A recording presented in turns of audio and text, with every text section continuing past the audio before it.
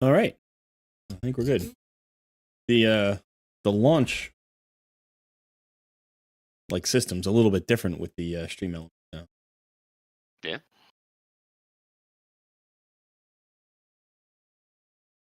As long as it works, I say.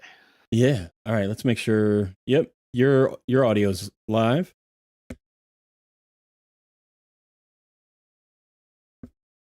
So I think we're good. I think we're good to go. We'll see. Are you watching the stream? Can you hear me? Or is that one of those things where it's like when you're in the stream, you don't watch because it gives you feedback? I watch selectively to make sure nothing's wrong. There you go. All right. Noob versus Pro is back. It is day... What are we, day 83? I believe whatever the title says. You day 83. Yeah, day 83, which is crazy. Like, one, that we've been playing so long, and two, that it's only been 83 days. Like, it seems both too few days and far too many days. It's right in the middle, right? Like, yeah. It feels like I've only been playing Raid for a month, but at the same time, it feels like I've been playing for a year. Oh, very quickly. We don't have you up on screen yet. I need to watch your stream. Okay, just a second. Nobody puts baby in the corner.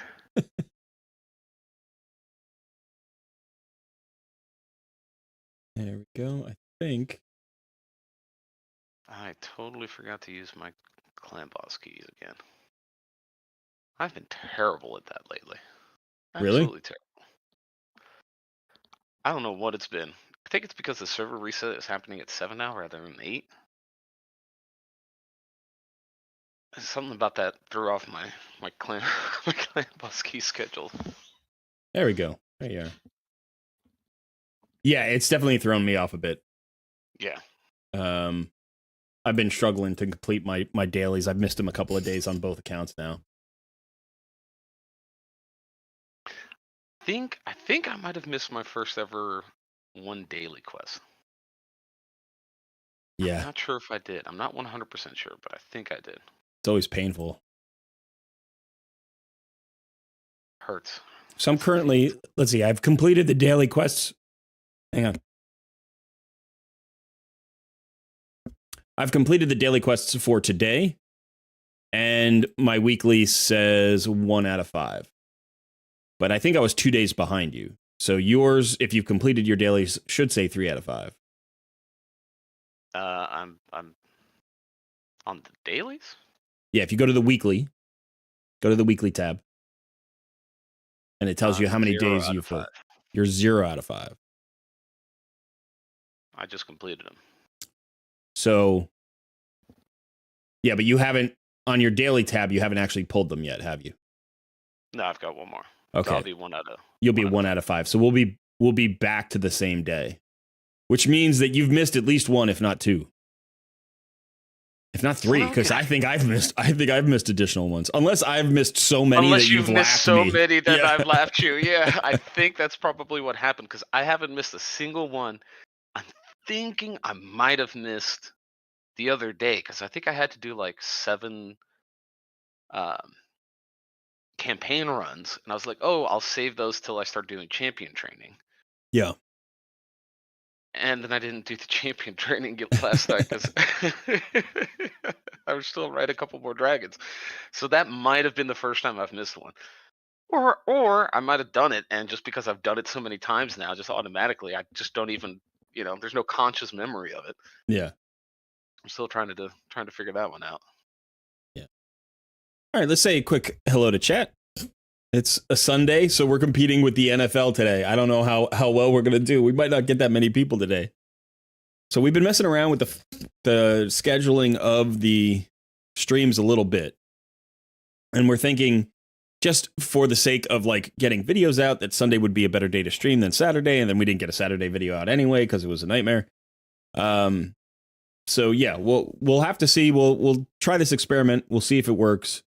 We'll see how it does. And then we'll make a call later on. If we have to move back to Saturdays, we'll move back to Saturdays or even Fridays. I mean, we tried it on Friday, then we tried it on Saturday. Now we're trying it on Sunday. So, all right. So we've got Pavel Grabowski here. Welcome. Jacques, welcome. Good to see you again. Hammerhawk, Mayhem Monkey, Fortune, Burso, welcome. A new member of Clan Colred, Team Colred there.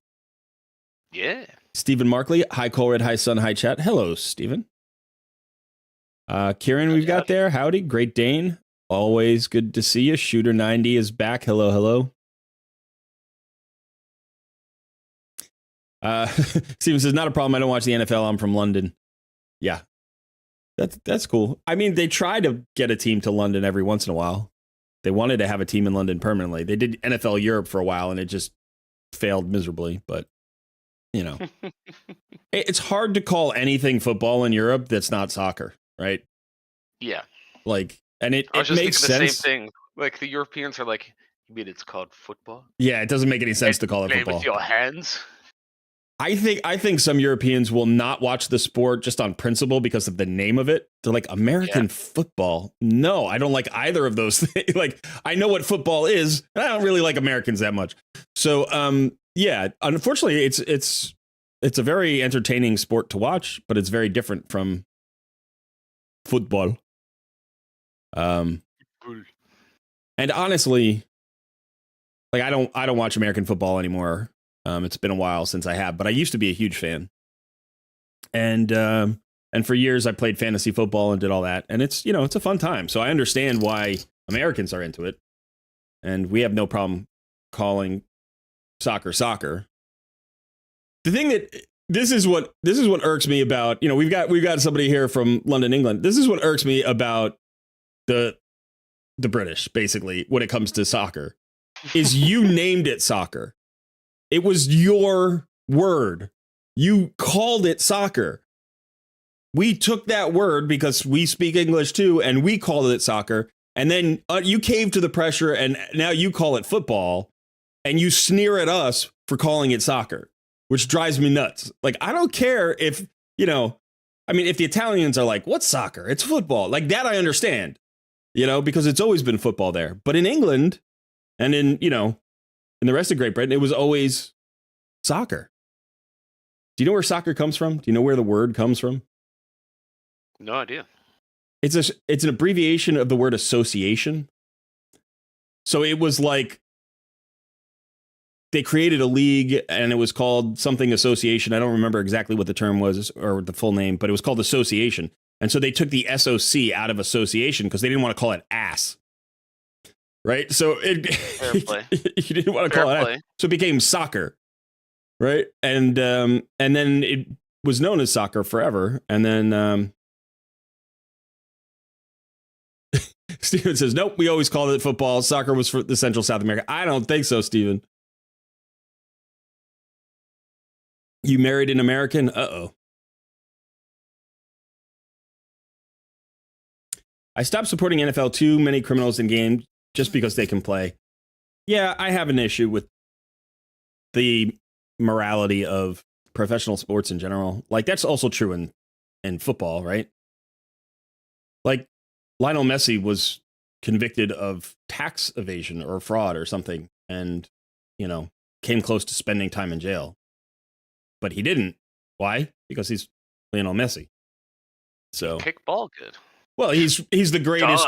He's one of the two greatest, if not the greatest, football player, of his generation. They're not going to put him in jail over taxes.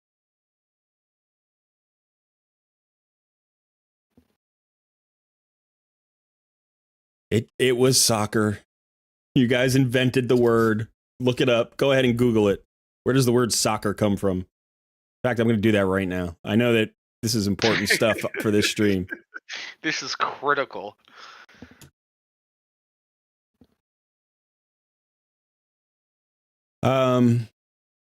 Students at the University of Oxford in the 1880s distinguished between the sports of rugger, which was rugby football, and a soccer association football. The latter term was further shortened to soccer, sometimes spelled soccer with a K. And the name quickly spread beyond the campus. So association football versus rugby football. And that's where it came from.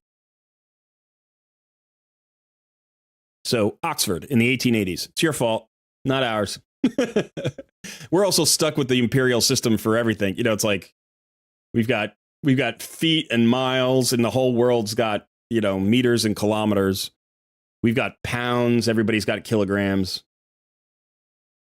I mean, we've even got Fahrenheit. Like the rest of the world has Celsius or centigrade, whichever you prefer calling it.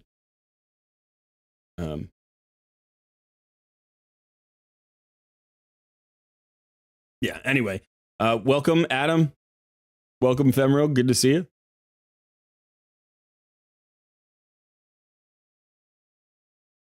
All right. So, what are you working on today, son? Ooh, well, I just did my Clanbus run because I forgot to use that key. All right. Well, before you get going too much, why don't we update everybody on where the accounts stand? So let's start with your account. Now, last week we started with your account. We never got. You immediately switch it up on me. What's happening here? What's up? So you asked me one question, and then you immediately switch it up on me. Yeah. I don't. Whatever. Listen, if you don't like it, I'll put you in a different corner. Hey.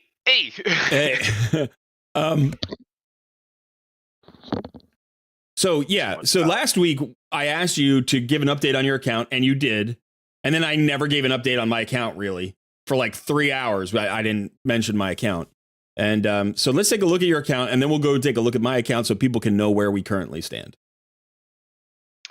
Yeah, I mean, as everybody knows, I did pull the Dwarf King under Priest Brogni, so that's been a major help, along with Epic and a Legendary skin, Geomancer.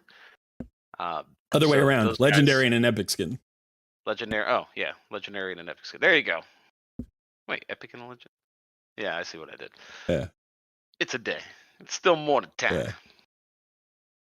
But yeah, those guys have gotten a ton of progress for my account. I did fully clear Doom Tower. Doom Tower is done. Have you started Doom Tower hard? Yeah, I've got a couple levels down, but hard is a different animal. So Mm-hmm. that's gonna take a while. The other big thing that I've gotten is I did Hydra for the first time yesterday. 6.22 million on a single key. Nice. So I'm just shy of the 6.66 I need. Nice. So yeah, that's really like the main account updates. I pushed all of the dungeons. I'm like farming, you know, stage 20 plus now. And I'm working on a potential clan boss tune that I'm. Are you farming any stage 21 dungeons? Yeah, I'm farming Dragon stage 21. Oh, that's nice. Spider, I got up to 18. I haven't pushed Fire Knight. Nice golems. I'm farming stage 20. Okay. And then all my keeps are all maxed out. Yeah, I should probably do that. Yeah. Because I have not pushed my... Oh, maybe I did. So yeah, it's a lot of progress all over the place. It kind of just jumped ahead like crazy. I got that guy, started gearing him out. And it's been doing some work for me. Actually, I'll need to switch this accuracy gear around. Maybe I'll do that a little bit later. But what I want to know is, how's your account been going? How's my account been going? Okay, my account is I'm currently in a fight. So let's look at your account for another minute and a half. Yeah, so wait. What I want to know about it on your account is the clan boss. So we've been messing around with the speed tune, but you haven't gotten the speed tune down yet. Yeah, so I originally started just trying to play with the calculator, and I couldn't really get anything. So then you and I talked, and you showed me kind of how to go with a previously created team. Yeah. And then like play around with that. So we looked at that, and then whichever one we were using there was lost to time. I don't remember which one that was. Yeah, we're gonna have to find that again. Yeah, so what I did instead was I've just created my own, just from scratch speed tune, just from seeing some of the speeds that other stuff was running at, and then going with, well, not a spoiler, but potential video coming up, doing like 1-to-1 speed tunes. Mm-hmm. So I've got kind of a 1-to-1 with a 3-4, 4-3, however you call that, for miscreated going, and then that seems to have tuned out to exactly where I want every skill to land so far. Okay. So that's and have you what I'm run that looking yet or no? I haven't built it yet. Right now, it's all hypothetical. It's all just Okay. in the calculator, just seeing if it works. But it does tune out, so now it's just seeing if that actually is going to do anything good for me. That I don't know. So, all right. So the current team is still the old team. You haven't put either Brogni or Geo into the new team, or have you just plugged them in and experimented with the values that you're getting? I've plugged them in, and I'm not getting to where I am right now. You're getting less. Yeah, I haven't let it run to a full conclusion because I don't want to. I haven't wanted to Right. waste You the want to key use a because I've key. been Right. missing my keys already, anyways. Yeah. It seems like they're going to last longer, but this was also before I was able to fully book them and stuff like that. So Okay. once that's done, it's going to be. I think it's going to be better all around. Yeah. Okay. Yeah, he still needs one more on his A2. And the A2 is the shield extension and the cleanse, right? Yeah. Yeah. Yeah. Okay. All right. So it's looking good. What level are you at? What's your account level? I'm halfway to level 62. Okay. So you're still 4 levels ahead of me. And then, how many 60s do you have?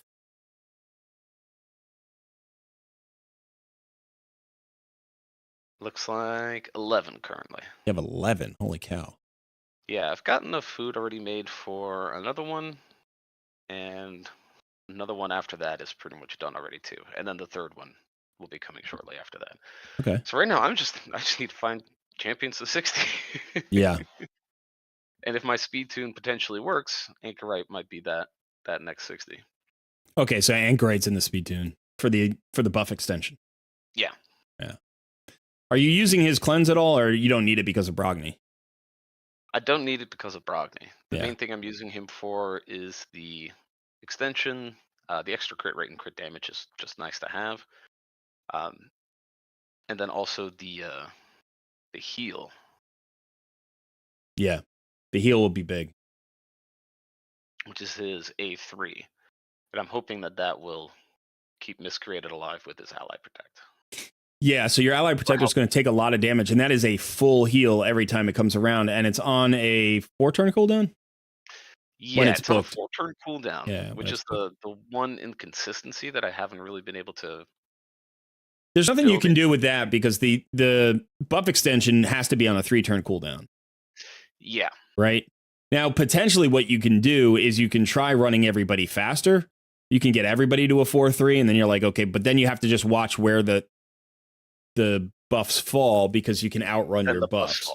Yeah.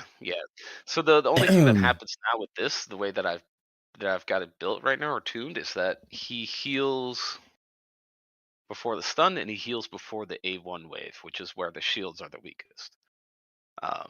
So that's actually perfect. It's just that in every 3 waves, there's one turn, one set of entire waves where he just doesn't heal. So, but he still has his heal on his A1, so I'm hoping that still helps. But he'll be shielded all the way through. Dougzilla is asking, how are you both looking as far as book collection? How many books do you have currently? Ooh, I am low on books, but that's because I used all of mine during CVC. I've got 2 epic books.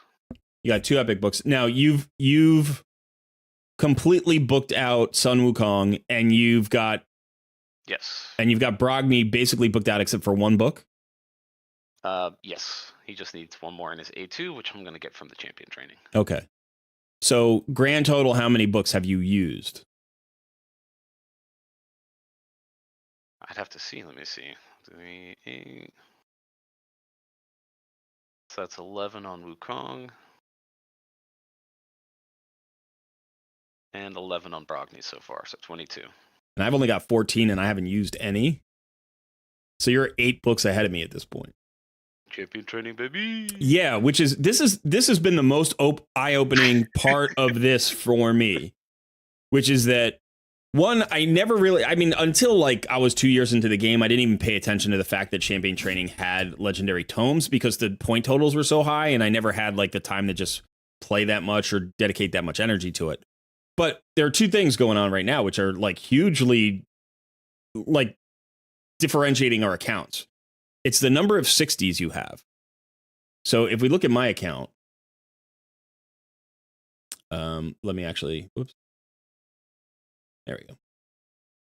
All right. So you can see I have 1, 2, 3, 4, 5, 6, 7. I have 8. I have 8 6 stars.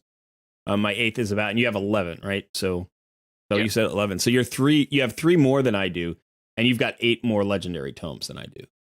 I also think you have more 50s than I do, don't you? Because like I have, let's see, 1, 2, 3, 4, 5, 6 50s. 7. I've got 8 50s. Yeah, so you have more 50s than I do, and I wouldn't be surprised if you had more 40s than I had too. So, you know, that champion training, that focus on champion training has really created this gap in this aspect of the game. What's interesting about it, though, I mean, like on top of the fact that you're getting all these legendary tomes, like that system will snowball you more and more as you progress, right? But what's really interesting to me is that we're in the exact same place on clan boss, right? So Right. we've both got a 3-key nightmare going. Yeah. We've both got really close to a 2-key. We're both close to a 1-key on brutal, but we don't have it, right? Or have you started 1-keying brutal now? I've been forgetting to use my keys, so I get 3 keys in, which I've been using on nightmare. Gotcha. Yeah, so I've 1-keyed brutal like twice, and I thought I had it, but I think it only really works when I'm strong affinity. So I think it's either spirit affinity or it might be magic affinity. No, I think it's got to be spirit affinity. Because I just did a key this morning and I got like 18 million, and you need 21, I think 21.7. So, yeah, I didn't actually record the key, but I just like I was experimenting with my team in brutal this morning, and yeah, I wasn't getting the 1 key. So, you know, we're in roughly the same spot in clan boss. Now, I think you're going to get ahead of me with Brogni and Geo. I think you're going to be able to tune a team that's going to get you, you know, your maybe at least 2-key nightmare, if not all the way up to 1-key nightmare. And then in arena, we're basically in the same place. In our dungeons, we're pretty close. I mean, my dungeons, I haven't pushed dungeons in a couple of days because I was just farming dragon, but I'm on 20 dragon. On Spider's Den, I'm still on 14. I haven't tried to push in like 2 weeks. I don't know if I could push because the next one is the bad affinity for me.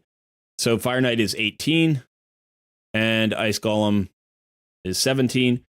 And like my potion keeps, I've gotten most of them that I've tried to push. I've gotten a 20. This one's 19, so I could do 20 right now, see if that works.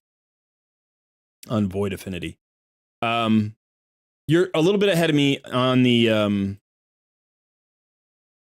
Arbiter missions. Because I think even though we're in the same place in terms of arena, I just haven't been able to have the time to do all my arena battles. So I've been losing tons of arena tokens every day.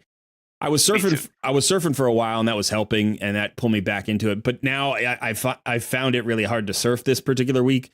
And I either kept falling back towards silver, which was getting scary, or as soon as I get into gold 2, like I get a bunch of easy battles and I win, and now I'm in the middle of gold 2 and I can't push into gold 3 and I can't go back and surf.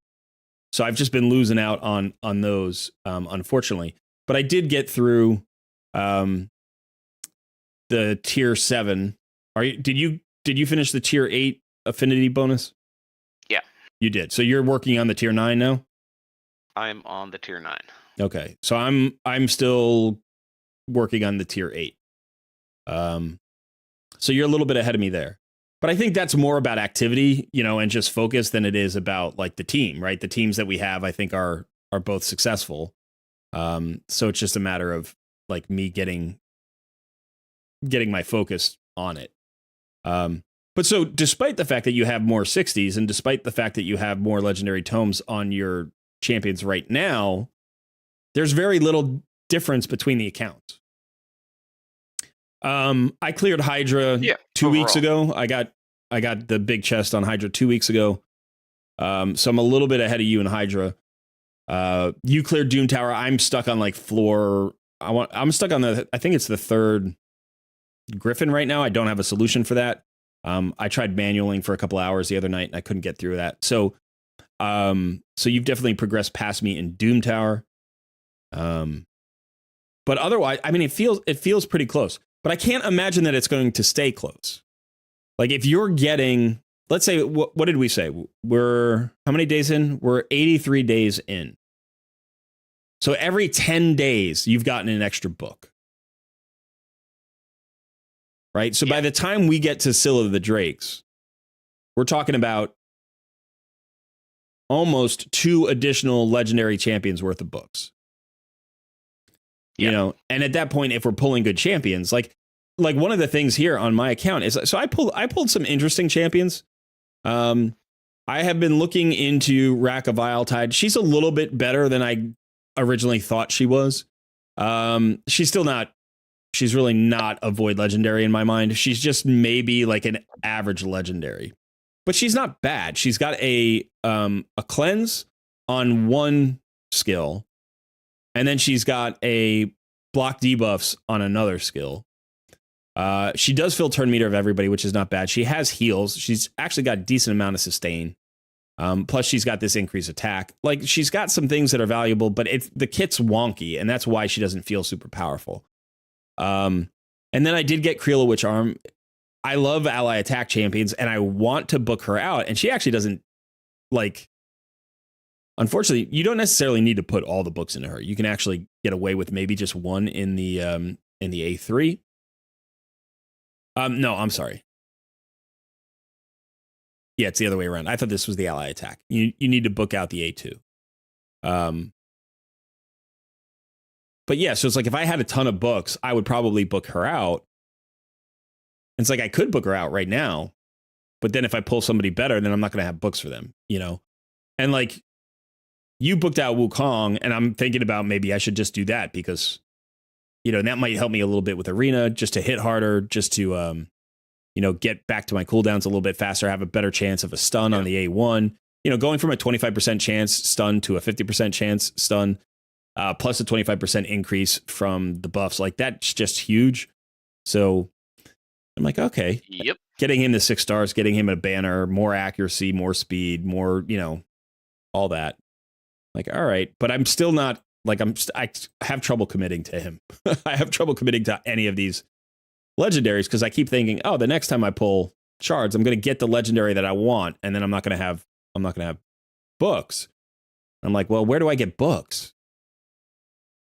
Champion training, and that's what you've just for like the last 65 days. You've done nothing but just champion training. You just push champion. You win every champion training you can. You complete every single, you know, I've tried in a couple of times to go after the champion training in like the last 24 hours and come up way short every time. And I'm like, this is a crazy amount of energy that you have to drop into champion training to get it done. And I think the one place where that kind of shows up is in my gem total. Yes. I've got 4,200 gems right now. And I think you had something like what? You had like 800 gems? No, I have like 1,400. Okay, you have 1,400 gems. I don't let myself get below 1,200. Okay. So I've got almost my hard cutoff. I've got almost 3,000 more gems than you, and clearly, like you've put those gems into energy. That's where you've put them. So you know, if we're talking about that, that's like okay, you know, what is it? Call it 125 energy per 40 gems. So we're talking about 12,000 energy, 12,500 energy, basically, right? Wait, no, wait a second. That would just be the gems total. So a little bit less than that. So maybe like 10,000, like 9 or 10,000 energy that you've burned that I haven't. Mm-hmm. You know? And then also the rewards that those get you, and sometimes they get you more energy, you know, so it's like it also scales up that way. Yeah. But there's a chance. Now we don't know what's coming this week. We don't know what's coming on Friday. So the 2x events have always gone in alphabetical order. It's always been Ancients, then Sacreds, then Voids. That's the way it's been for 2 years, right? Since they launched it.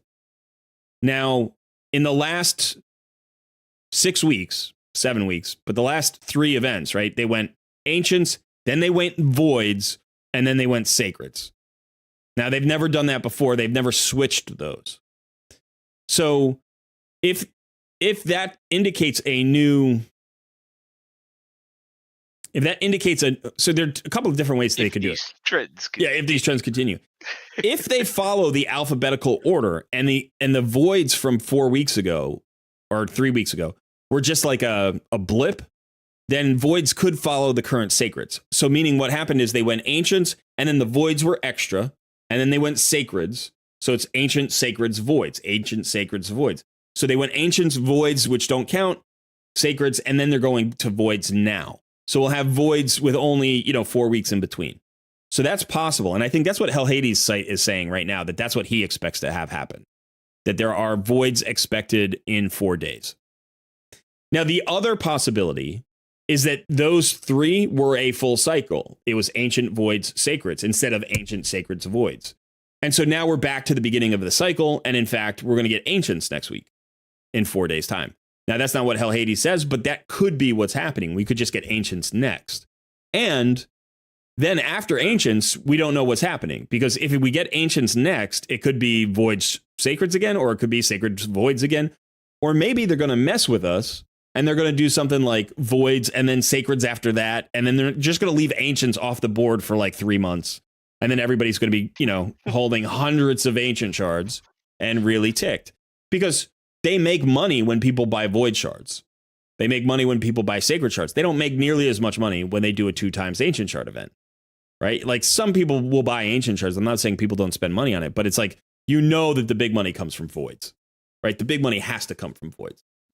So they might just be saying, you know what? In a 6-week rotation, we're only going to do ancient shards once. And we're going to do, voids, then we're going to do sacreds, then we're going to do voids, then we're going to do sacreds, then we're going to do primals, and then we'll get back to ancient shards when you're lucky, you free-to-play players, that we even give you a free 2x ancient shard event. So I have no idea of it. I'm just hoping it's voids. I want to pull my void shards.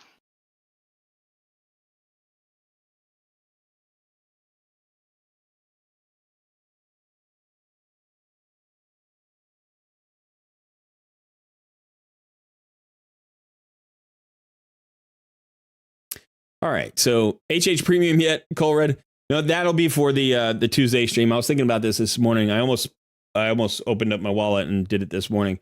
But we're not going to use HH today, I don't think. So I will do that for the Takeover Tuesday. Absolutely. They'll do primals next. I'm sure of it, says Hammer Hawk. 5% sure of it. Yeah, exactly. Yep. Dougzilla says, I think the primal 2x threw off the schedule. They might even try to go and mess with us by throwing in primal summons for 2x. So if I recall correctly, when they did the primal 2x event, it was on an in-between week, right? I don't think it actually threw off the schedule. It was like, instead of 2 weeks in between, they did the primals on the in-between week. I believe that's what it was, because I remember even thinking, what if they do every in-between week? Not just right. But they didn't do that either. Yeah, but they've done primal 2x twice now, or just once? I don't even remember. I think they did it twice. They've done it twice. Yeah, I think they did it twice. So maybe the second time, I know the first time it was in an in-between week, but maybe the second time was in the rotation? I don't recall.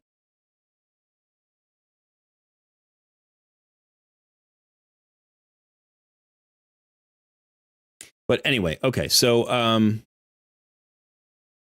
so we've got other stuff to talk about this week. We've got Xena Warrior Princess. She's in the game. What do you think, son? What do you think about Xena? Cool.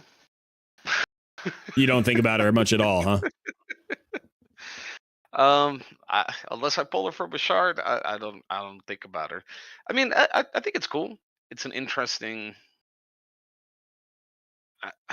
I mean, I would say they know the age of their player base, right? Like, what's the reason that they're? Yeah. Xena's a throwback. Like that's yeah, that's really early for me. Going back to that, so yeah, I think it's cool. It's a cool addition. It's a cool little crossover, but I'm not upset. I'm not happy. I'm just like, it's cool. Now, the only thing I would be upset about is if we were supposed to get a free login champion and now we don't get one because of this event, and they've made the free login a completely pay to get, then yeah, and that's where I would be like, okay, that's kind of some. So I watched another Hell Hades video where he says that seems like, communication came from Playerm that said that that's not the case. Okay. That there's going to be another free login reward champion. So I'm hoping that happens. Now, what might happen is it might delay that. They might say, oh, you know what? We're going to wait a little while until something. I mean, this event is happening for 12 weeks. So I'm assuming we're going to get a new login reward champion before 12 weeks. Yeah, I would hope so. Because typically the gap is about a month, and Wukong's been gone this is into the third week, I think. I don't understand why that event is 12 weeks. Yeah, there's not enough there. There's not even a quarter of what it would need to be 12 weeks long. Well, this is less of a pass and more of a login reward champion. It's an extra login reward champion. And those login reward champions often last about 12 weeks. They're about 3 months, sometimes 4 months. So like Artak and Sun Wukong and all those, they last for a certain amount of time. And so we launched our accounts. We're on day 83. So it's been 83 days since Sun Wukong launched, right? Because that's literally like we started these accounts on the day Sun Wukong launched. Yeah. So I think he was available for something around 60 days, maybe a little bit longer, maybe 70 days. But so that I think Artak was around for a little bit longer than that. So the different login reward champions or free login reward champions, whatever you want to call them. I think they're, say, roughly 12 weeks. And this is an IP, so maybe it's usually 8 to 10 weeks, and they've extended it a little bit. That's why it feels like a login reward champion. Also because, when you look at when you actually look at the pass, these challenges aren't challenges. They're the same things every day. Log in, use 50,000 silver, use 100 energy. Every day you log in, you're going to use 100 energy. So it's just a question of whether or not you remember to use some silver. And most days you'll use silver just doing stuff. Everything in this game costs silver. So it's if you go into the tavern once, you're probably going to use 50,000 silver. If you upgrade any items, you're probably going to, use 50,000 silver. You have to roll gear 4 times every day, no matter what. So it's right. Done, guaranteed. Yeah. Hammerhawk in the chat said, I'm having huge problems with the Xena challenge. Could you take us through how to complete them step by step? Yeah, this is what you do. You log in every day and you play, and you don't even think about it. That's what you do.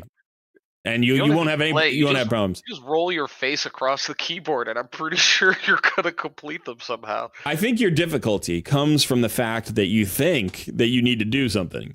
You're like, what do I need to do? You don't need to do anything. It's no. I do think, I think she's a good champion, and I think potentially she's going to be a valuable champion. I really wish they would stop focusing so much on arena champions. I really wish they would give champions that weren't arena champions. Because Wukong is an arena champion. Rhonda was definitely an arena champion. I think Xena is an arena champion. And I think UDK proved that his probably best case use was as an arena champion. Deliana is a strong arena champion. Like, out of all of the champions that have ever been free rewards, and I think even Alexander, the sharpshooter, is a pretty good arena champion. I think the one champion, or I guess it's two, out of all the free login reward champions that I've seen, the two that are like the least focused on arena are Ninja and Artak. And those are the two best champions. Out of all of the login champions we've ever had, by far the two best are Artak and Ninja. And it's not even close to the third. Like, you drop off a cliff. I mean, they're still good champions. Ronda's a good champion. Xena's a good champion. Wukong's a very good champion. But like Artak and Ninja, from a free-to-play standpoint, or even just from like an end game standpoint, even if you're not free-to-play, if you have those two champions, you are using them at end game. I guarantee you're using them at end game, which is like, I don't use my Ronda for anything. I just don't. I could build her for very specific purposes for live arena. I'm not saying she doesn't have use, but I have coverage in what she does for the most part. I just 6-starred my Wukong on my main account, and I'm going to build him out because I think he actually adds something that I don't really have. So I'm going to use him, but I'm going to use him 3v3 in live arena. You know, I'm not really going to use him. I don't think I'm going to use him in Hydra Clan Boss, but we'll see. But Artak, I use in Hydra Clan Boss. I use him in Doom Tower. I use him in Stage 25 dungeons. I use him everywhere. And then Ninja is my clan boss damage dealer, and nobody comes close. I just did this. I just speed tuned a new. I didn't make a new speed tune. I took Ninja out of my speed tune because I wanted to see if I replaced him with another great clan boss damage dealer, what the difference would be, and whether or not I could actually rebuild my Ninja for Sand Devil's Necropolis or other stuff. And so I had Dark Kale on my main account, and Dark Kale is a fantastic clan boss damage dealer. He's a poisoner. He's got poison activations on his A1, and he's got poisons on his A3. He's got a decreased attack, whatever. But I put him into an unkillable team, so I don't care about the decreased attack. He also increases the duration of all debuffs on the target, which is really nice. Because as a solo poisoner, he doesn't bring enough poisons. Like, you need the increased duration. But he can also activate HP burns, which is cool if you have another HP burn champion. So I swapped out Ninja and I put in Dark Kale. Okay, I'll actually, let me, I wonder if I can show this. Well, so anyway, I'm going to show some things about Dark Kale. So let's go here.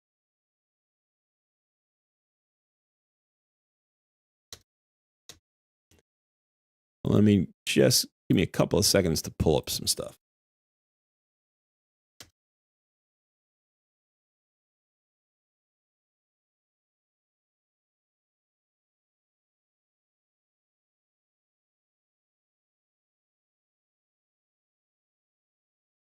All right, so here I am on hellhades.com, and here's Dark Kale. You can see he's got an overall rating of 4.5. And if you go down to Clan Boss, he's 5-star Clan Boss, right? He's 4.5 stars or higher in all the dungeons, right? And you know, he's got a very good kit. 3-hitter on the A1. Has a chance to instantly activate poisons or poison and HP burn, up to 2 activations. Attacks all enemies, has a decreased attack. Can also extend the duration of all debuffs for critical hits.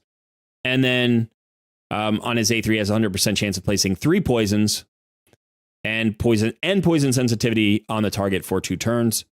And then he even has this nice little passive which decreases the crit rate of enemies under 2 or more poison debuffs by 15%. Which basically eliminates the crit rate from Clan Boss. So potentially he could be more useful on a killable team than an unkillable team, maybe. But so, you know, 5-star Clan Boss damage dealer is highly regarded as one of the best poisoners for Clan Boss. I got him. I built him out. 6-starred, full masteries, the whole thing. Right, now let's look at Ninja. Also a 4.5 rating. Also a 5 on Clan Boss. A little bit lower in dungeons, like 4s instead of 4.5s. And there's a reason for that, and I get it because of the AoE that Kale brings and the debuff extension. All right, and so we've got a decreased defense here on the A1, a little bit of turn meter fill.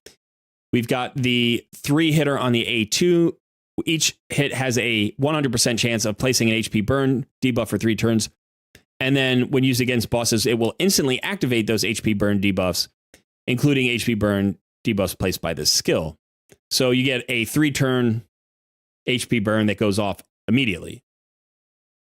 And then on the A3, you have a 100% chance of an AoE freeze, except when you're targeting bosses, it won't target everybody and it will ignore 50% of the target's defense instead.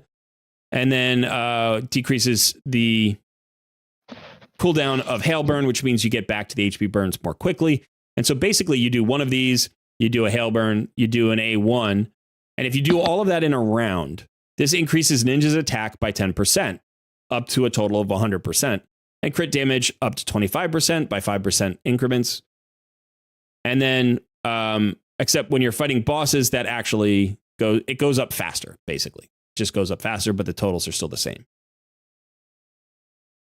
Okay. So in Clan Boss, one of the things that Ninja does so well is not only does he bring HP burn with activation that allows him to do a lot of damage, but he has this increase damage. So his direct damage hits harder because he doubles his attack and he increases his crit damage by 25%. All right. So you got all of that. So what I did is I took a speed tune that had Ninja, and I speed tuned Kale for that speed tune. And I just took out Ninja and I plopped in Dark Kale. Now, on my Ninja speed tune, I was pulling down about 140 million on Ultra Nightmare, on Spirit Affinity. No, I'm sorry, on Void Affinity. And then, so when I was weak affinity into Force, I was pulling down between 90 and 100 million. That's what I was doing against Force Affinity. Now, when I swapped in Dark Kale, I lost damage. But I'm going to ask chat right now. What do you think the percentage damage loss was?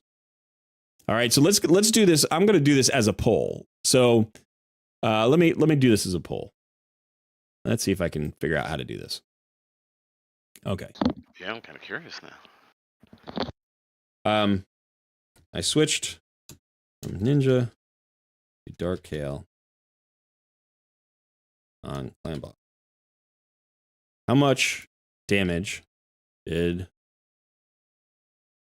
I lose? All right.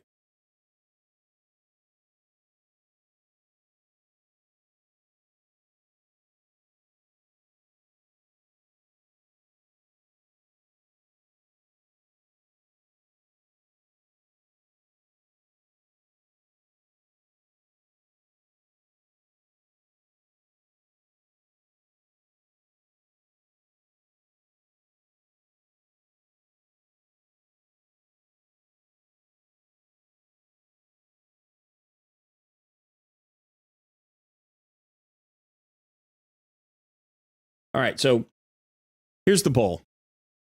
I switched from Ninja to Dark Kale on Clan Boss. How much damage did I lose? Did I lose 10 to 15% of my damage? Did I lose 20 to 25% of my damage? Did I lose 30 to 40% of my damage? Or did I lose 50% or more of my damage? Okay, I know there are gaps there. So if I lost 43% of damage, somebody's going to be mad at me. You know, if I lost 17% damage, somebody's going to be like, that's not an option.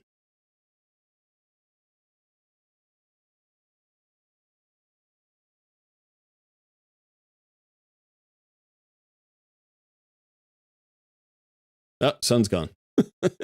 He took off. No, I'm back. I was just refilling my water.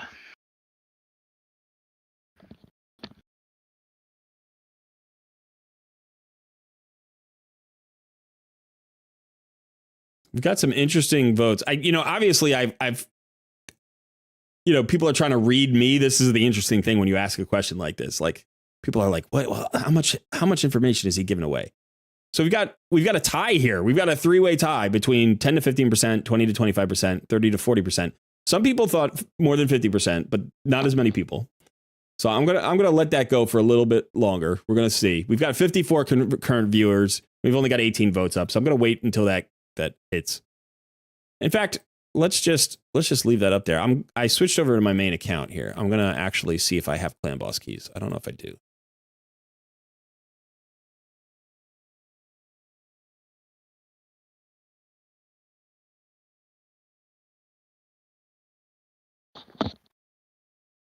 All right, let's take a look.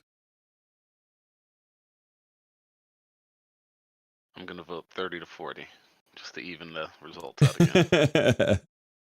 Okay.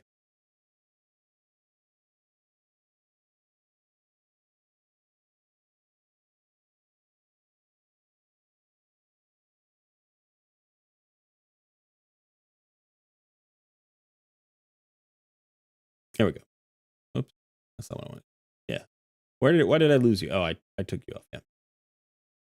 Okay. So you can see my key up there. This is the key I did earlier today. It is into Force Affinity, right? Ultra Nightmare Force Affinity. And I did basically 101 million. This is a pretty good Force Affinity key for me because Ninja is weak into this affinity.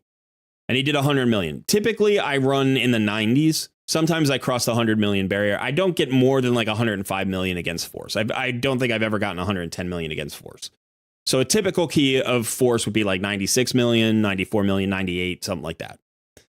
All right, so what I'm going to do right now is I'm just gonna blow a key here. I don't need another key, obviously, that's one. But we're just going to go ahead and I'm going to put this in. So this is the tune. This is the speed tune. And you can see here, so I have this one up here. It is the exact same speed tune. It's got all the same commands. The only difference here for the Affinity Clan Boss one, that was a different name from a different speed tune, is that I've swapped Kale for Ninja. That's it. That's all I've done. Now, Ninja here does have 2-star Blessing, and I'll just show you my build on Ninja. So he does have Savage Gear, and he's running at, you can't see there, but he's running at 216 speed. Let me see if I can show it here. Yeah, so he's running at 216 speed. All right, I got to take Sun back off. Maybe I'll move him over here. There you go. 100% crit rate, 236% crit damage, accuracy of 280, which is just enough. And then in terms of masteries, damage masteries and accuracy masteries. Okay, now if we go to Dark Kale, here we've got the same thing. He's got Giant Slayer instead of War Master because he's got a triple hit on his A1. So yeah, so that's what I did there. It probably works out about the same. And then let's see. So he's actually at 115%, 116% crit rate, a little bit less crit damage. Again, just enough accuracy. You need 250, I think. Actually, let's double check that. He does have accuracy masteries, so he would get some extras, but I think that's what you need. You need 250, I'm pretty sure. I'm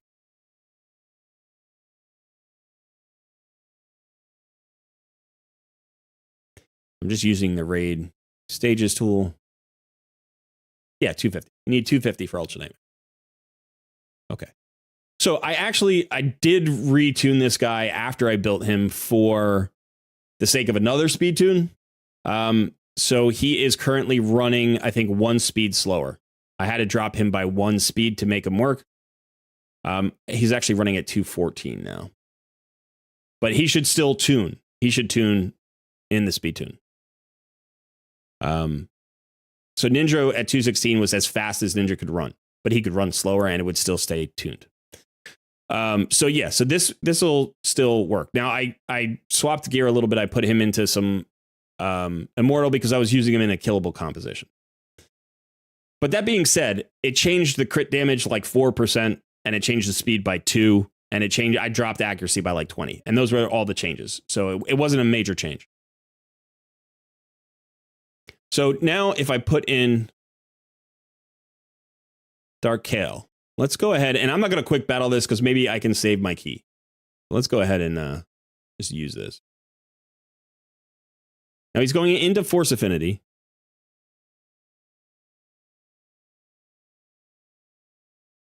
Let's just make sure it's tuned.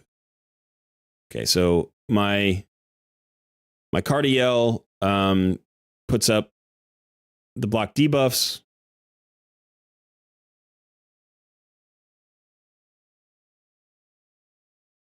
And I think based on the speeds that he's going, he puts it up again before the stun. But he might cleanse the stun. I'm not 100% sure. I don't remember. I don't watch this on auto anymore. I just do use quick battle. So what are we going? We're getting to clan boss turn 3 here. Yeah, so he put it up again, and that blocks the stun. And I don't care who gets stun targeted because Cardiel just blocks the stun. And obviously we've got the Helicath's shield is what saves the stun target. So technically it's not unkillable on that turn because the block damage is down, but the shield is big enough that it doesn't matter who it hits. Like it goes all the way to the end and it survives. I've never actually seen the stun target die ever. I don't know if it's possible, if like some weird combination of crits could allow it to happen, but I've never seen it in hundreds of runs. So as you can see, we're just about 1 million damage here per turn. Now that'll ramp up as, or I'm sorry, in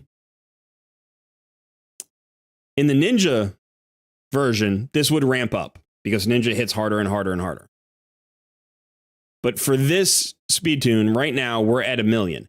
Now, in order to clear a 1 key on Ultra Nightmare, you need about 1.45 million, right? In between 1.4 and 1.5 million per turn.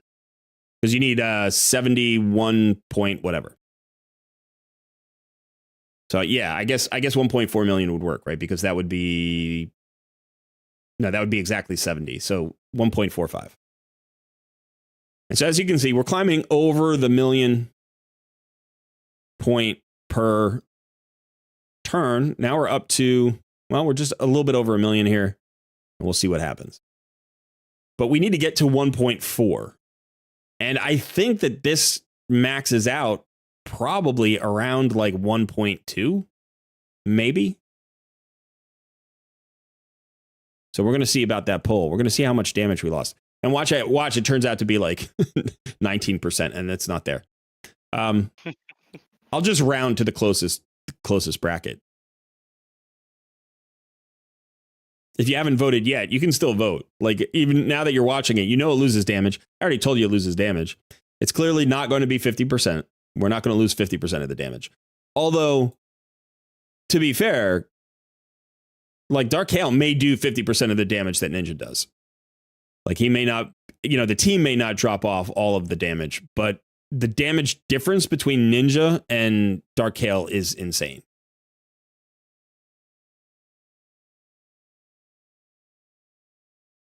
So how much did you vote for, Sun? 30 to 40% just to balance it out? Yeah, just for funsies. Yeah. I like this speed tune, but I'm trying to change it. I'm trying to get Cardiel disconnected from Clan Boss so that I could increase his speed, because running him at like 245 or whatever I'm running him at is not getting maximum value out of him. And I'm actually leaving him off of teams now because he's too slow. I need to run him at like 300 speed. And unfortunately, I can't do that with this speed tune.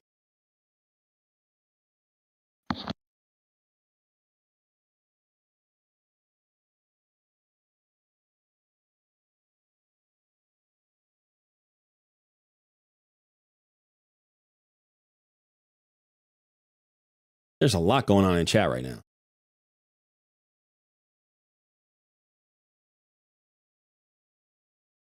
They should have done an epic for Gabrielle too. Yeah, I think they should have. That definitely would have been, she should have been a duo, right? Maybe they'll still do that. Who knows? Maybe they'll do that. They should bring in Hercules too. I think that would be cool. And Zeus as the mythical. That would be cool. Colred is Airbad cousin. I remember Airbad. He was fun.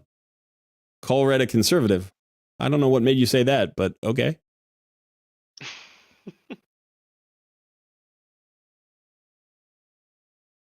Francis says, I don't use Artak anywhere. Still haven't 60'd him yet.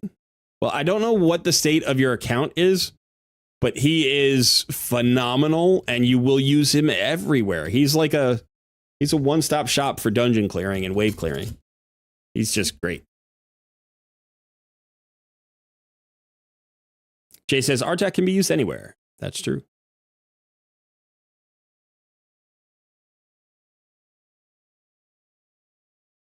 Flexzilla has all the champs for fusing Lady Mikage. I'm just waiting to fuse her for the next personal reward CVC. Congrats. That's fantastic. Congrats, yeah.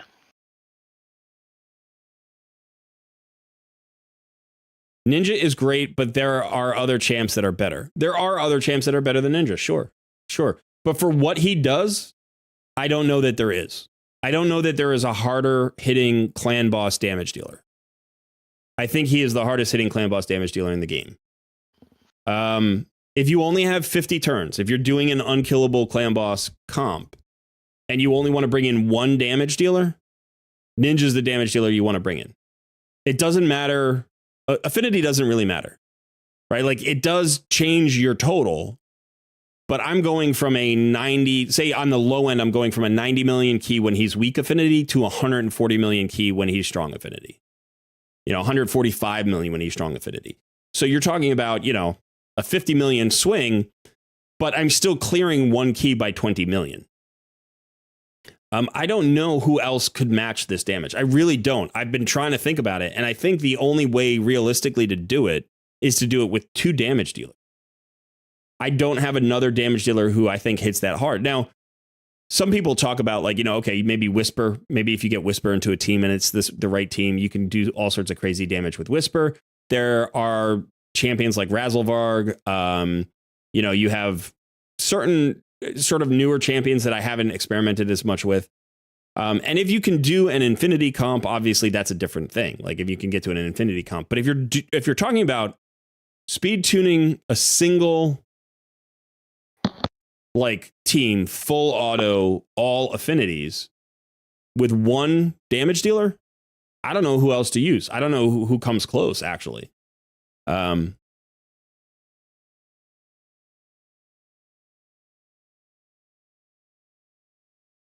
So how are we doing here? We're on turn 21.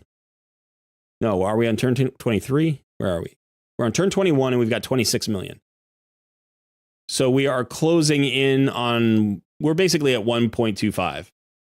We're at 1.25, which is not bad. This is better than I expected.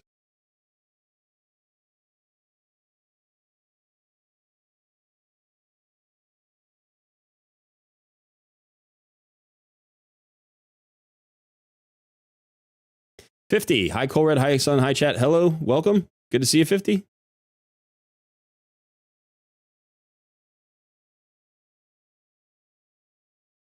$50 says, I'm discouraged, to be honest. RNG is so FF up. I spent almost 10k energy for Dragon, and I only got one artifact, which may be considered an upgrade. Yeah, that typically happens to me. I have spent probably... I probably spent 40,000 to 50,000 energy in Dragon in the last 3 months or 4 months on my main account. Probably somewhere around there. Every single Dragon tournament, I go crazy. Every super raid, I go crazy. Every, increased drop rate on speed, I go crazy. I use as much energy as I can possibly get my hands on. And in the last 8 events or 10 events, I've gotten maybe 4 or 5 pieces that are upgrades. That's it. I've got to spend 10,000 energy to get an upgrade. So that rate actually is probably very close to what I got. About 10,000 energy for one upgrade. It sounds about right for me, which is super frustrating.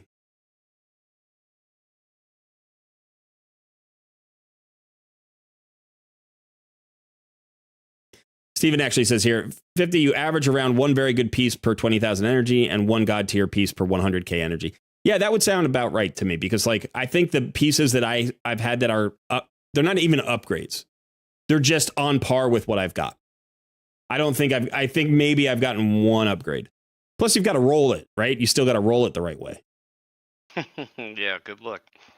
Wentworth Tenor asks, what would be Selenia Nightcloak's best use? I'm not really sure. I'm still messing around with her. Potentially, you could use her with an AoE HP burner to extend those burns. So you could use her with like an old school, like Mordecai or something like that as a support champion.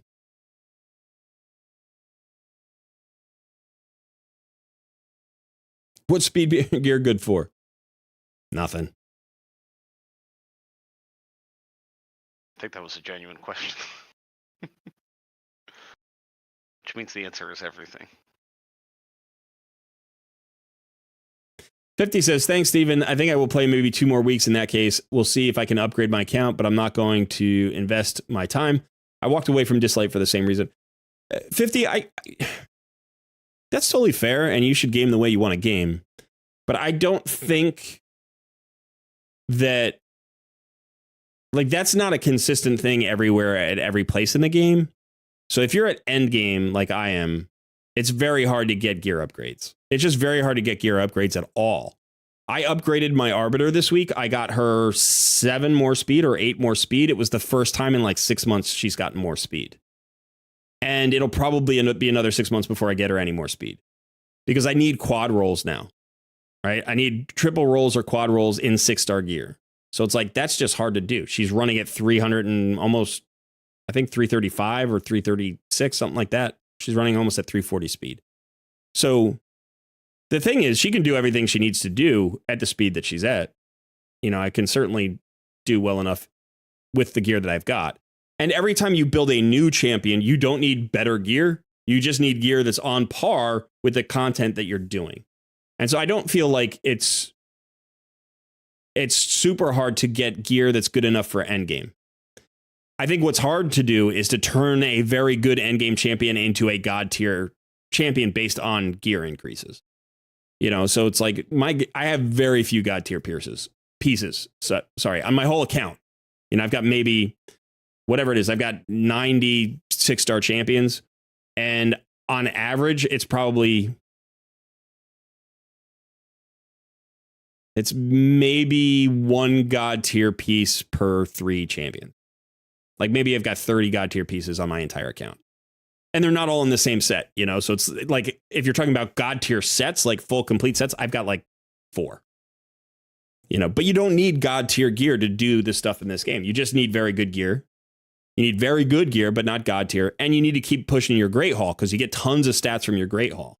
So your regularly, let's say, good gear becomes better as you increase the stats from Great Hall and from area bonuses. So you can also do that.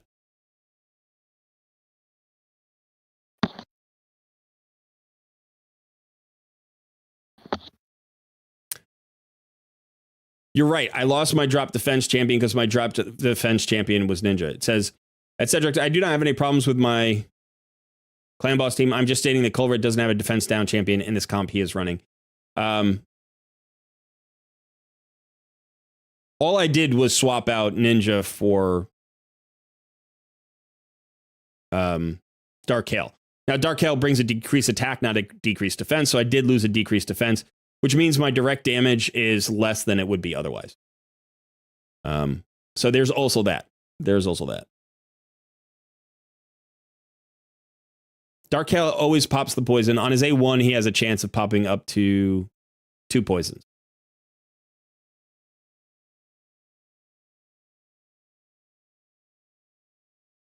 $50 says, I'm not even playing even 90 days in. You'll get good gear. There are lots of ways to get good gear from where you're at. It can be frustrating because the way this game works is you kind of climb for a while and then you plateau. And then you climb for a while and then you plateau. And it just happens over and over again. And one of the plateaus always comes from gear. Like, you improve based on pulls and you get better champions, and then you realize that their gear is not good enough and you have to farm gear for a long time. And then, you know, you get better gear and you go up to another plateau, and then you realize you're going to need more champions. And so it kind of switches in between good champions that you need, you know, versus gear that you need for those champions. Block damage isn't unkillable. I don't know what that means, but block damage compositions are unkillable compositions. For clan boss, those terms are interchangeable. So whether you're bringing an unkillable buff or a block damage buff, either one can create an unkillable comp, which can go 50 turns. Once you get to 50 turns, the boss ignores both of those buffs. So they're treated the same by the clan boss.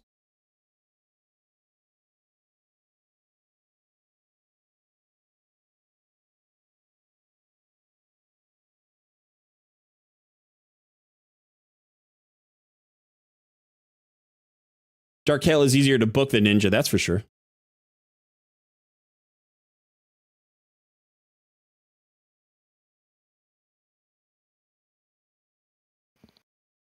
All right, so what are we at? We're at 55 million on turn 41.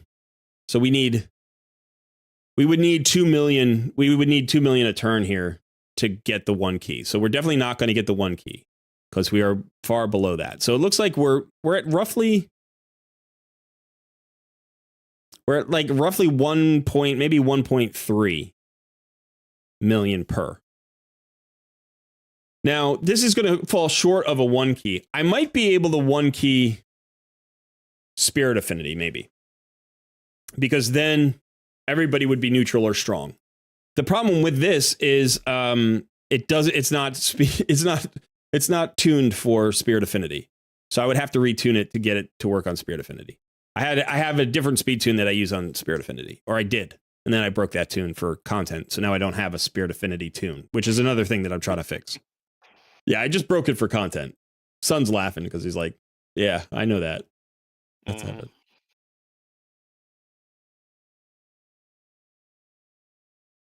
Yeah. But yeah, so I had a Demytha speed tune for Spirit Affinity, and then I had a Helicath speed tune I had a Demytha speed tune with Helicath for Spirit Affinity, and then I had a Renegade and Helicath for every other affinity. And that was working, but then I broke my Demytha for content, and I didn't even use the content, which was really frustrating. Yeah. So now I don't have a Spirit Affinity clan boss team. And so what I'm going to try to do is try to get rid of this speed tune and get rid of, I'm going to try to basically get rid of all of my speed tunes, get one speed tune that is just works on all affinities the whole way. Full auto, every affinity, 1 key Ultra Nightmare, which I think I can do. I just may have to use Ninja to do it. I don't know. I don't think so. I think I'm going to try to bring in 2 damage dealers of different affinities, and that should work. And I'm going to try to make it a Demytha 3-to-1 speed tune. That's my goal. That way I can also free up Helicath to go do other stuff. So this is actually doing better than I typically do against Force with this. I've been pulling around 58 to 60 million, typically, maybe 61 or 62 million. But I'm already up to 64 here. I've got 2 more turns of the clan boss.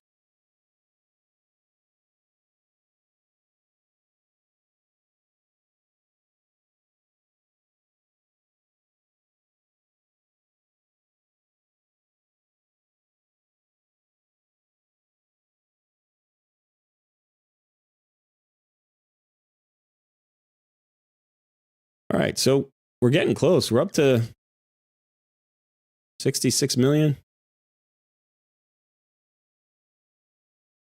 All right. Let's call it 66 million. Which is not bad. That's not bad. That would probably 1 key neutral affinity. But against the weak affinity, it's 66 million.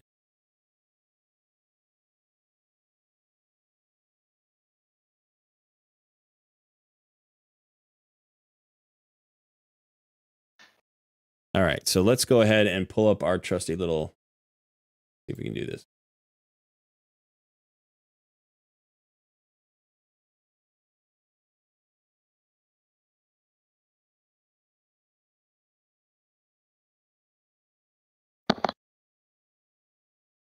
All right, so let's go ahead and see, what did we do? We called it 66 million, right? So what did we do on our original key on Ultra Nightmare? We did 101 million versus 66 million. So we'll take 101, subtract 66. That's 35 million. Divide that by 101. We lost 35%. We lost 35% of our damage. 34.5. So, whoever voted for 30 to 40%, you were right. There's a huge, huge dip in overall damage. Now, I assume that the damage on the other affinities would be roughly the same because they're both the same affinity, right? So, obviously, the percentage contribution that they make may change based on the affinity because the other champions aren't all the same affinity as well. But, so 30 to 40%. And that is from a 5-star clan boss damage dealer to another 5-star clan boss damage dealer. Now, one of the things that we did lose is we did lose a drop defense there. We did lose a drop defense. So if I were going to speed tune for Dark Kayle, obviously I wouldn't just do a single champion swap. Like if I were to build a team around Dark Kayle, I could probably build a better tune than the one I had there. Because I would need a decreased defense, and I would preferably have at least one other source of poisons so that he could activate more poisons, because I think we could get more damage out that way. Because the debuff bar was never filled. Additionally, if we could get an HP burn onto the clan boss, right, then he can activate HP burns as well. But figuring out how to do that in the speed tune with Kayle might be a little bit tricky, so that's something that I can mess around with in the future if I want to make him my clan boss damage dealer. But I think realistically, what's going to happen is I'm going to bring in a second clan boss damage dealer. I might bring in Fane. I might try to go a Demitha 3-to-1 with Fane and Kayle. That might work because she brings decreased defense and weaken. And then if I lose Helicath, I lose my weaken. And if I lose Ninja, I lose my decreased defense. So she can bring both of those back. Now, there are other champions that I could go with who potentially could do those same things. Maybe a void affinity damage dealer, so I don't have to worry about as much of a swing in affinity damage. So I might do something like that. Corvus, I would love to run Corvus. I don't have a Corvus on this account. If I had a Corvus, I wouldn't make an unkillable team. I would make an infinity comp. If I had a Corvus, I would run him in whatever I could. He's my number one desired clan boss champion. I want that champion so badly. I have him on another account. He's phenomenal, and I want him on this account. We have somebody who joined the chat named Vin Diesel, and all they said was family in all caps. I just wanted to know that I appreciated that. Yeah. It's even got his profile picture is Vin Diesel. Now, Billion says, Demitha, Lydia, Cardiel, Seeker, and DPS is the way to go. Works on all, quick battle, all the good stuff. That is a tune that I've looked at. And in fact, it's a pretty good tune. The problem is I'm trying to unlock Cardiel. I'm trying to free him, like disconnect him from clan boss. So I'm hoping to find a tune that works like that. I could use Lydia. I have no problem using Lydia in the team. But without Cardiel. Now I do have a Brogni. So Brogni could potentially work. But then again, you know, you're talking about 1 DPS and see if it works that way. So, yeah. How you doing, son? Beautifully. You're doing beautifully. That's good. So yeah, let's see.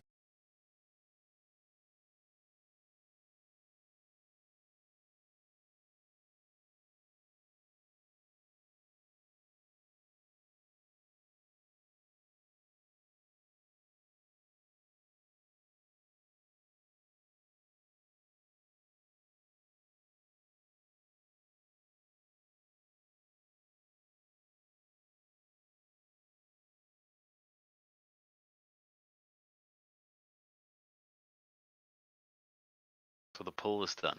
I'll end it.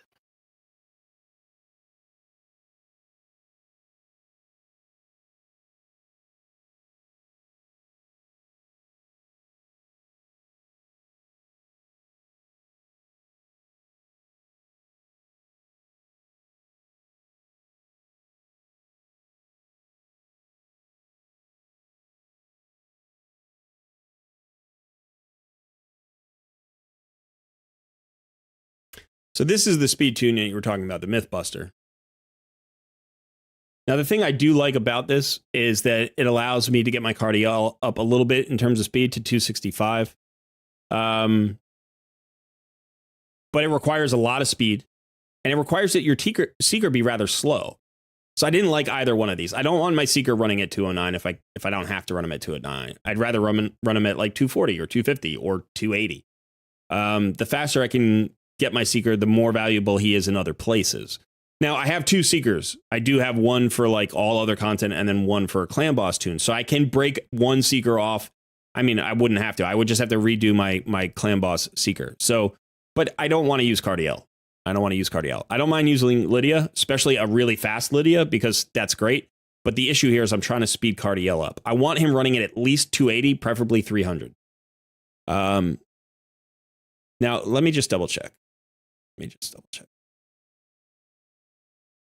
This is with the 19% speed aura too. So like if I were to just say, take the 19% speed aura out, I could run Cardiel faster. I could run him at 285. The problem is then, how am I going to reach those speeds for Lydia? And you know, I'm not going to reach 323 speed for Lydia. Like that's not going to happen.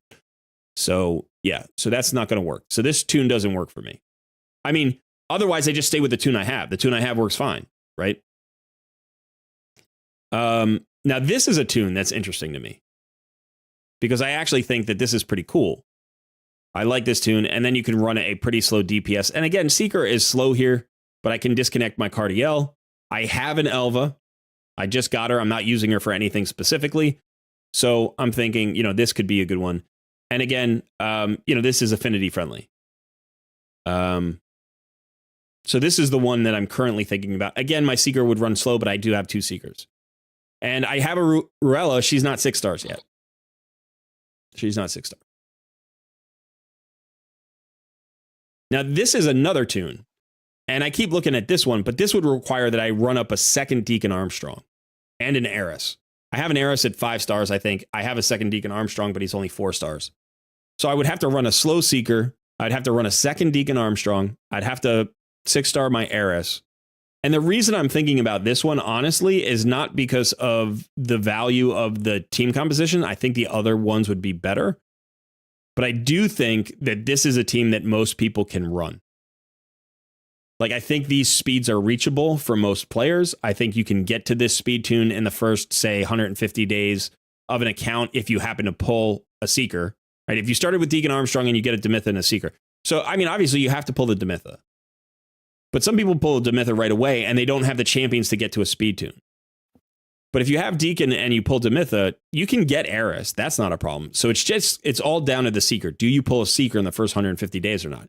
If you pull these 4 champions in the first 150 days, you're probably going to have the gear to get them to this speed. Maybe. The 288 is going to be tough. Again, you're using the 19% speed aura from Deacon. So, you know, the 266 is definitely doable by that time. I've already got somebody at 250. I had somebody at 250 35 days into the game.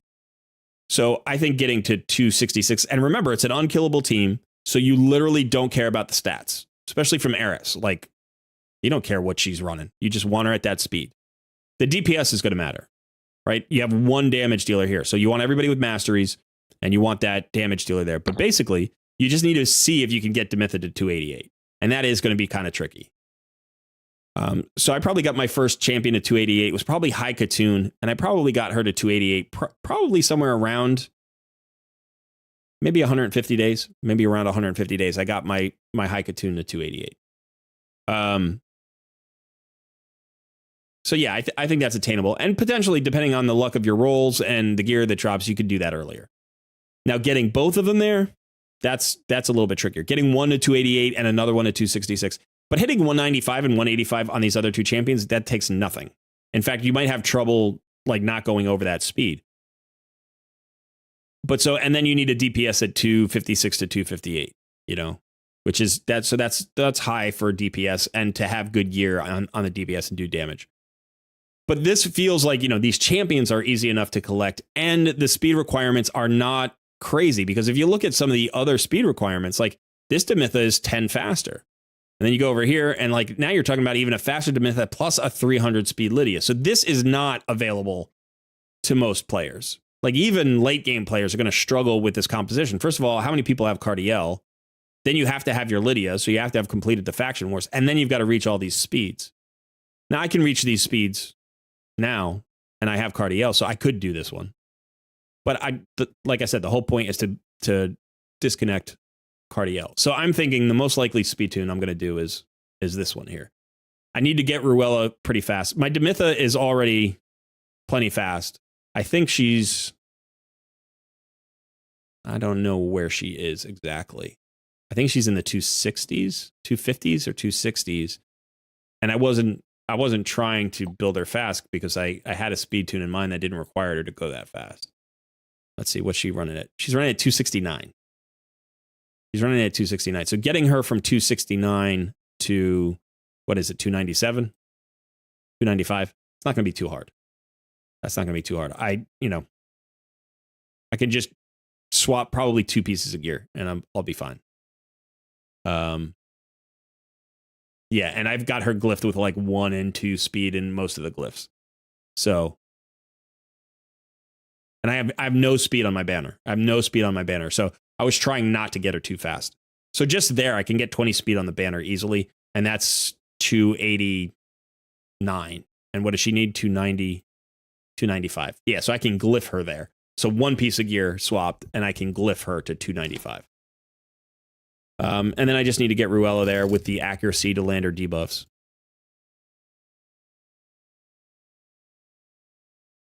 But okay, let's get off of this. Let's bring Sun back. Sun, where are you?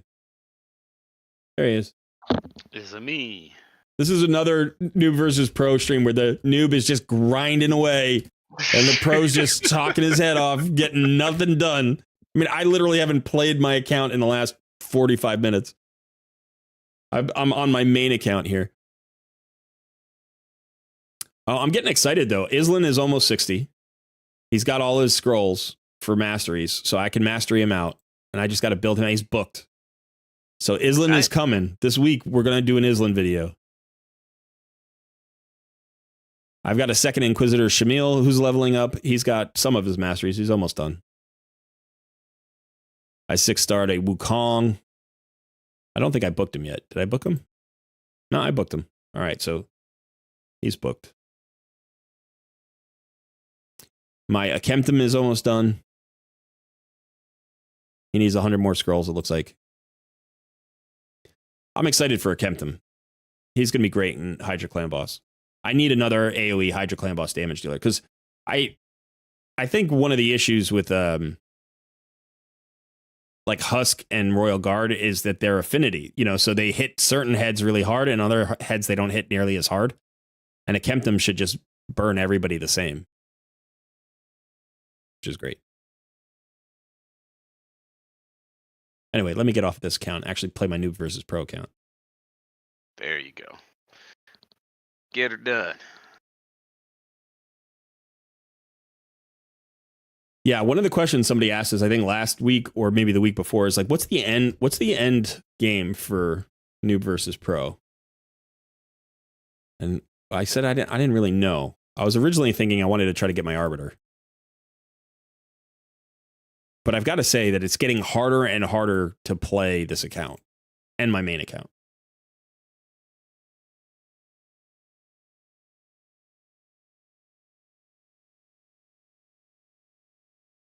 Yeah, I don't know what the end game is. That is a good question.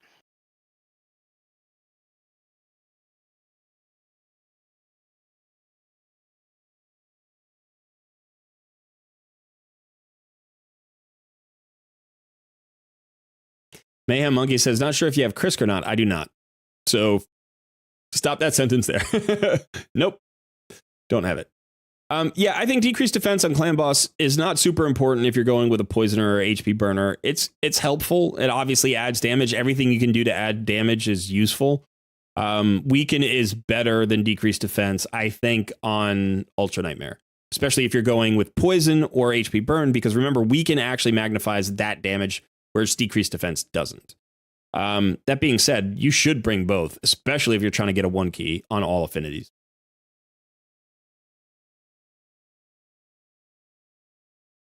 Shooter says, I highly recommend the Myth Air comp because it includes a rare champ for the advanced quest. Yeah. Yeah, so if you need a rare champion for faction crypts, or if you need a rare champion for, you know, secret rooms, you have one built now for that purpose. Jay uses Geomancer for Spirit. I don't have Geomancer.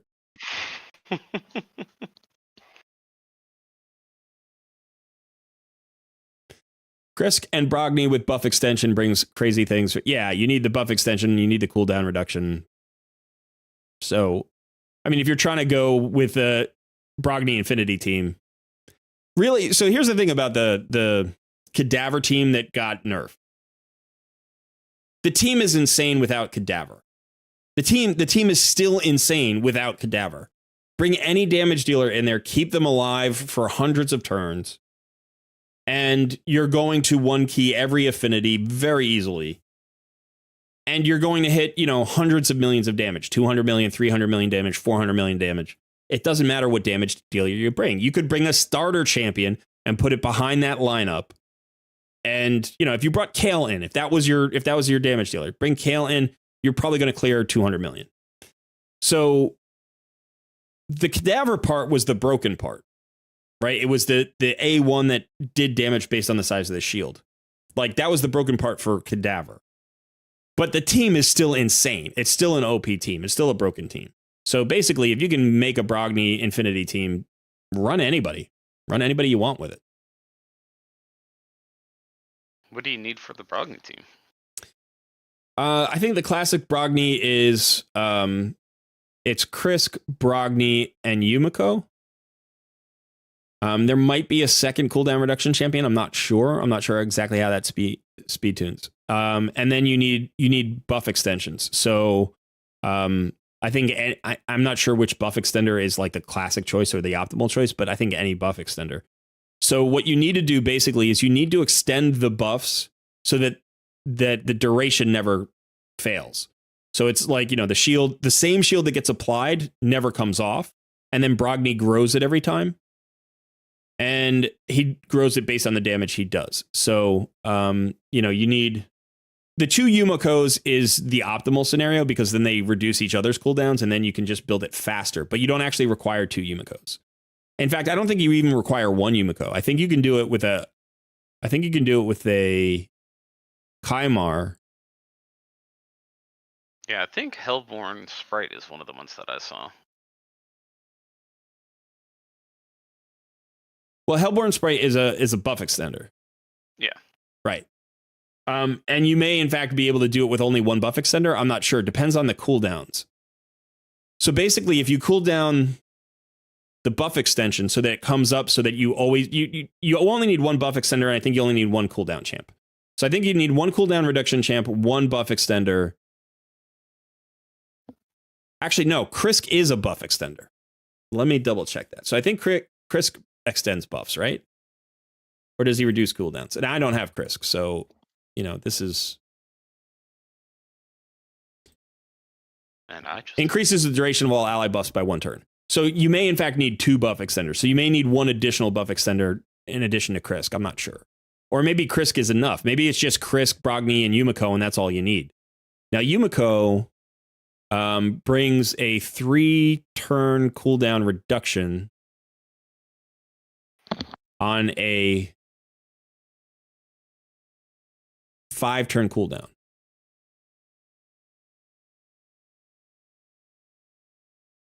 So depending on how fast she's running, right, you may be able to get this to go fast. Like, you know, depending on the speed tune, she may be running faster than the other champions. And so if you're running at a 5-3, let's say, which would be like where you'd run a man-eater, she would get this cooldown once per rotation. Now, if you're running, you know, everybody else, or if you're running if you're running everybody else at a 1-1, then you run her at a 5-3, and then that's fine. But it must be faster than that. Maybe everybody else is at a 4-3 and she's at a 5-3 or something. Yeah, it looks like they actually have. So it's Krisk, Hellborn, Cadaver, Brogni, and Lanicus. It's the OG one that I see on Deadwood Jedi. Okay, let's check out Lanicus. So So Lanicus, Lanicus has a buff extension, Hellborn has a buff extension, and Krisk has a buff extension.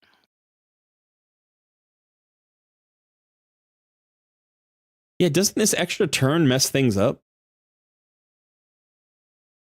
I would think that the extra turn would mess things up. Maybe you just turn it off. I guess you just turn it off. Okay. So it teams up with 3 random allies to attack a single enemy. The allies joining the attack will use their default skills, fills the turn meter of all allies by 30%, increases the duration of all ally buffs. So you have 3 buff extenders.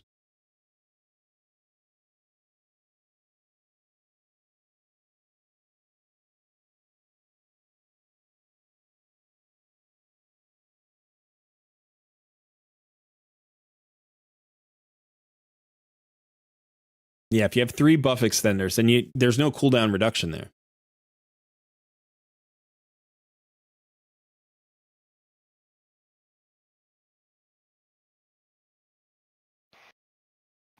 Yep, just all the buff extension.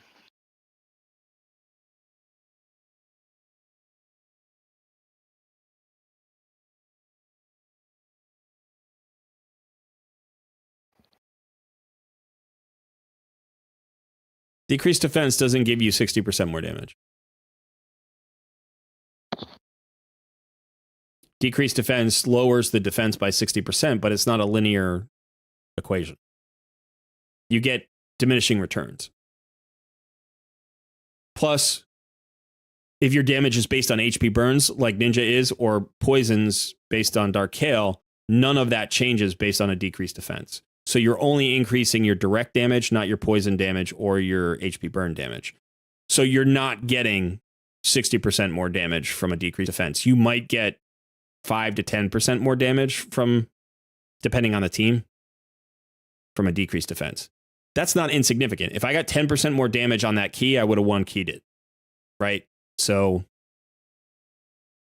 all right. Stephen Markley says, I'm just building Island 2. He looks to be so much better than at first glance. I was so lucky as I pulled him right at the start of his fusion, and I had decided to pass on him. I'm still kind of frustrated with the content creators in the community about Island. Like, I'm still frustrated about the fact that the only one that I saw who said it was, there were 2 guys actually who had it as a positive and as a, like must get, besides me. I did. One was Saphira, and I think the other one was Odd One Gaming. Those are the only 2 people who I saw who said this is a really strong fusion, and everybody else was like, he's a decent pass. You should pass.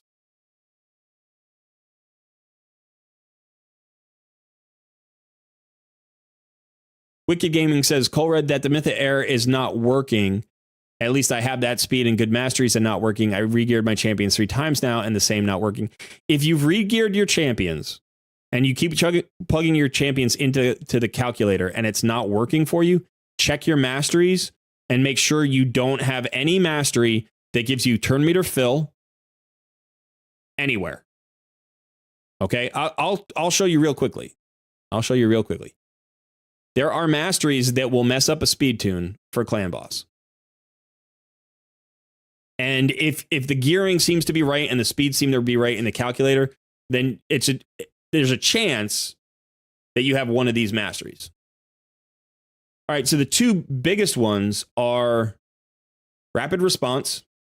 So it has a 30% chance of increasing the turn meter by 10% when a buff cast by this champion is removed or expires. Can't have that on anybody. Can't have that on anybody that casts a buff, and you wouldn't have it on anybody who doesn't have a buff anyway. So you got to make sure rapid response is off on everybody.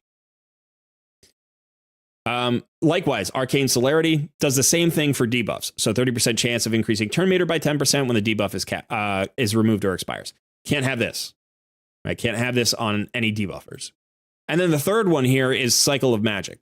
Has a 5% chance of decreasing the cooldown of a random skill by 1 turn at the start of every turn. Can't have this either.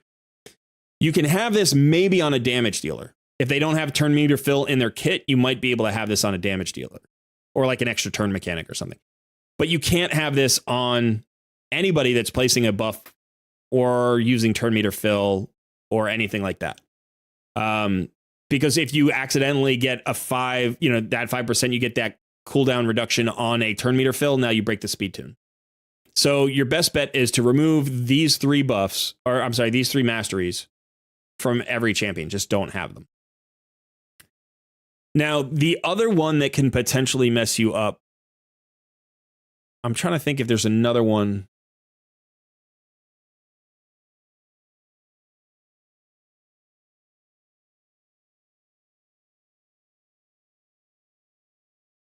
Yeah, I'm not sure that there are any others. There are things that can mess up speed tunes, like, you know, if you have like an increased speed, like a Spirit Haste, but that doesn't happen on Clan Boss because nobody dies. Likewise, Whirlwind of Death increases speed when you kill like enemies, but that doesn't happen during Clan Boss either. So those can mess up speed tunes for other things, but not for Clan Boss. So I think it's just those 3. You basically need to make sure you don't have those 3. Also make sure that you don't have like a Relentless set or a Frenzy set or, you know, anything like that. Like, don't have any of the sets that change turn meter in any way. I assume you don't. It sounds like you've already changed your gear a bunch of times, you know, but like Relentless is sometimes okay in a speed tune specifically for a damage dealer, but only for a damage dealer. But sometimes it's not. Sometimes it's not. Typically it is. Another thing you may want to check is if you have any area bonuses. So if you, in the total stats here, if you have accidentally put speed into your area bonus here, right? So if you've got an area bonus of, let's see, Demon Lord battles. Yeah, I don't have any area bonuses on this account. But if you have speed here, then you have to account for that. And that doesn't show up on your stat line. So if I needed to run Deacon at 224, but I had a +3 speed in like Clan Boss, I'd have to mentally make the adjustment by 3 speed. So just make sure that you've checked all of those things, and then hopefully the speed tune will work. The other thing is in the calculator, make sure you put in all the correct armor sets. Make sure you check off whether Lore of Steel has been chosen or not. So if you're running speed sets or perception sets or you know, any of the other sets that give speed, is it righteous to give speed? Like any of those, you know.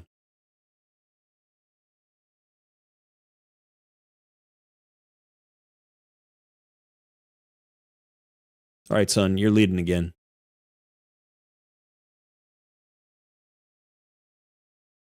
Yeah, watch me defeat these minions.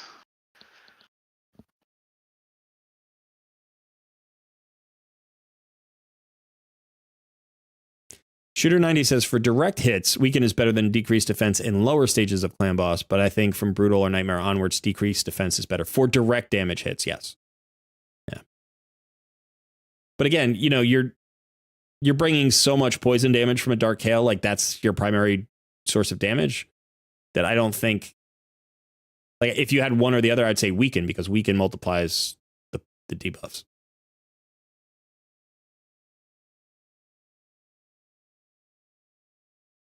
Just bring Fane, you can get all of them. That's what I do.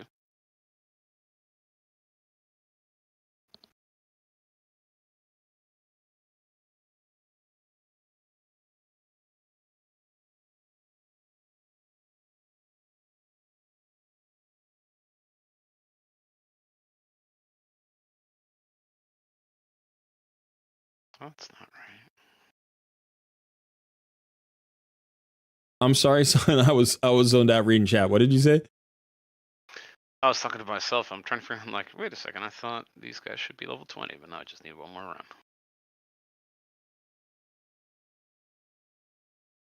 Shooter 90 says, Lore of Steel. Maybe that is the problem. Lore of Steel is not going to mess up your speed tune as long as you put it into the calculator and check off, you know, you flip the switch on the Lore of Steel so that the Clan Boss calculator has your actual speeds. Because Lore of Steel will change your speeds. Remember that the speed that you see in game is always rounded, right? You always get a whole number, but the fractional speeds can make a difference. if you accidentally have one person like,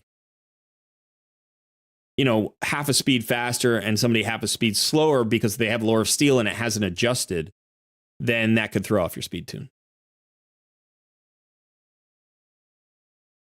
So Shooter90 says, from what I have seen, most people called him skippable, and thus he is good. He is kind of replaceable.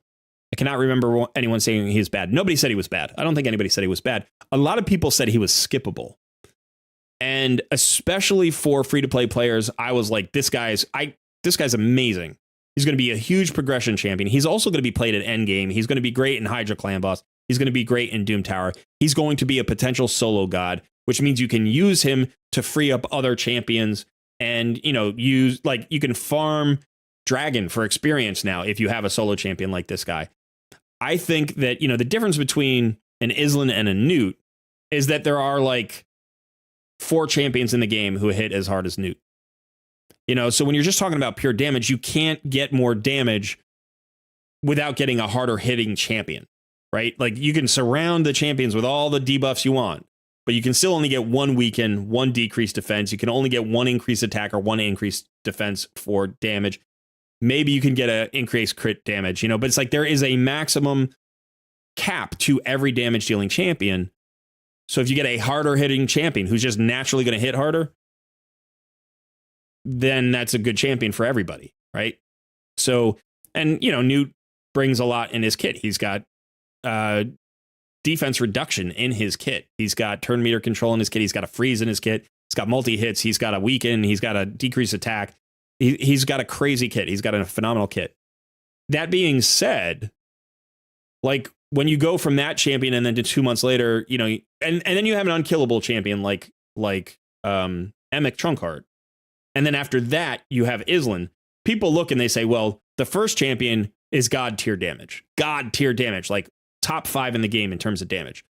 And then the second champion is one of only like 8 champions that can create an unkillable clan boss team.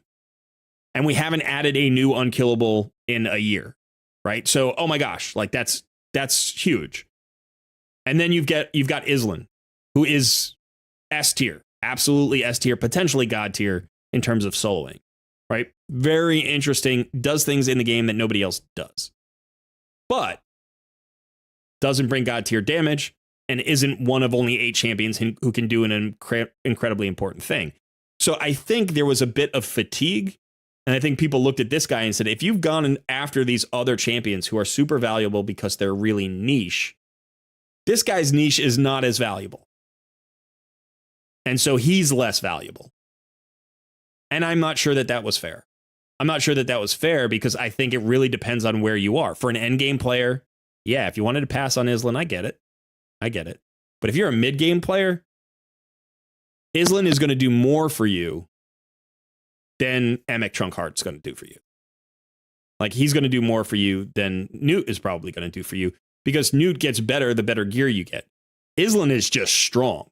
Like, he's just a great progression champ that you don't need to put great gear on.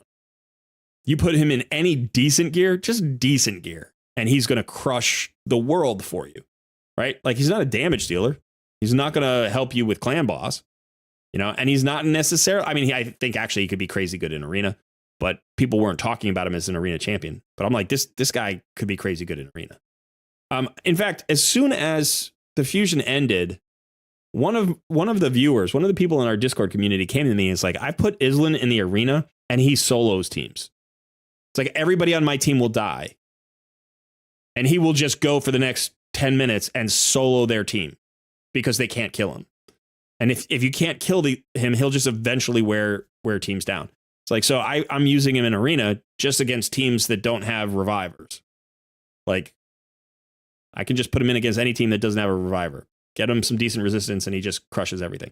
So I think he's a really interesting champion, and I think he hasn't been explored all that much by a lot of the theory crafters who are at endgame because they didn't think he was particularly valuable for their accounts. And because his kit doesn't feel to them like it's unique enough. And I think it is. I can't wait to mess around with my Islan. I want to get Islan on the test server and do crazy shit with this guy. I want to just do the nuttiest builds with this guy because I think he can do crazy stuff. I saw somebody, I forget who it was. It was Saphira. Saphira did a video where he got him 100, he got Island 100% crit rate. I think he might have even put him in a Savage set. But he put him in a damage build, right? A defensive based damage build. And he was soloing hard Doom Tower waves. He was just soloing hard Doom Tower waves. Like, he, put him with weak champions who died, because if he put him with champions who he had to ally protect and like try to keep alive, Island would die. So his ally protect with other champions would kill him. But if you just put him solo, you put him by himself so that his ally protect didn't like do the extra damage to him, he was unkillable.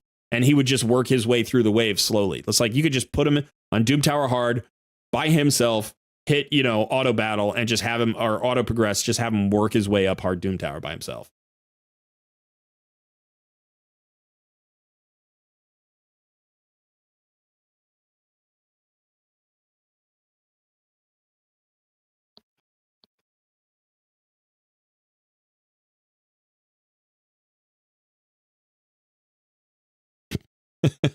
Shooter's making my point. Before Island, there were Newt and Emek, both much, much better. Again, I don't think they were much, much better. I just think that they're simpler.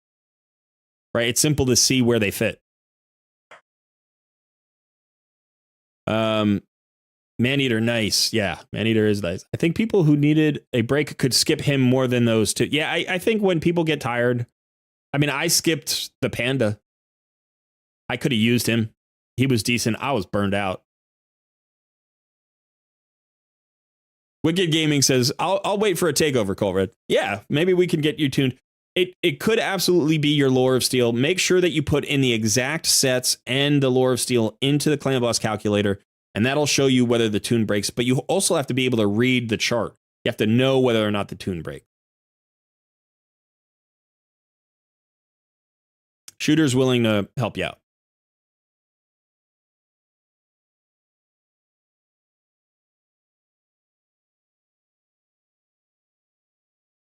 Saphira is using him in Hydra recently. Yeah. Let's not forget that Saf has pretty good gear. Oh, of course. But he's also, I don't think he's like a Kraken or anything. Like, he's just an end game player. He probably spends a little bit of money. I don't know how much he spends. Some of it is obviously a business expense. So, it might be that HH Gaming gives him an allowance to spend on his account, or he might just be spending his own money. I don't know.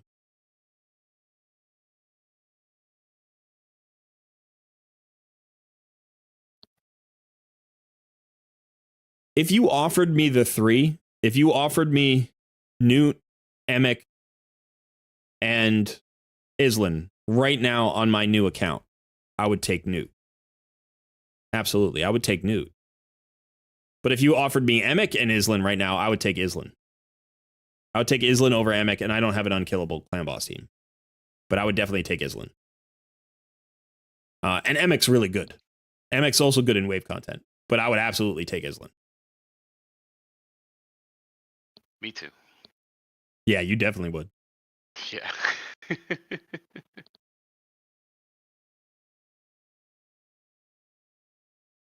Emek is nice because, I mean, and don't get me wrong, I would, like, if Island didn't exist, if Island didn't come out right afterwards and you were like, oh, here's Newt and here's Emek, I would be like, oh man, I would take Newt, but I would still be sad that I didn't take Emek because Emek's a great champion.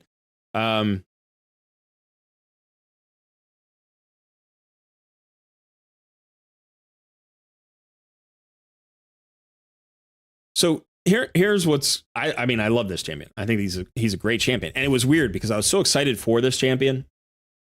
And then they had Island like the next month. And I'm like, what the hell is going on? I'm, back-to-back God tier tanks. Love his stats, high HP, good defense, nice speed, right? Even got a little bit of extra resistance there.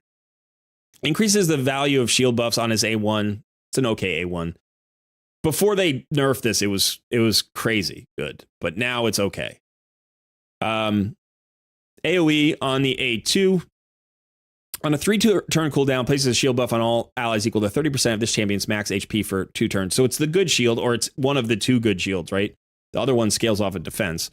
but this scales off of his max HP with a nice max HP pool. This also decreases the cooldown of all ally skills except this champion's by 1 turn. That second part may be more valuable than the first. The decrease of all ally skills cooldown may be more valuable than the shield. Certainly more valuable than the damage. The A3 is an unkillable that places a taunt and a shield buff on this champion. The unkillable is cool if you're trying to create an unkillable composition, but I don't think Emic is the champion you want for an unkillable composition. I really don't.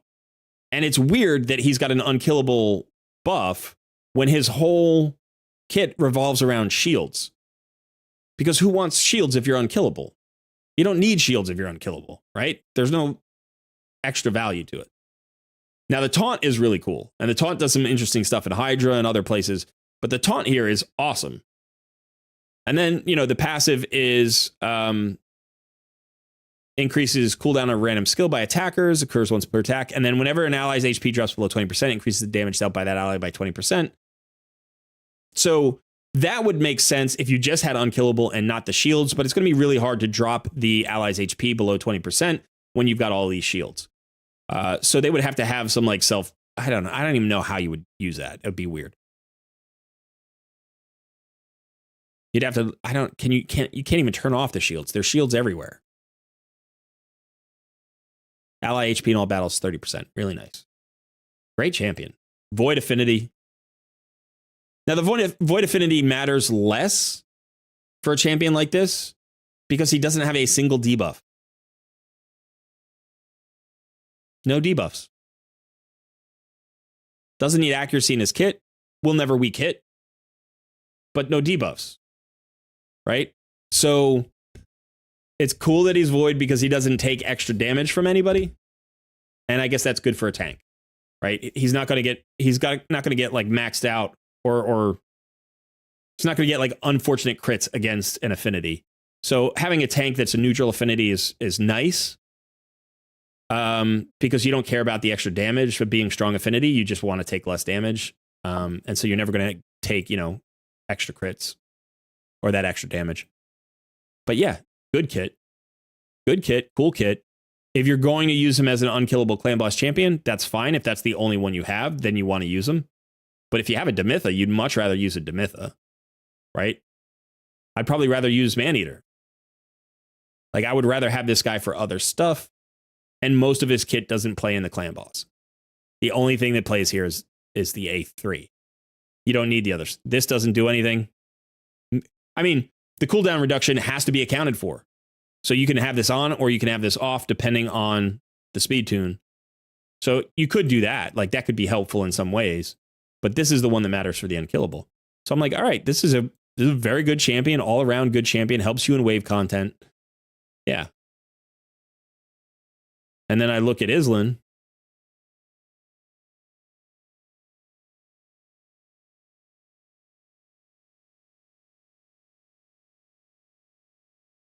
And I look at this passive. Whenever this champion is attacked, heals himself by 1% for each 500 defense this has. He starts at 1500 defense. So if he's naked, he gets a 3% heal. And then heals all other allies. I don't even care. I don't even care that he heals allies. I don't care that he heals allies at all. I can get 5k, 6k defense on this champion without breaking a sweat. Right? So let's say 5k. Like, let's even say early game. Like, early game, let's say I can get 3,500 on this guy. Right? That's a 7% heal every time he's hit. A regen set gives you 15% every time you go. You could potentially be hit 5 times before you go again. You could get a 35% heal and then get your 15% regen on top of that. Never dies. Never dies. And the defense is insane, right? Like the levels of defense. Nice HP pool, by the way. It's not like a low HP pool. So the heals are going to be chunky. He's got an increased defense with the ally protection. That's rare. Like, you get ally protection a lot, but getting increased defense for everybody with the same duration as the ally protection makes this a very good ally protection, right? Because a lot of people put out ally protect and they don't have an extra buff. And so they die from that ally protect. The ally protect is hard to keep them alive through it because they don't have this increased defense. So it reduces the damage their allies takes, which reduces the incoming damage from the ally protect. And then it reduces the damage they take because they have more defense. And it increases the size of his heals. It's a 60% increase defense buff. So if he has, 3,000, he gets an extra 1,800. So he's going to get an extra 3% heal off of this, or 4% heal, depending on how much you have. Plus the counterattack with the provoke. So good. Decreases the duration of enemy buffs, which actually requires accuracy, and it's the only thing in his kit that requires accuracy, I think. But, oh no, he has a chance to decrease speed, so yeah. So you'd want some accuracy in his kit to land that decreased speed. Might be easy enough to do. You don't need to go crazy with this guy's numbers to make him unkillable. That's the thing. There's so much leeway. There's so much crazy leeway for him to be built in different ways. That's why Saphira could put him in like a Savage set, right? He put him in a Savage set. Got him to 100% crit rate and put him in a Savage set because he didn't want to wait a day and a half for him to kill something. Right? He was just like, let's just build him for damage. And with the, with the defense numbers that he's got, like his multipliers, I think are okay. But he's got an AoE, he's got a double hitter. He's got the counter attack, and he actually does decent damage once you build him out that way. And you didn't need to put him in a regeneration set, and you didn't need him to put him in a defense set or a resilience set or a defiant set or any of those, or a stalwart set. Literally in a Savage set, which is crazy. So he can solo Dragon, absolutely. He can solo Ice Golem, absolutely. He can solo Doom Tower Waves. He can solo Minotaur, absolutely, easy solo Minotaur. And he can do all of that in the same build that you'd put him in for your Hydra Clan Boss team. Right? You want accuracy on him anyway. He's got that AoE decreased speed. That's great for Hydra. Decrease the duration of all enemy buffs by 1%. It's like an extra little thing that you can get some use out of. Typically, you'd prefer not to have to use that. And then you've got the provokes, which is great. And it's on a counterattack. So if you just set it up the right way, this is permanent. You've got a permanent provoke. You provoke the enemy, right? And then you have the counterattack up. Get the counterattack up. And then every time that provoked head hits you, you're going to counterattack it and reapply the provoke. Crazy good. So many places you could use this champion. I definitely think if you gave me a choice between Emic or Islan, I would take Islan. The only reason I would take Emic is if I really, really wanted to get to like a 1-key Ultra Nightmare Clan Boss team, and I thought he could get me the unkillable tune that would do it. But otherwise, I love this guy's kit. And I'm a little bit biased because I think that, like, I love tanks. I just love tanks. And I think this guy is more of a tank than Islan is. Islan is more of a support. He's a shielder. And he has the taunt. So, like, that's a tank skill. I'm not saying he's not a tank. He is a tank. Right? But you have these two iconic, like, ways to tank. One is to taunt or provoke. Right? And that's what Emic has. Now, Islan's not without a provoke. He has a provoke here. It's a single target one instead of an AoE, the way taunt works. And then, Islan puts up shields to keep everybody alive. He puts up unkillable to keep everybody alive. And this guy is just like, no, just hit me. Just hit me. Go ahead and hit me, and I don't care. Like, I will live through everything. And he supports his allies with an ally protect and an increased defense instead of a shield. Both great champions. They're both great champions. It's such a funny argument on one hand, because it's like you're arguing between like a god tier tank and like an S+ tier tank. Like that's the difference. Like you could maybe, like you can't stick a credit card between the two guys in terms of the difference. They do different things, but I love the way Islan operates. And I think he's more unusual. I actually think he's more unusual in the game. It's just that the thing that he's unusual at isn't as clearly defined as what Emic is unusual at, and we know the value of that unkillable buff. We know how powerful that is. We know exactly what it can do. I think Island in 6 months, people are going to be experimenting with him more and more and more. We're going to find him in crazy Hydra teams. We're going to find him in crazy Doom Tower teams. He's going to be soloing things people shouldn't solo. He's going to be in Iron Twins. Like, he's going to be crushing Iron Twins. So that's my expectation anyway.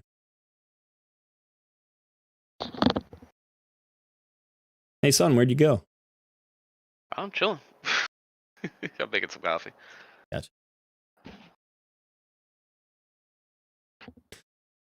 All right. I'm still trying to run Taragi the Frog up to 60. I'm getting closer. Still haven't gotten there? Where are you at? I'm at 58. Oh, okay. You're almost there. Well, you've been leveling him, what, pretty much exclusively in Minotaur up to now, right? I leveled him in Minotaur up to 6 stars, and I got him to like level 20 or 28, maybe 30 through Minotaur. Yeah, it was like 22, level 22, I think. And so when I maxed him out, then I switched him over to campaign, and I've been leveling him up in campaign. And so now he's at 58. He's got all his scrolls. Like, I've already done all his masteries.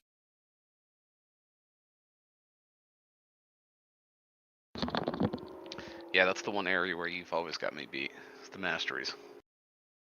Yes, that's true.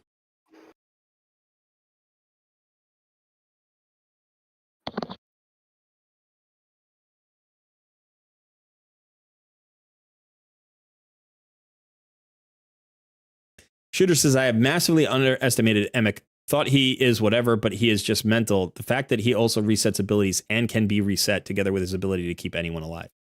Yeah. Yeah, I agree. I think that cooldown reduction is a key part of his kit. Without it, he would be good, but he wouldn't be great. You know, I think that is having another champion who can do that. That's actually, so this is kind of crazy because when you think about it, like we were talking about, there are only like 8 or 9 champions, something like that in the game where you can build an unkillable clan boss team around that champion. Right. So it's like Helikath, Roshkard, Demitha, Maneater. There might even, what's his face? Sir Nick, right? So there are only so many champions. You could do it with 2 Warcasters. And then there are only like 6 cooldown reduction champions in the game that are just AoE cooldown everybody's skills, not a target skills or not one specific skill. But they're only, there's Renegade, Painkeeper, Yumiko, Kaimar's Reset, Emic. That might be it. That might be everybody. And so he's got these 2 skills, these two skills that very few other champions have, and he has them in the same kit, which is kind of crazy.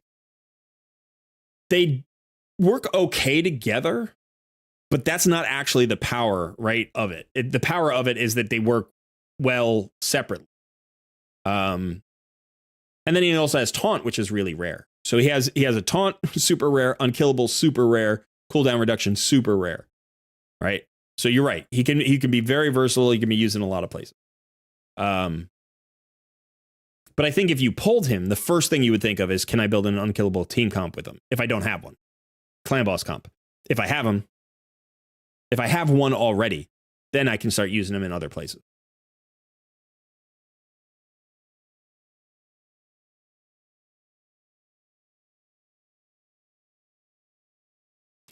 Michael says, Emic and Newt progressed my account more than Island, but I don't regret getting Island. He's much better than I had expected.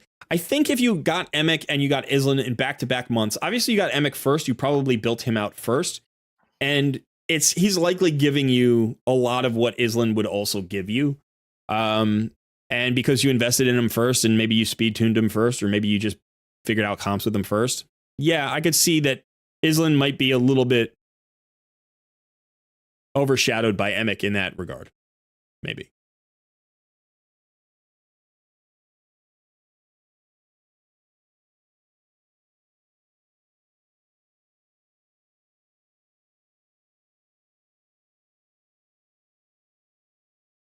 Emek and 2 Painkeepers instantly enables Iron Twins. Emek and 2 Renegades gives you a base for a Seer comp that is as fast as Kaimar resets. Yeah, but you're talking about 3 champions. Like, if you have Emek and 2 Renegades instead of a Kaimar, you're putting in 3 champions instead of 1 champion. You know, so I mean, one of the things that I just did this week on my main account is I was doing the Dragon turn meter team. And so I created a Seer comp using Emek and Renegade. I think I used Emek and 1 Renegade, and it took like 20 turns off of my highest turn. So I got down to like 45 turns or something for level 25, stage 25 Dragon. It's not particularly fast. I didn't rebuild my Seer. I never had the time. I wanted to do that as a video, and just this week was so crazy. I didn't actually get time to rebuild my Seer. If I had rebuilt my Seer, I probably could have gotten that down to like at least under 40 turns. I probably could have dropped it down to like 35, maybe 32 to 35 turns. And it's because of the Emek cooldown. I could have done it with Painkeepers, but I think Emek was better for it because he puts up more buffs, right? So he gets the buffs that Seer can strip. And so, I think he's a great combo champ with Seer. But I don't want to have to use 3 or 4 champions to reset the Seer. I don't want to do that personally. I don't want to have to build that many champions. That's not particularly friendly, I don't think. Kaimar is friendly because it's just Kaimar. That's all you need. That being said, you know, Kaimar does have cooldowns. You have to work your way back around to it. So you could sometimes put a second cooldown champion in there. Or Yumiko. Yumiko is stupid because she resets other champions who reset her, and it's such a big reset, you know, so you can do that too. I want Yumiko so badly. Like, I really want that champion. But Emek does help you potentially do things like Iron Twins and get that unkillable. You could also use 3 Painkeepers and a Helicav. Like, and that's cheap. Again, I don't want to do it. I don't want to build 3 Painkeepers, even though I can build them at like level 40. I don't want to do that. I would prefer to have, you know, a better team composition. I haven't gotten my Islan into Iron Twins yet. I plan to do so. And one of the affinity I am struggling most with is Magic Affinity. So I'm going to see what Islan can do for my Magic Affinity Iron Twins team. I had a solution and I broke it, and I didn't have it saved. I didn't have it saved to my team list because my team list was full of other stuff. And so once I broke my solution, I haven't been able to find it again. I don't remember what it was. And so I've had some issues. I've messed around with some different comps that are like, you know, like 70% success rate and stuff, which is frustrating. I want 100% success rate, and I had it, and then I lost it. So I need to find it again. Unfortunate.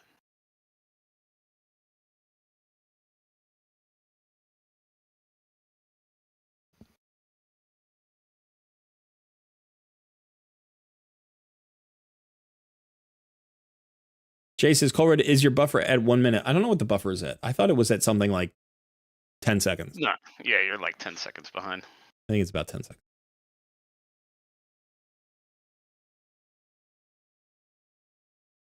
Yeah, it was that's because your answers were delayed. I'm like, they're not delayed. That's just Cole's style. Answer questions to the max and then catch up.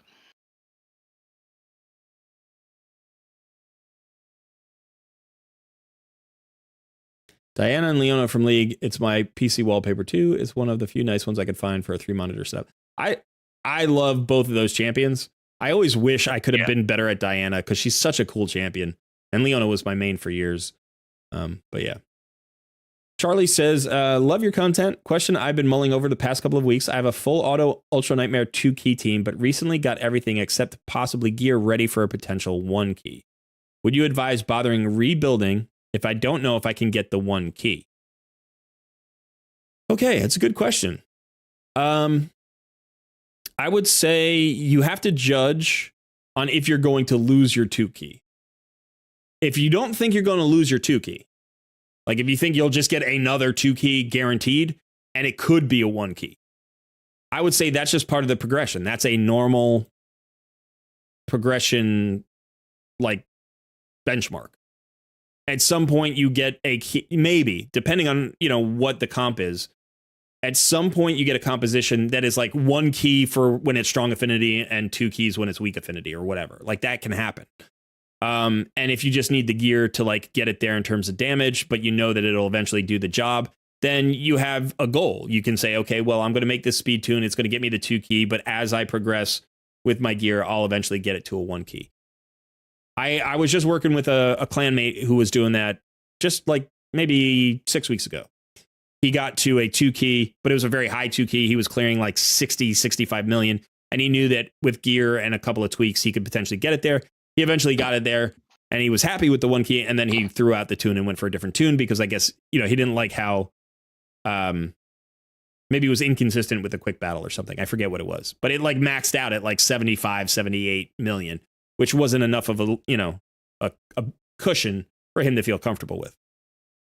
So I think if you're looking at a key that could potentially get you, say, 90 million, when it's strong and you know it can in 1 key weak, you know, when it's weak affinity, or if it's not weak affinity to anything, that's great.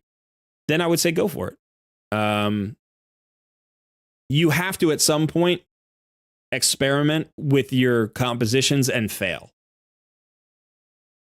You have to fail with compositions often. I failed yesterday. I was trying to do a video yesterday and I created a whole bunch of, I created like 3 different clan boss speed tunes and none of them did exactly what I wanted. They weren't bad. They were successful speed tunes, but they didn't hit the damage totals I was hoping they would.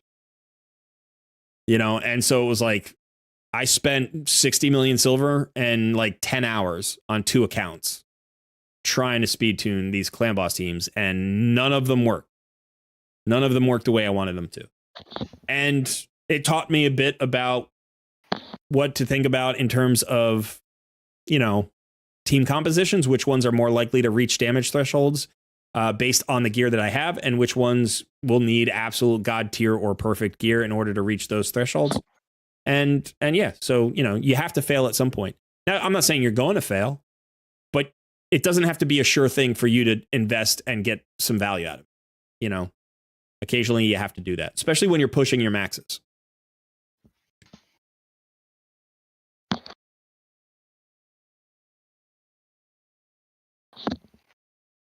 Jay says, when I see Colred, I think Dr. Xavier. I'm I'm appreciating this chat right now. Another good looking ball, man. I got compared to Thanos and then James Hetfield.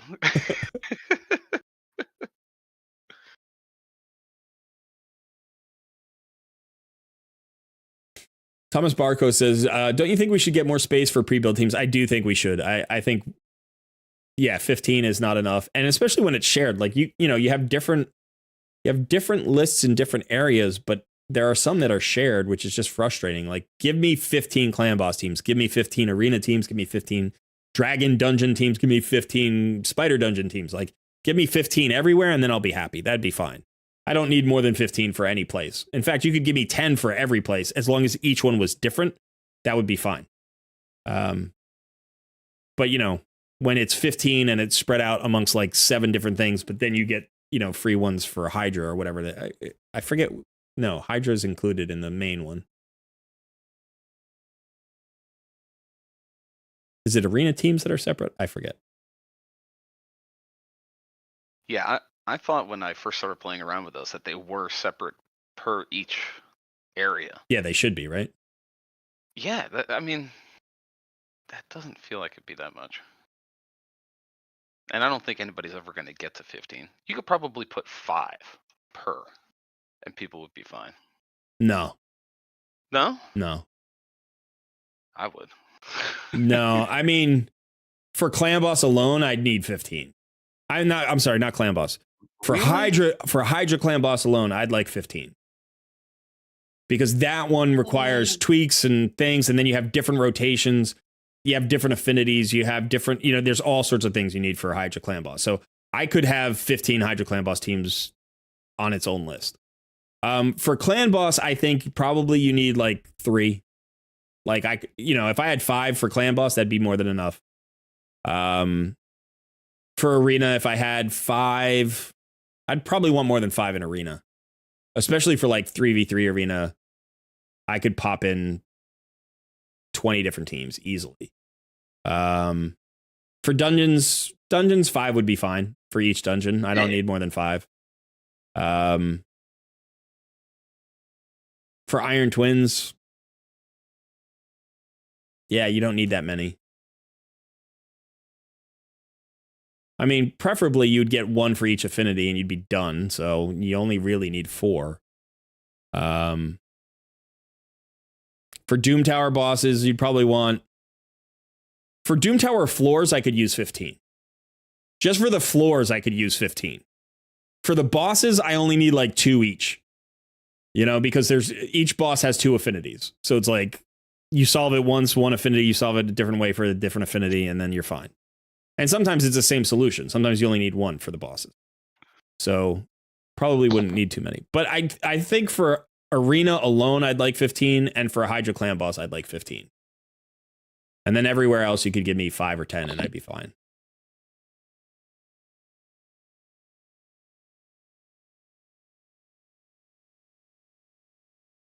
Speaking of arena, I should do some arena. I can. You guys making me think I should break out the guitar again one of these days. I haven't played in so long.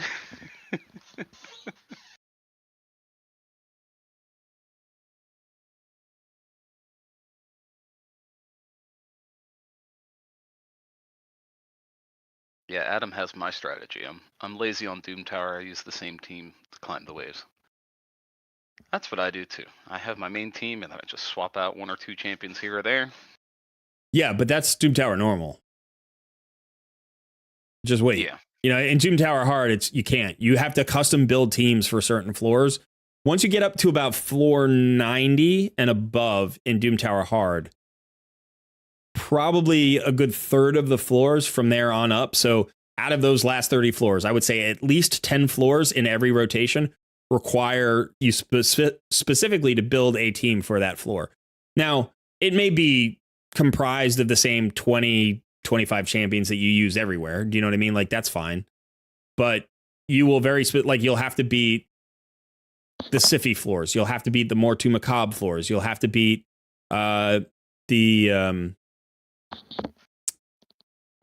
what's his name? Well, the Foley floors can be tricky. You've got floors with like Valkyrie and Martyr. You've got floors with like crazy revives. You've got, I mean, there's all sorts of Doom Tower floors that are just really tricky if you don't have the right team. Some of the floors are extremely fast. Like, they're way faster than some of the bosses. You know, so you're talking about mobs that start at 260 speed.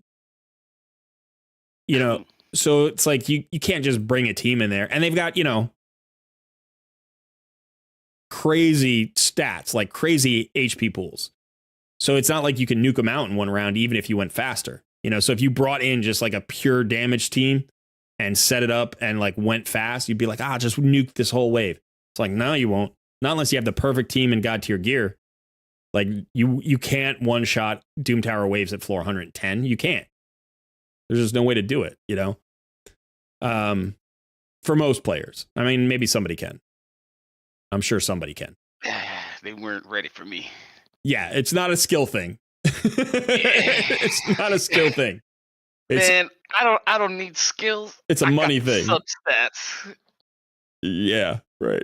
You don't need skill, you have the substats. I mean, when you've got 6-star legendary Savage gear with perfect stat distributions and you've got like 300% crit damage, you know, and you've got a perfect setup with all the debuffs and you get the cooldown reset and everything, and you're going faster and you're just like, yeah, I just nuked this wave. Like, no problem. I just nuked the wave. Like, okay. Your account's probably worth $150,000. My account's worth $0. So, you know, the difference there is significant. Now, I can clear every Doom Tower hard. I can. In fact, let's go work. I have something I need to work on right now. I haven't been able to get through this today. I just haven't had the time. Burning gems, burning energy. I haven't had the time to do this. Get through this boss, but I should be able to. Hammerhawk says, it's awesome to find out Colred is playing Raid with James Hetfield.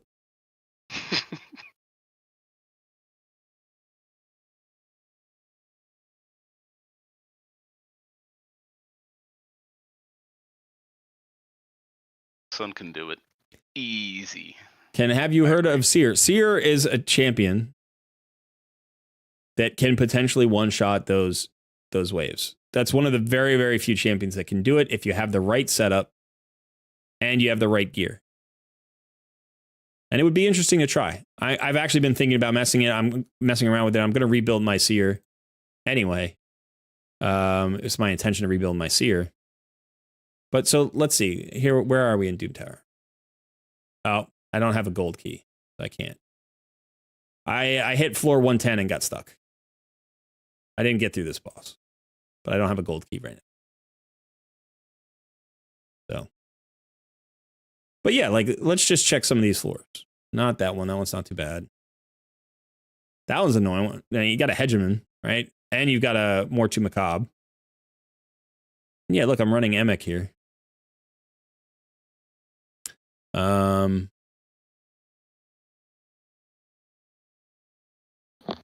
These can be kind of tricky, stuff like that. Anything with Valkyrie can be tricky.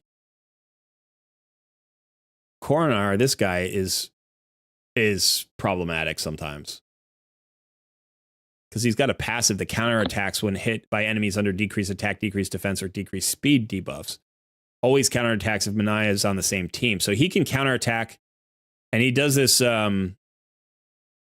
thing where he decreases turn meter when he counterattacks, and then he hits you twice if Manaya is on the team, and then the damage is like it's just this crazy, like he keeps hitting you and hitting you and hitting you and reducing your turn meter and reducing your turn meter, and you're already slowed, and it's just, that can be a nightmare. But let's see what some of these other floors are. Yeah, you got a lockout here. Double Krisk. You know, you've got a Lua here, and you think, okay, big deal, it's a Lua. Yeah, but remember that she has, where is it? Decrease target's turn meter by 100% will ignore shield and block damage buff. You know, so depending on how fast you're going. But yeah, I'm trying to rebuild a Seer team, and I'm in fact using Emek for that. I'm using Emek, and I want to rebuild my Seer. Now, first of all, my Seer is built very poorly. It's actually kind of embarrassing how badly she's built. So let's find Seer. Let's see it. She's not built well. She's in lifesteal gear. So, you know, she's got 100% crit rate. She's got 243% crit damage. Let me see. I'll get this out of the way. So you can see her stats. So it's not like she doesn't have some stats, right? Her attack is 3,400. But this should be, like, on my account, I should have her at probably at least 4,000 attack, if not like 4,500 or 5K. I should have crit damage probably somewhere around 250. That would be hard hitting for my account. I mean, I can get crit damage numbers higher, but not on every damage dealer, you know, simultaneously. So like, I'm trying to think of who would have higher crit damage than that. I wonder where my Newt is. Where's my Newt? He's probably around 250. Nah, he's only around 212. What's Ninja at? Ninja's at 236.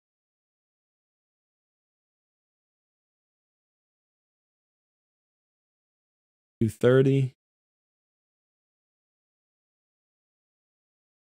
Yeah. So if I can get to 250, that's pretty high for my account. I do think I have a couple of champions higher. Let's see what, yeah, here's Gembo. Gembo's at 310, 311. Where's Trunda at? 311 crit damage? 311 crit damage, yeah.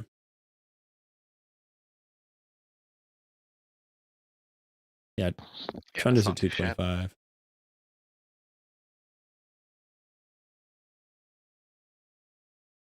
Yeah. So you can see most of my champions they float just over 200 if they're a damage dealer. Somewhere in the 200 to 200 and like maybe 30 range. Some are a little bit lower. Some are a little bit higher. But here, like Royal Guard's a big hitter for me, and it's at 219. So Genbo is really the only one off the charts here at 311.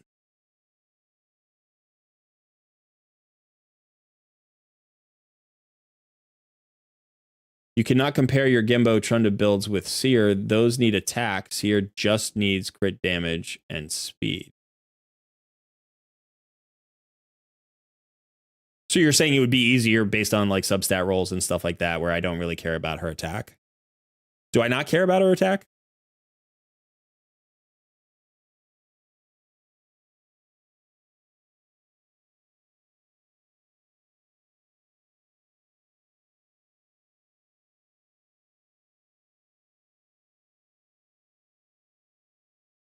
Oh, the A3 is only enemy max HP, so I don't care about attack. All right. Yeah. Yeah, so I need to build her faster and push these numbers. So I could probably then, you know, she's here at 243, but I could probably get her, say, to like 280, something like that.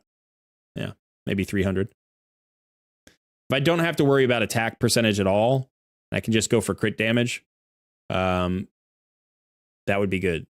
Then potentially I could get her out of these attack percentage boots, which would be nice. I don't have to worry about that.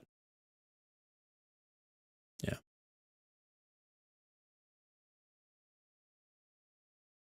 Yeah, so that would help with her speed, get her to a healthier place with speed. It will also free me up because I could use a lot more sets because I have a lot of speed boots in a lot of sets, but I don't always have attack percentage boots with great substats in every set. So for instance, you know, and then what I would do, like I said, she's not built well. I got her a long time ago. I built her once. I couldn't keep her alive and she couldn't clear waves. And so I like started doing other things to clear waves and then I got distracted and I've never really come back around to Seer. And every once in a while I think, oh, I should really rebuild my Seer because one of the things I could get value out of on this account is speeding up my runs, like speeding up dungeon runs. And so I'll actually show you what I did with Dragon just for this last turn attack tournament for Dragon. So you can see here, my lowest turns is 47. Right, so I got it down to 47 on stage 25. On stage 20, I got it down to 39. And that was based off of what I just currently did. And this is the team, I think. Yeah. So I've got, oh, you can't see there. So this is the team that I've got, right? So I've got Emic and Mithrala and Cardiel who are all getting me buffs out there. And then, you know, Newt damage and whatever. I mean, this is just a team I threw together in like 5 minutes when I was completely distracted, but this felt pretty good. I get some cooldown reduction. I do have a Renegade I could throw into this team that could potentially, like if I speed tuned it and figured that out. And that was the intention. That's actually what I wanted to do for a video. And then there was just too much chaos going on in my life and I wasn't able to do that video. So I didn't, you know, I kind of abandoned this. But one of the things about this is I'll actually run this and you'll see how it runs. It does okay, but I don't even know if I put this in the AI. I think I did.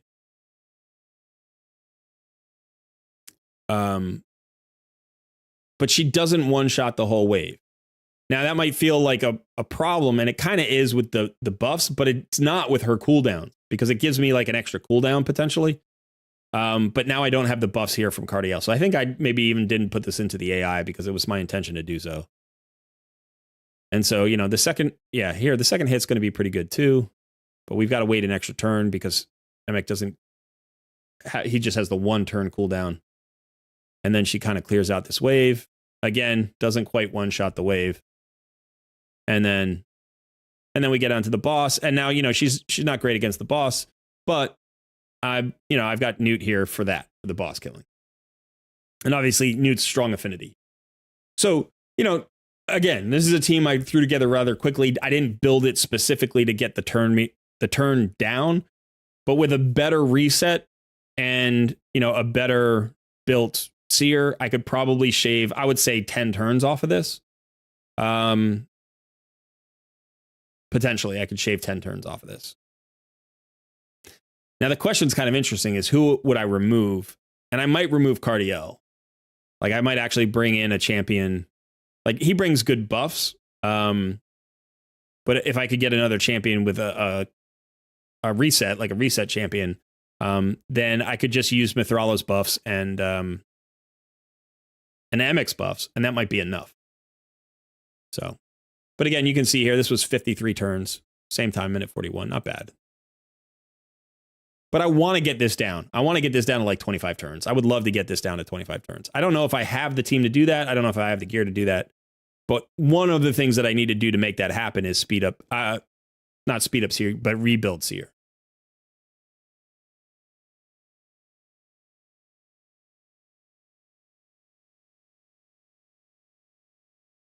Shooter says, I feel you should build 2 renegades for dungeons to run with Seer, and those renegades you could use with Seer and Doom Tower together with Emic. Possibly. I have 2 Seers.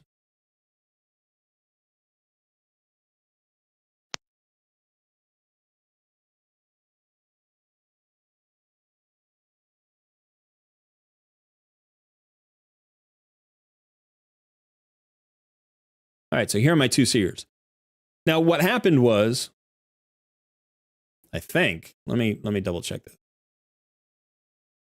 Yeah, so the 50 I built first. And I booked her out, and I was getting her ready for a clan boss speed tune, the one that I showed you earlier with Helikath. So Helikath Renegade, unkillable comp. The problem is when I tried to speed tune her, I couldn't make it work. I could not make it work. I just couldn't figure out how to unlock this tune, and I knew it was a viable tune. And then I realized after like hours, I mean, you know, a day and a half, 2 days, 3 days, I don't know what it was a while, several days of trying to make this work. I realized that having this cooldown on a 5-turn cooldown just made it so much harder. It made it so much harder. Now remember, I was trying to use Cardiel to also make it affinity friendly. So like there were some considerations there. So then what I realized is like, I need a 6-turn cooldown. I put the 6-turn cooldown into the calculator and I tuned it in like 5 minutes. It was instantly done. I mean, it was so quickly done. I was like, oh no, I need a 6-turn cooldown. So I built another Renegade because I happen to have one. I booked her out, got the 6-turn cooldown here. You can see she's not fully booked because I didn't want to risk putting any more books in her and potentially ruining the speed tune. And so then I used this one to speed tune. And eventually I took it to 60 because why not get the extra damage if I can? I don't actually need her at 60. You could run her at 40 if you can get the speeds because it's an unkillable comp. And it tunes instantly. Like it's full auto unkillable comp. You don't have to worry about it. So even the first turn, like she's not going to die even if she were level 30. She probably wouldn't die. Because it should just be tuned. So I ran her up to 60 to get the extra damage if I could. Why not? And potentially use her in other places. So I've got a 60 with a 6-turn cooldown, and I've got a 50 with a 5-turn cooldown. Might be enough. I don't know.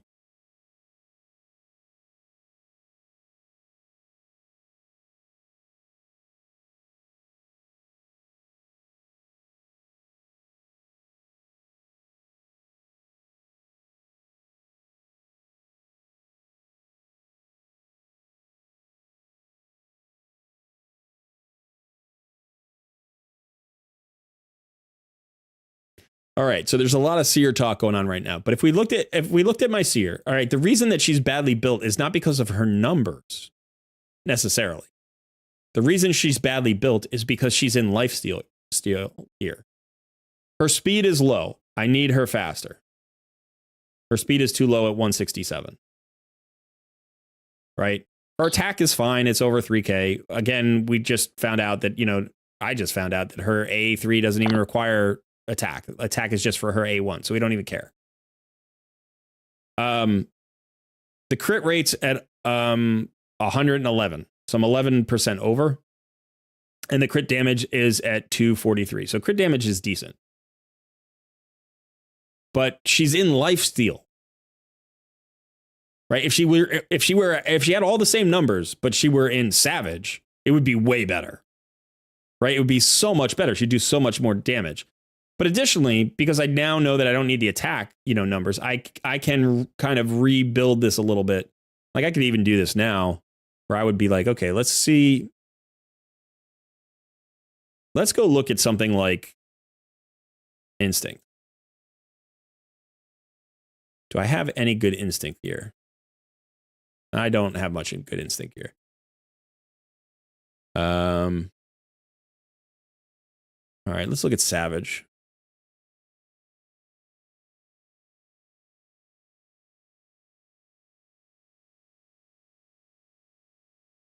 All right, so I have a ton of Savage gear. Nothing's really great here. Or if it were great, it would already be on somebody. But there are some pieces that might be really good. So let's go ahead and look for like crit damage gloves with crit rate substats. I've got one piece that's already on somebody. You can see it's pretty good. But she's got decent ones on. She should have, yeah, she's got, you know, crit damage with a crit damage. Crit damage with crit damage ascension, crit rate double roll. She's got accuracy, resistance, HP. So good. So really maybe what I need is just, I need boots. Let's go with crit rate. Maybe crit damage. Ah, here we go. Crit damage and crit rate. It's a little bit low on crit rate there. I got to keep moving around. I hate streaming when I'm trying to do gear, because you can't be anywhere. Can't be anywhere on the screen. So that's decent. So I could potentially, you know, try that on. And then let's see. So for primary stats, we don't care what the primary stat on the chest piece is, but we want crit rate substat, defense, HP, defense.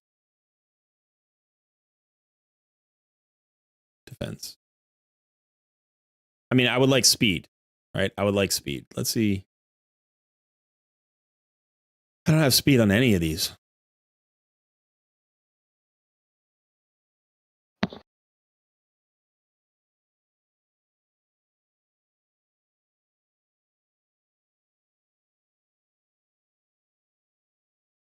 Don't you need accuracy for her buff strip?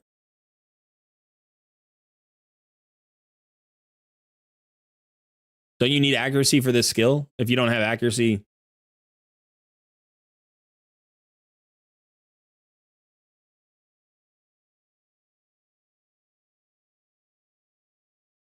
Shooter says, who cares? The waves never get a turn. That's true. So you're saying you don't need accuracy because you're not stripping their buffs.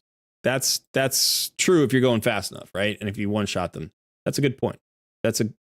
So, all right. Yeah, so like, you know, I don't have the Savage gear. I've run Fire Knight so much. I put thousands upon thousands of energy and I get the worst Savage gear. I never get a speed substat on Savage. I never get a crit rate substat on Savage, and I never get them both. It just doesn't happen. It's crazy, actually. I wanted to track it because I think it's like, I think speed gear and Savage gear are the two sets that I want the most, so I pay the most attention to. And like, I will pull 40 or 50 pieces of speed gear before I have a usable piece. And I'll pull, you know, hundreds of Savage pieces before I get a usable piece. It's crazy how messed up that is. But potentially I could rebuild it. These gloves are great. So these gloves are the only thing that I really need to hold on to, right? And then I could go with speed or Savage elsewhere. So let's see. Let's just go.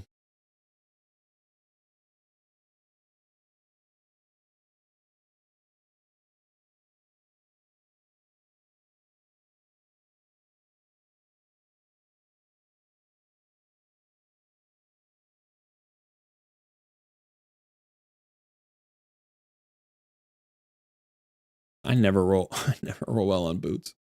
All right. I think these boots are probably the best. Try those on. Let's go for a chest piece next. Just care about crit rate and speed as a substat. We'd also like crit damage.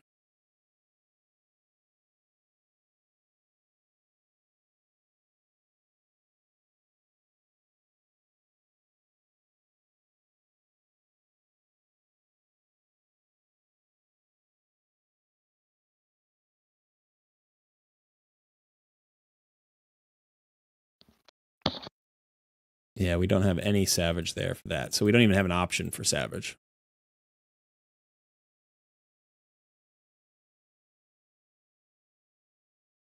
So let's just take this for now. Who cares? I don't care what the chess piece is. I don't care what the stat is because she's hoping to one-shot the wave. All right, so now let's look at the top 3 pieces.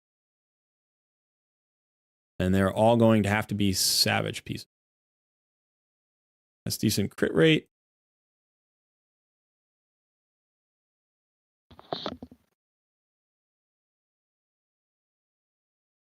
Decent crit rate.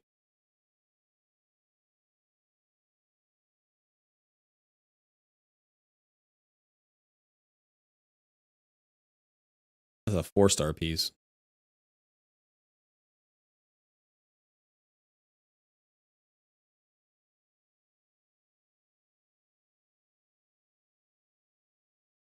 See if I get a triple roll in a crit rate here. I did. I needed it.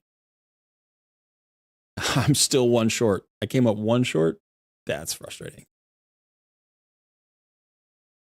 All right, I could roll into it here, I suppose. Nope. So 99% crit rate doesn't quite cut it.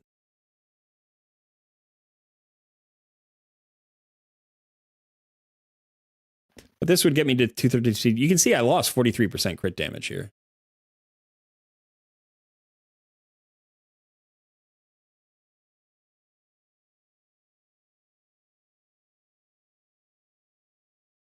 I'm sure I could get 6-star crit damage. There we go. We got something like that. Here we go. We could get this. That'd give me 7% back.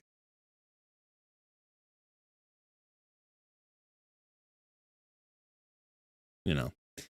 So this is why I haven't rebuilt her. I've actually looked at rebuilding her a couple of times. I mean, not really tried to work it, you know, because I don't have a team around her that I built. But it's like this is what I end up getting, you know, situations where it's like I can't, like, this would be better. This would be better. You know, the speed would be better, but I want the 100% crit rate. Obviously, having 99% is like, so. But it would still be good. Now I would have to speed tune this because I think she's running too fast. At 213, would she outrun my Emic? No.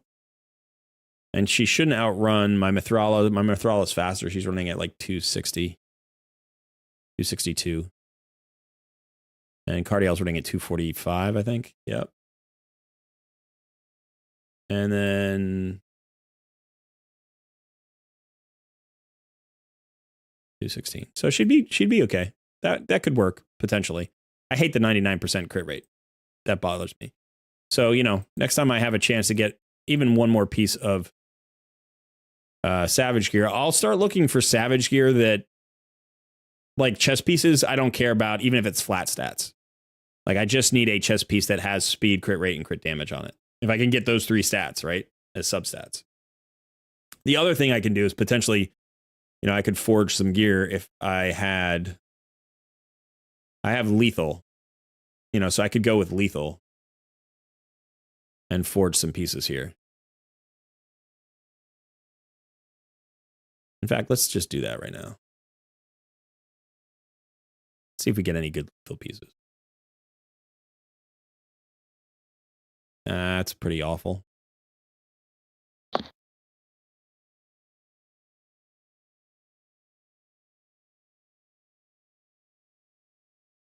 That's also pretty awful.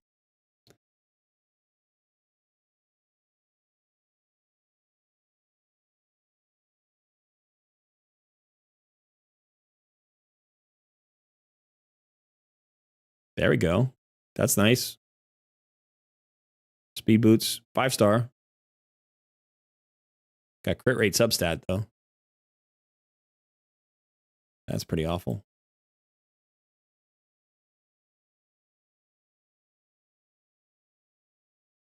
That's pretty awful. 2 more. troubleshooter saying put the glyphs on. Crit rate and speed substat. I did. I put the crit rate glyph on.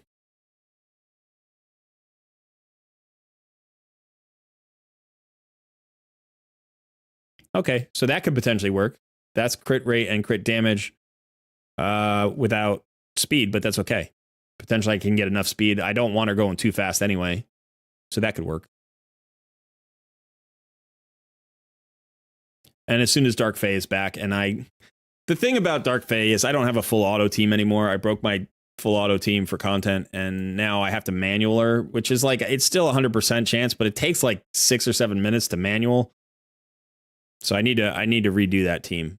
And once I get a full auto team, I'll start farming Dark Fae again.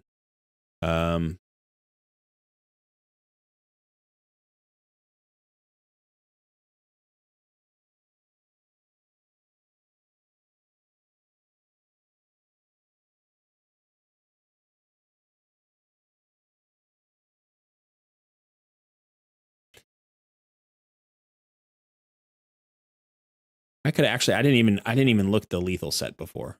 I could probably find some lethal stuff. All right, so let's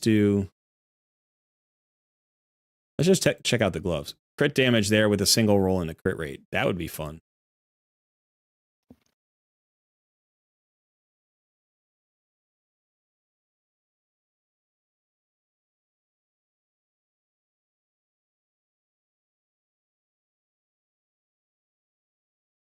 Let's see. I'm going to need some rolls in the crit rate here, though, because I've only got a single roll. There we go. Let's get a double roll here. Crit damage is good, but let's get that crit rate. Nope. It might work. It might work. This one missed on crit rate.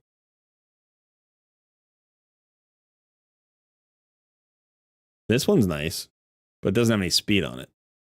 This would potentially go on my like my arena nuker. This could go on Genbo.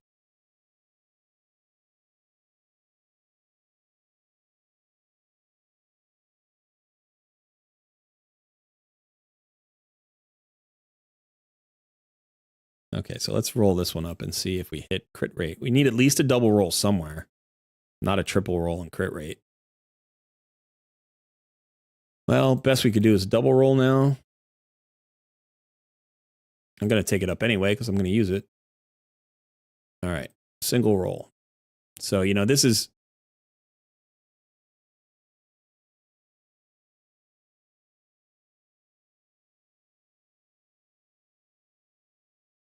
This is okay. Let's see. What other pieces do we have here?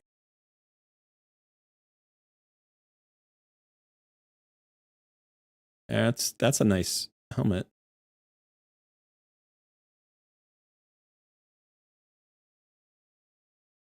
Speed's okay. So I could potentially do that. I don't know where I'm getting all this crit rate from. One of these pieces has to have like a triple roll or quadruple roll. And then let's go here and here. And we'll do getting crit rate. Let's see about roll.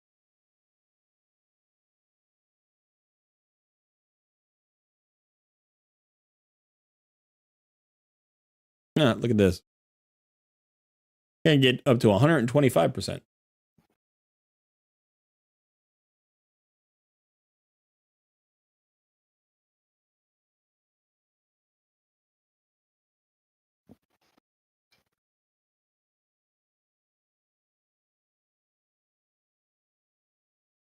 What did I lose?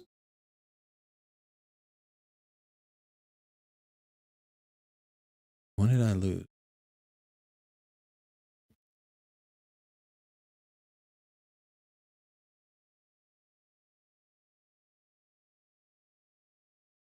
Let's upgrade this. If I roll in a crit damage, that would be good. Accuracy's not bad, but wait. Probably take this one.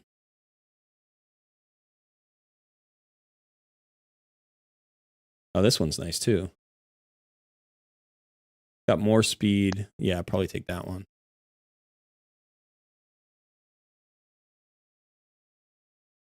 I've got all this crazy crit rate here. Ooh, this is nice. It's got crit damage on it. I'll take that one.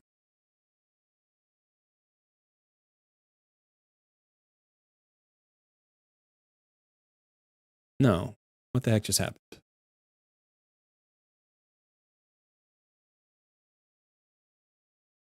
Oh, I got rid of the 24% crit rate, right? Okay, crit damage. Yeah, that's better.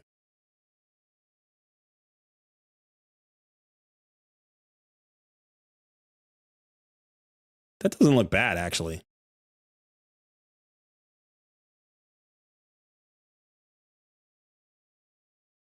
Let's roll this up, see what we get on our last stat. Could be speed. Got speed. At 210. Now, for Doom Tower, high Doom Tower waves, I'd have to be faster. The question is, if you have turn meter, if you have turn meter increase, you don't need to be faster. But the turn meter increase I would use would probably be either Arbiter or Seeker, and both give increased attack buffs, which is fine for her, because it's another buff.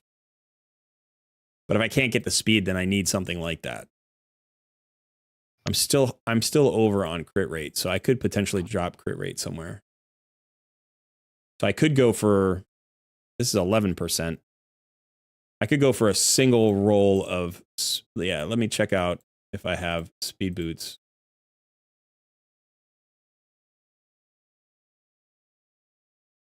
I was going to say if I had 6-star speed boots. Now this would give me more defense and accuracy, but not give me any more speed. No. Wow, the chat is flying by. I'm not...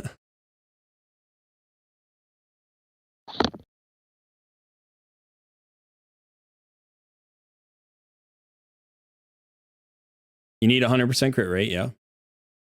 For high Doom Tower, you want 256 speed.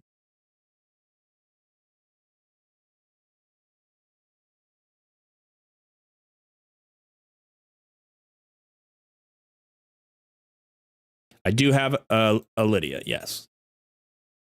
Now, the other thing I think is, let me take a look at my banner here. What am I running on this banner? I'm running accuracy with a single speed roll. What's this? Protection.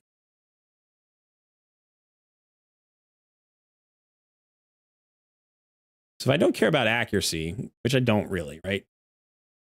I could just go with the fastest banner that I roll. So let's just roll some banners and see if we get into speed. I want at least 2 rolls here, so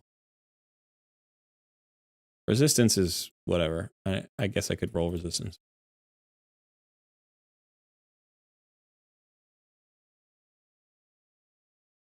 Yeah. By the way, look at this. Right? Rolled into the top 2 stats. This one rolled into the top 2 stats. This is why the RNG is like, what? It'll happen again. It'll happen again.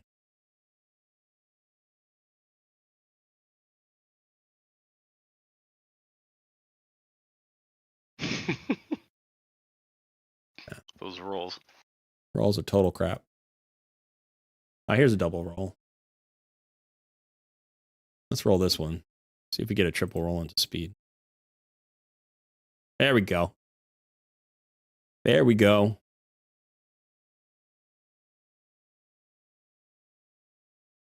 Yeah, so I mean, with glyphs, let's say I get 1, 2, 3, 4, 5. I've got 6 speed glyphs, so I'll get another 30 from speed glyphs. Roughly. Not quite fast enough. I could definitely use some more speed. And I have 9 crit rate to give away, right? Let me take a look. Let me take a look at...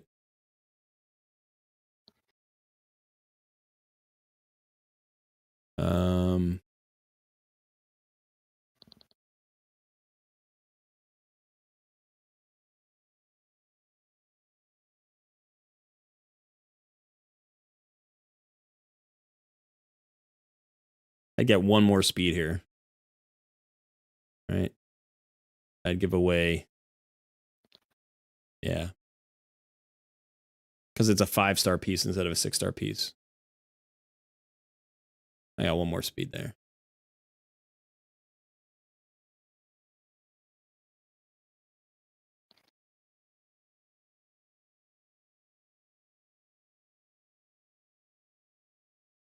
But still feels pretty good. Let's make that swap. Let's make that swap. All right, I'm eventually going to glyph this all out. But for right now, let's just go take this into... let's go take this into the Dragon Dungeon. And we'll see... We'll run the same exact thing. I'll run it full auto just like I did before. Let me get myself back out of the way here. So this is the exact same team, the exact same run. I don't have it in the AI, but she should one-shot this wave now. Should not be a problem.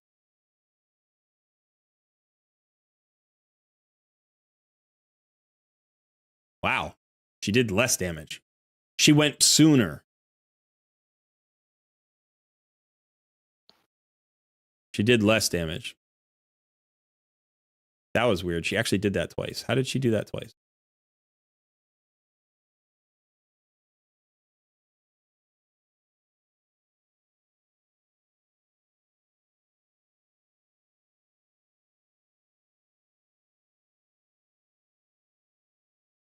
She might be faster than Newt now, and so we might not have had the weaken out, which might have reduced her overall damage.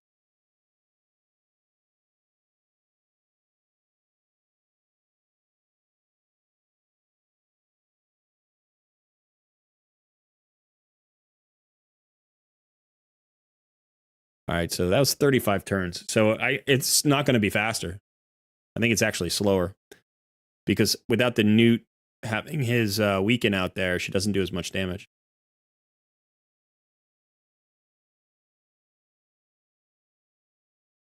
We might have made her too fast. Also, we dropped, I think we dropped crit damage by about 30% or 20%.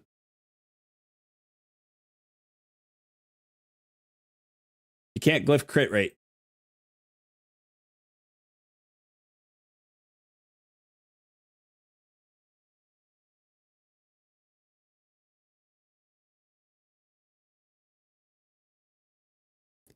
Cardiel ally attack made Seer waste or crushing rend. What do you... How could his ally attack make her waste anything? Oh, you're saying... No. His ally attack wouldn't do anything. All right, so 65 turns. But let's go take a look at her again.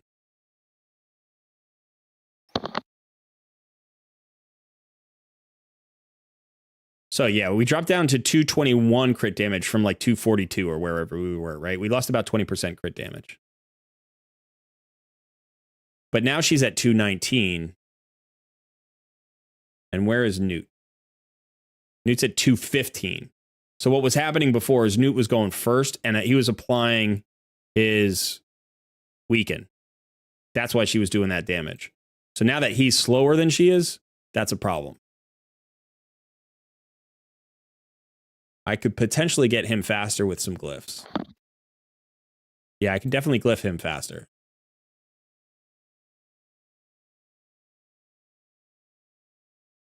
Let's see if there's another banner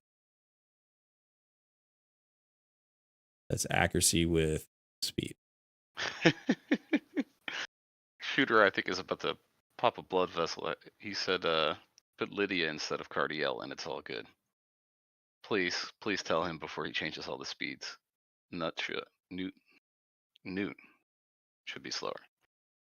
I'm not trying to make Newt slower. I think he's saying should be slower than somebody. Seer, I imagine. All right, so look at the Lydia for a second. Where's Lydia? Where is she? All right, she's running at 255.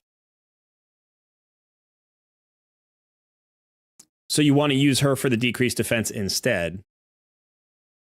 And the weaken. You want Lydia to be faster than Newt, otherwise his animations waste time. Yeah, I care less about the time. I care about the turn meter right now. But yeah, I mean, there's tons of things I could still do with Lydia. I haven't quite finished her off yet, but yeah, so go ahead. If we say this, now here's the thing that's going to happen, right? Is we have to remember, I don't think the speeds will matter in this particular fight. But we were talking about the speeds in Doom Tower. Cardiel's 19% gets me to the speeds that I need, right? So here I don't need those speeds. So I could do this. And then we'll get the decreased defense and weaken out before she goes. So what Newt was bringing, now Lydia's bringing. And yeah, you'll one-shot that wave. Question is, how long does it take on the reset?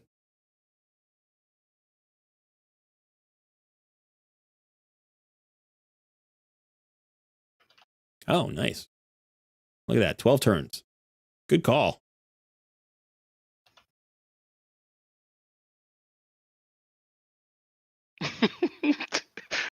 Shooter picked me and said I was about to collapse.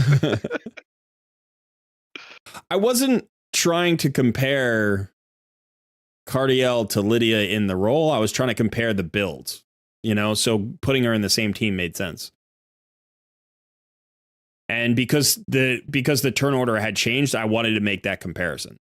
Like, I wasn't finalized on the team. I was just trying to figure out the comparison between how hard she was hitting before versus how hard she was hitting now. And the only way to do that is to run her in the same team.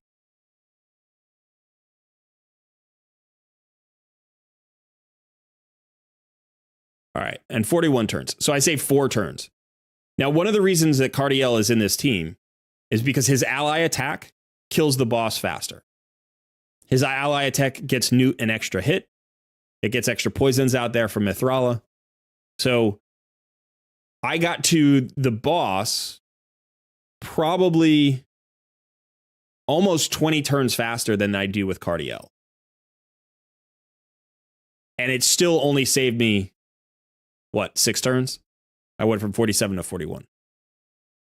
You know, so that's the ally attack, like, power, you know. Now, potentially I could use them together. You know, I could swap out, you know, I don't know. Mithrala gives me so much there. I don't need this. This is awful.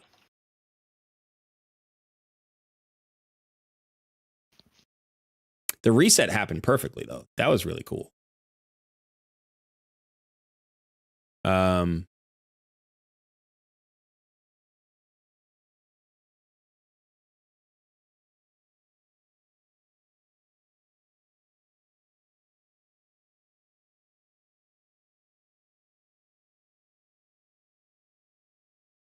A shield set Renegade instead of Emic, and that's even faster.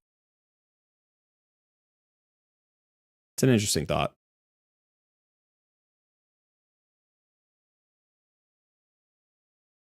What about you swap Newt for Artak and try this team on hard mode?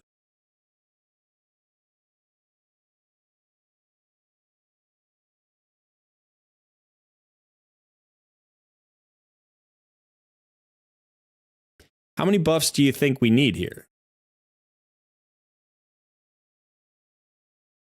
All the buffs?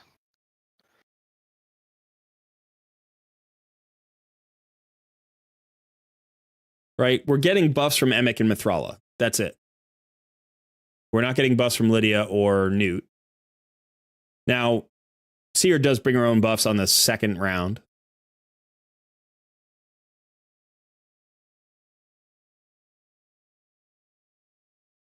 You think Lydia and Seer can duo the wave?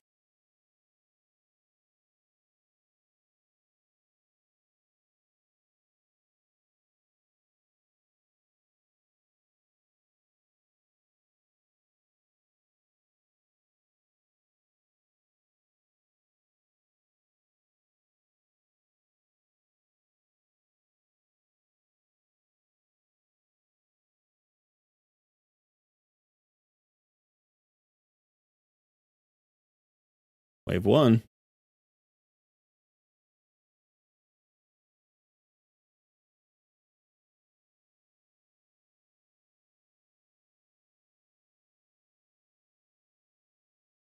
This is probably what I would do. I would do something like this.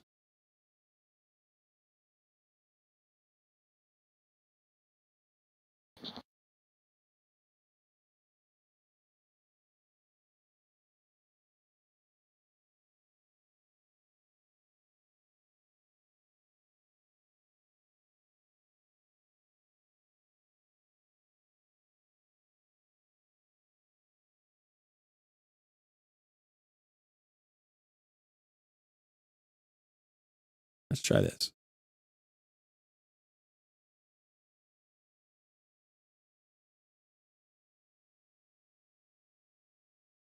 Renegade used her reset already because she's dumb.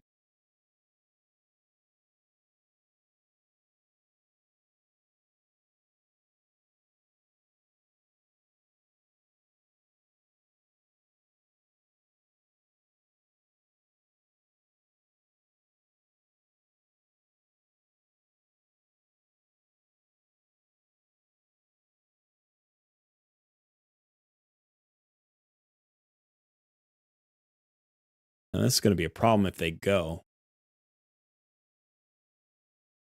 Although their buffs will become mine, so I don't know. This didn't work out because Renegade was silly. One smart cookie.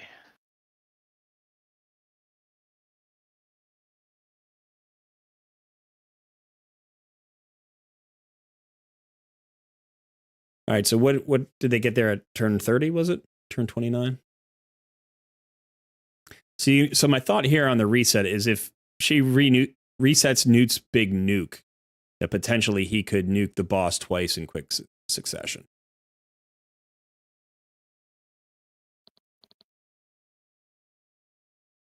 So yeah, this didn't work out. I think if I put this into the AI, though, I might be able to get this to work.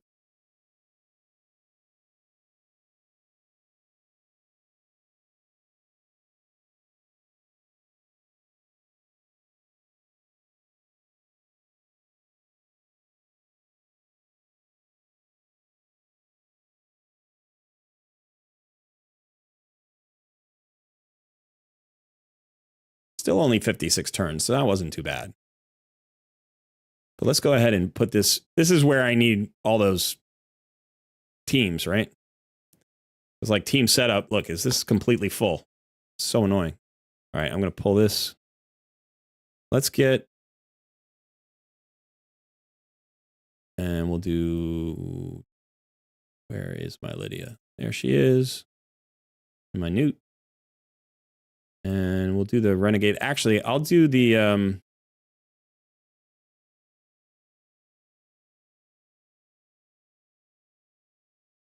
going to put the 5-star Renegade in there. I don't know if she's faster or slower. She might be... I'll leave. It doesn't matter. I only need it once. And then see her. Right?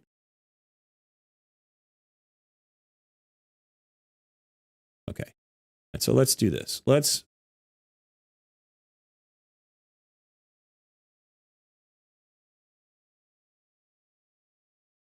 Okay, let's have him open with this on wave 1. He'll open with this on wave 1. Renegade will open with her. That doesn't really matter, but I guess we could use her A2.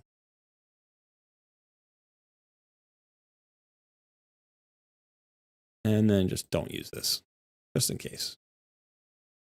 And then we'll do...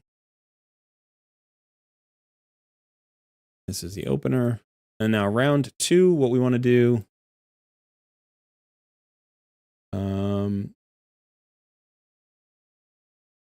is he should open with his... Probably won't get out there. They'll probably clear the wave before he goes. So this would be the opener. And then we can actually... Yeah, she's not going to open with this. She's going to have to open with this. She's not going to have the... No, she will have the reset. She will have the reset. Renegade's faster. Renegade's faster at 252. So she should have the full reset. So she'll be fine.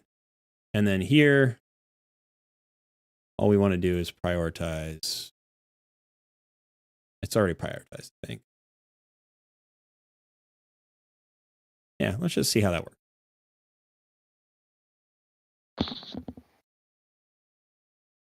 All right, so we should get the one shot on the wave. There we go. Shooter says something about disabling the A2 on the second wave. Who's A2? Seer. Yeah, I don't know that it'll matter, right? Because it may. She prioritizes her A3 anyway, doesn't she? Yeah, she does. So one shot's that. Now that got us to here at 14 turns as opposed to 12 when we did it before. Right? We got her to 12 without Cardiel. But we still ended up at 41 or whatever. So let's see if we can do better than 41 here with the ally attack and Newt. Shooter says A1 can proc extra turns, so you can potentially save turns. The Cardiel's A1? I'm assuming for Seer.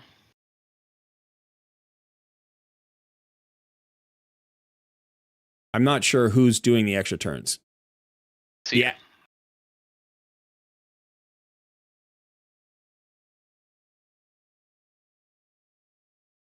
This is actually dicier than I wanted it to be.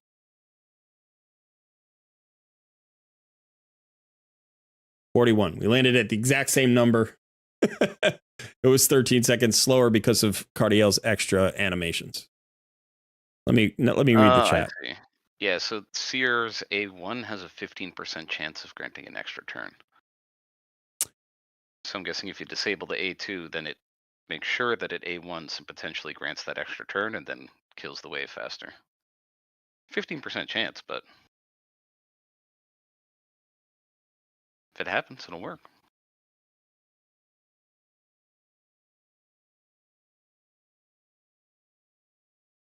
Gotcha. So you disable the A2. Yeah, you don't need the weaken and the increased crit rate we have from Cardiel anyway. So that could speed things up.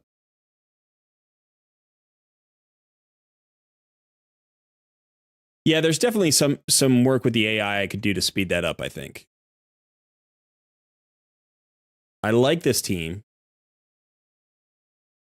You know, having Mithrala there, you see how low I got, right? I mean, Cardiel kept us alive, but it's like, and I'm not even sure that the reset here helped that much, right? Like with the Emic team, I got the same number of turns to the boss. So the Renegade could reset the Newt if that works properly against the boss. The problem is it's not going to happen for 4 turns. She's on a 6-turn cooldown. She does it on turn 2, which gets her to the boss with a 6-turn cooldown. So she's not actually going to do it for 6 turns or 5 turns on the boss. So it's really just that one reset. Whereas Emic would actually get back to the reset a little bit faster. So if we brought Emic back in, let's actually do it in team setup here.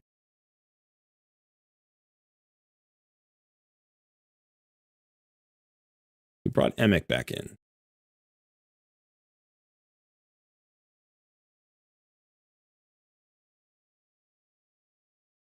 Okay, now here's the thing about Emic. So what speed is he running? He's at 236. So he's faster than Seer.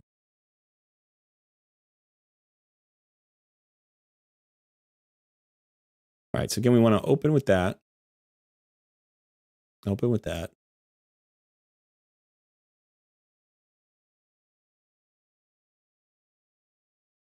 What do we want him to do?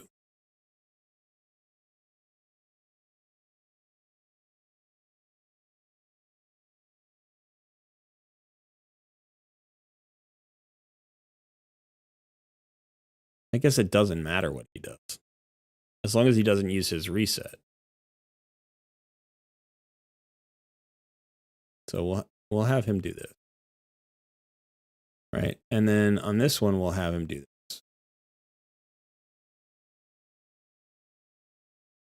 And we'll have her turn off her A2.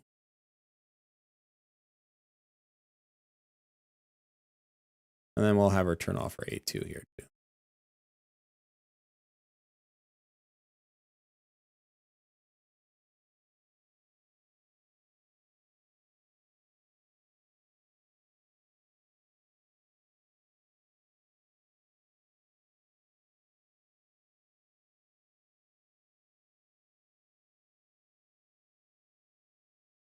see if that does it.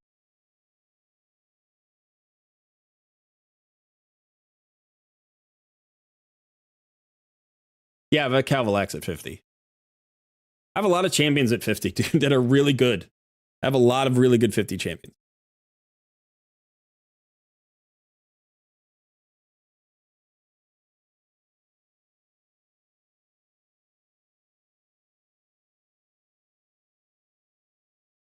Why did she not? That should have been the nuke right there. What did I miss? I wasn't paying attention. I was watching chat.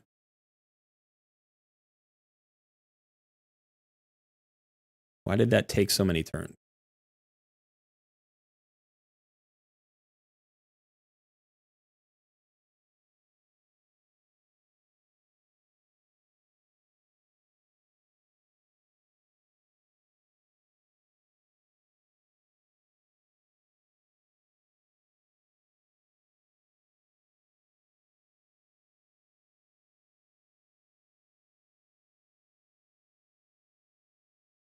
This isn't going to work either. This is actually worse. Although Newt does work.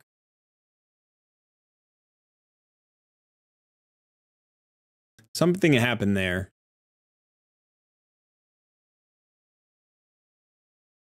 I think what happened was Emic did the cooldown too late, and so it didn't actually apply. I think that's what happened. So let me go back to the AI for a second. Whatever. I think I messed that up. On round 2, Emic opens with his and he shouldn't. No, he should. He should open with his... Yeah, he needs to cool down her right there. So her cooldown is 4 turns. So she's going to do this on her 3rd turn. Unless she gets the extra turn from her A1, she's going to do that on her 3rd turn, not on her 2nd turn.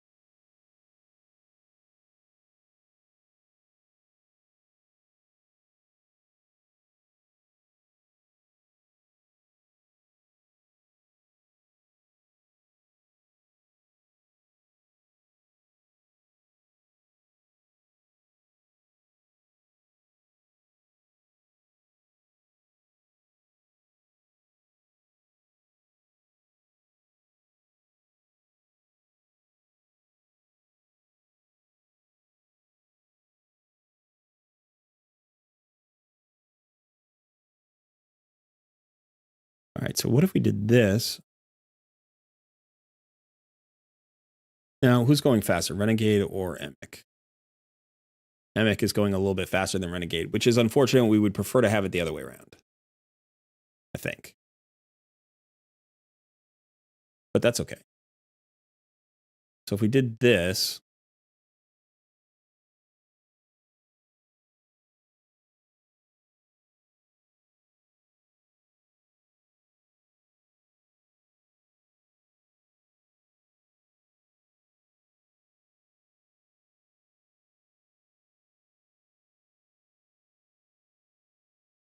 that'll give a 3-turn cooldown reduction to Seer, and she'll go right away.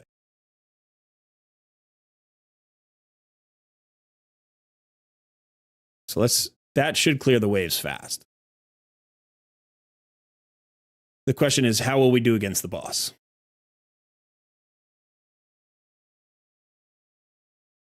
Why did Emic...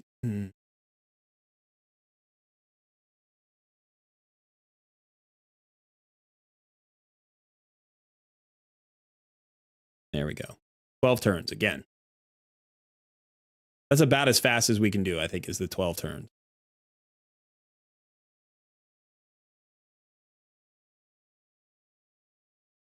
But with the double cooldown, we'll get to Newt's nuke really fast. And then obviously Seer's nuke as well.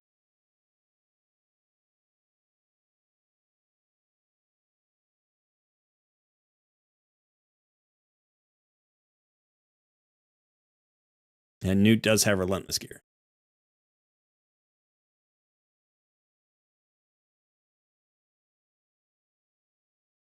There we go.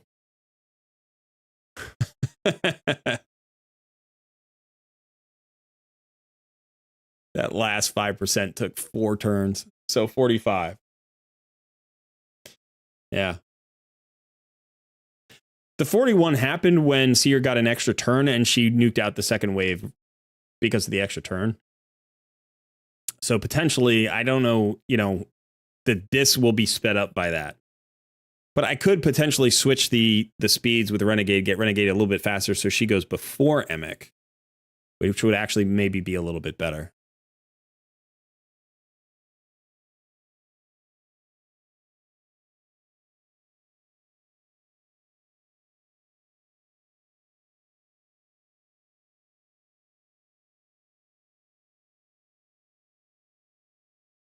You'd like to see Mithrala instead of Emic there? We can try that.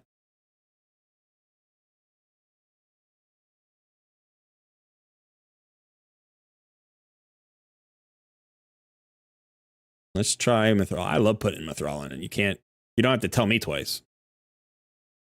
All right, so the question is, what do we do here in terms of Mithrala's? She's going to be the fastest champion on the team. So I don't think it matters what she opens with. This is on a 4-turn cooldown, 3-turn cooldown. She's going to go ahead of Renegade. Yeah, I don't think it matters. I don't think it matters what she opens with. Let's go ahead and just run that. That'll do more work against the boss. Disable Mithrala A2 and A3. Disable Mithrala A2 and A3 against the boss. Against the boss. I don't think I want to disable her A3 against the boss. I think I want to disable her A2 against the boss, but not the A3. Because the A3 is going to give more damage to Seer, plus there's also the cleanse, I guess. But we don't really care.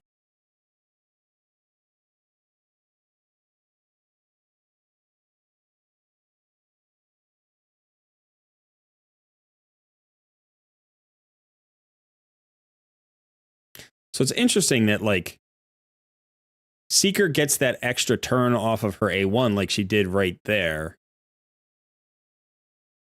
But in a turn count or a turn attack tournament, you know, that adds an account to get her back around to that faster. So I don't know that that's necessarily the optimal way to go either.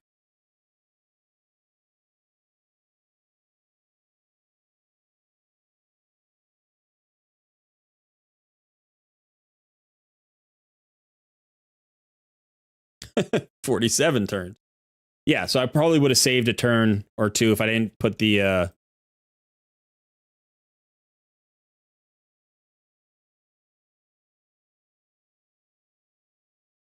so if I do Mithrala's round 3, turn this off. But I don't know that it's going to go much faster. I mean, that's the thing about Cardiel, right? Cardiel's ally attack is so powerful. It gives crazy additional damage, and it's 1 turn. You get 5 attacks, and it only counts as 1 turn on a turn count. Now, the animation is long, so if you're trying to save time, it's not as fast. But if you're trying to save turns, it's actually a great turn saver. And in fact, you can even save, like, one of the things that I do to save turns is I try to bring, like, an AoE wave clearer, like, you know, a hard-hitting AoE champ on the A1, so kind of use like a blender composition against the waves. But But I think, you know, best case scenario here, we're probably somewhere in the 45 turn range again. I don't think this is going to be really faster here.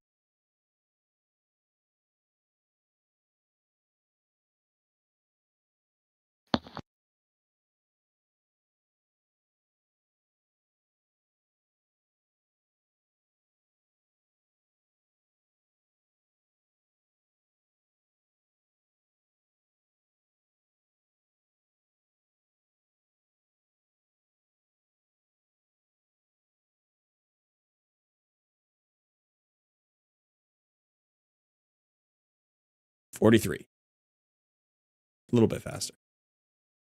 We saved a couple of turns there because of extra poisons, I think. But yeah, this is just, you know, I'm not really sure that this is you can see, like, we've tried 4 or 5 different combos here.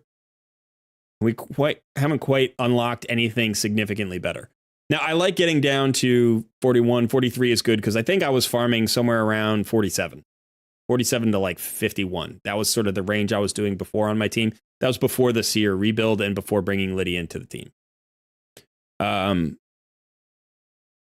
yeah, potentially, you know, this is a better, slightly better team. But I think the Seer rebuild is the big thing, right? Just one-shotting waves as opposed to needing extra turns to clear out the waves. Let's try one last thing. I want to try this, though.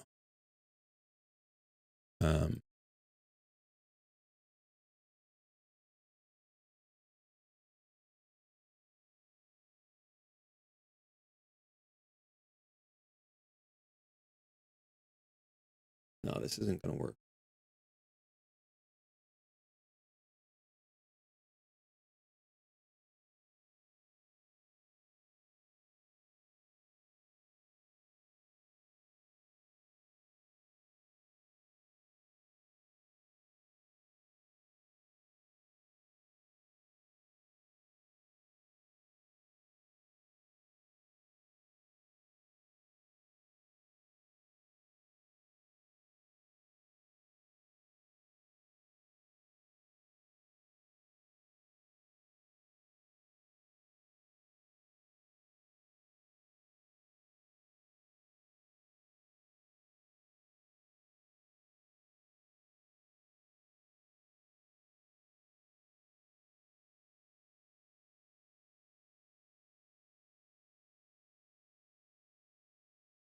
I'm wondering if we give away a few turns on the waves, if we can make those turns back up on the dragon, because we were clearing out the waves in 12 turns and then it was taking 30 plus turns to kill the boss. So let's say we gave 5 away on the waves and we cleared it at like 17 or 18. Could we potentially shave 10 off the boss by bringing in another big damage dealer? And we might be able to. We're giving away more turns, though, than I thought.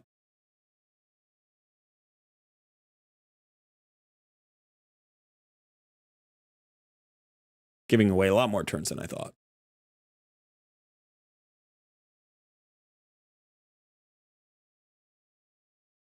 So, yeah, we got here at 29. So we gave away 17 turns. That's too many turns.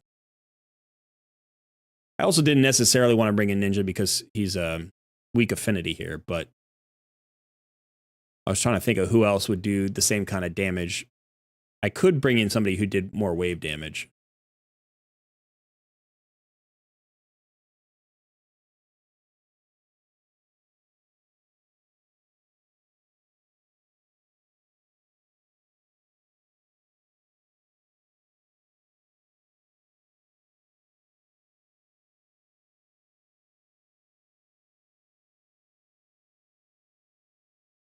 So what was that? It was 50. So not a lot slower, but definitely slower on the waves. Let's try one more. Oh, also I didn't do it in the team setup, so that might have changed the way those things work.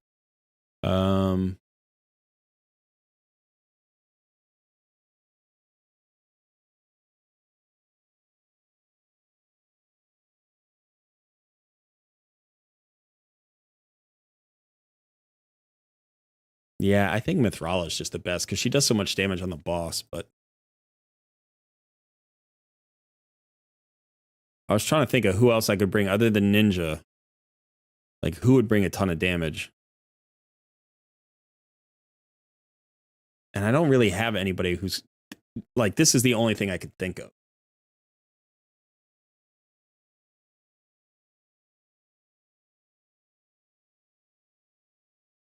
This might work.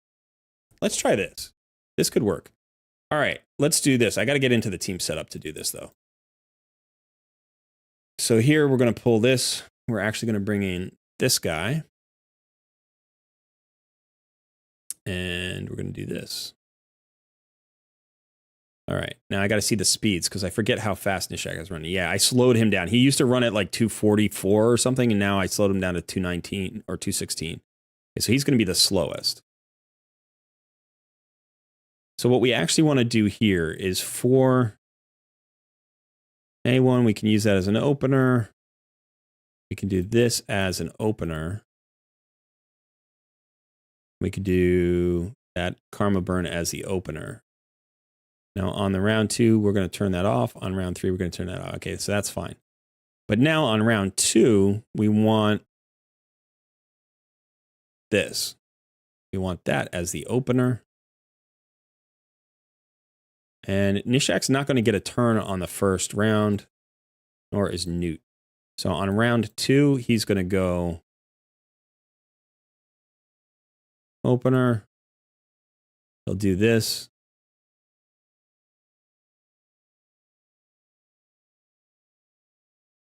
We'll see. I don't know if he one-shots the waves. I don't think he does, but we'll see.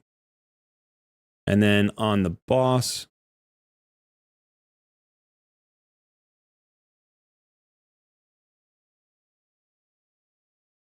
yeah, we can do whatever. Let's see if this works. If Nishak doesn't one-shot the waves, which I don't think he does, then it's not really going to be a huge benefit.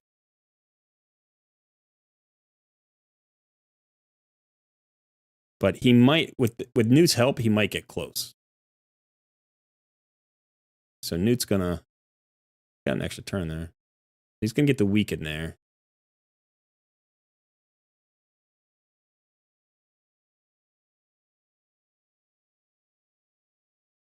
Nope, not even close. But now Seer, I think. No, I guess not. I was thinking Seer had the her cooldown there because she took extra turns, but she didn't.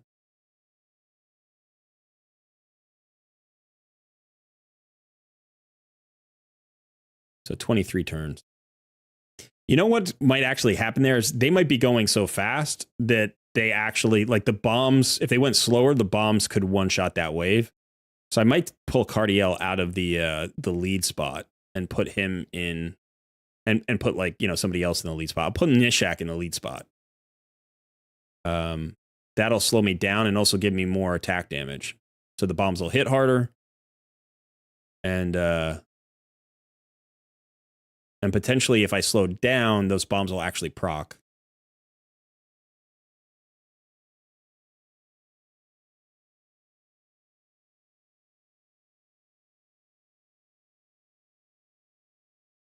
So we're up to 43 already, but it's not, it's going to be about, what, 45? 44. So yeah, close, right? Close. Let's do, let's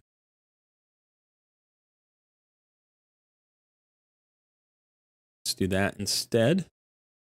We got to redo these. I think he's just going to do what he normally does. I don't think we have to change that at all.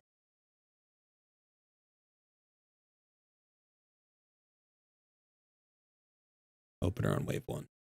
I think that's it. I think that's all we had to do there. All right, let's try this.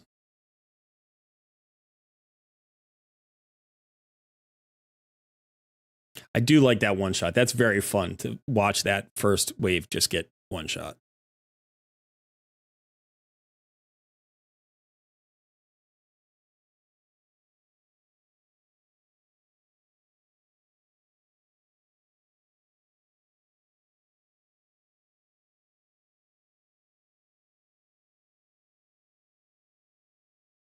Those bombs aren't one-shotting everybody. Thought they would.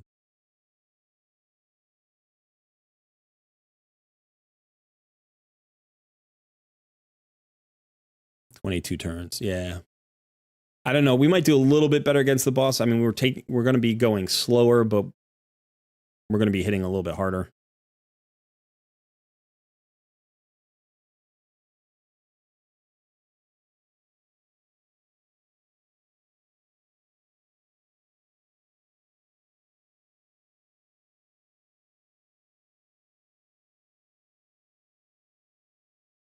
Nah, we're gonna lose turns here, I think. So Nishak used to be the fastest champion for me for Dragon. And I was running him at a faster speed, and then I slowed him down for a clan boss team because I thought maybe with a poison activation I could burn through his poisons and not fill up the debuff bar completely, but there's just no way to do it. So it's like it's crazy how many poisons he gets up. 51. That was worse than with Cardiel in the lead. So, all right. Well, this has been fun. So I think our best iteration was with Emic, but our most consistent iteration I think was with Renegade. So I'll have to mess around with that a little bit more. But I appreciate the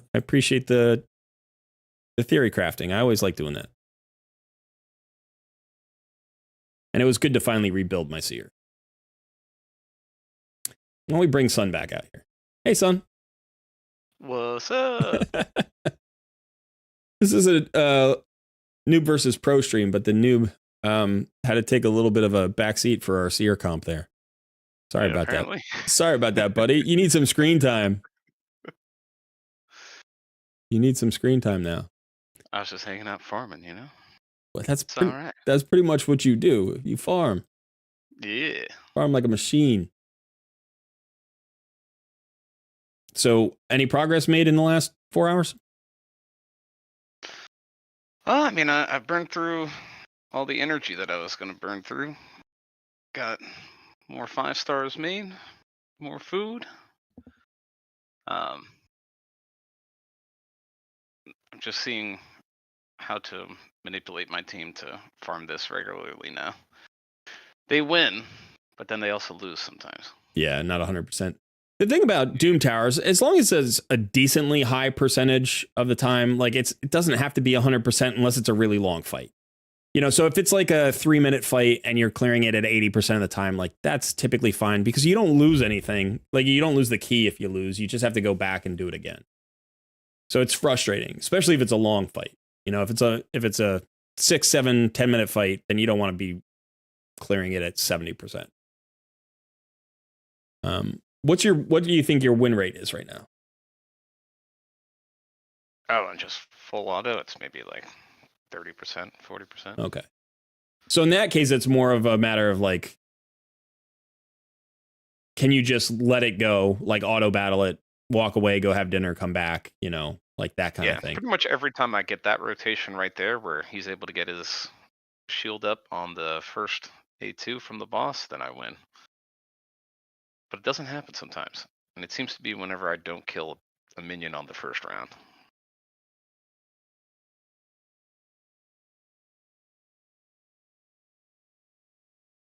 I'm just realizing, I think for some reason we're not showing your full screen. Nope, hasn't been. There we go. We can show that health bar. Hey, what's up, Robert? It's me. That's better. I'm back. Now we can actually see your health bar.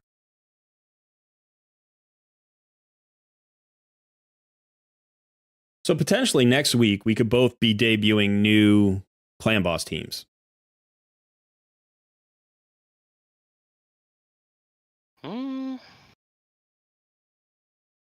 Maybe.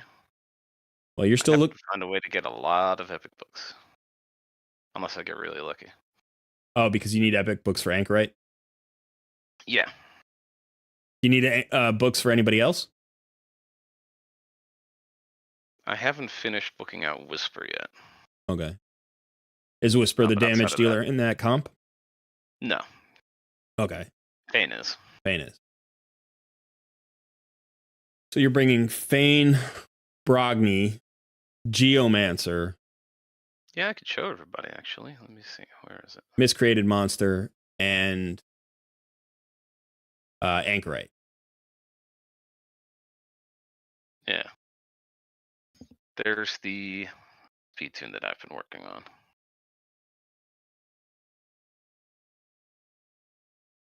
So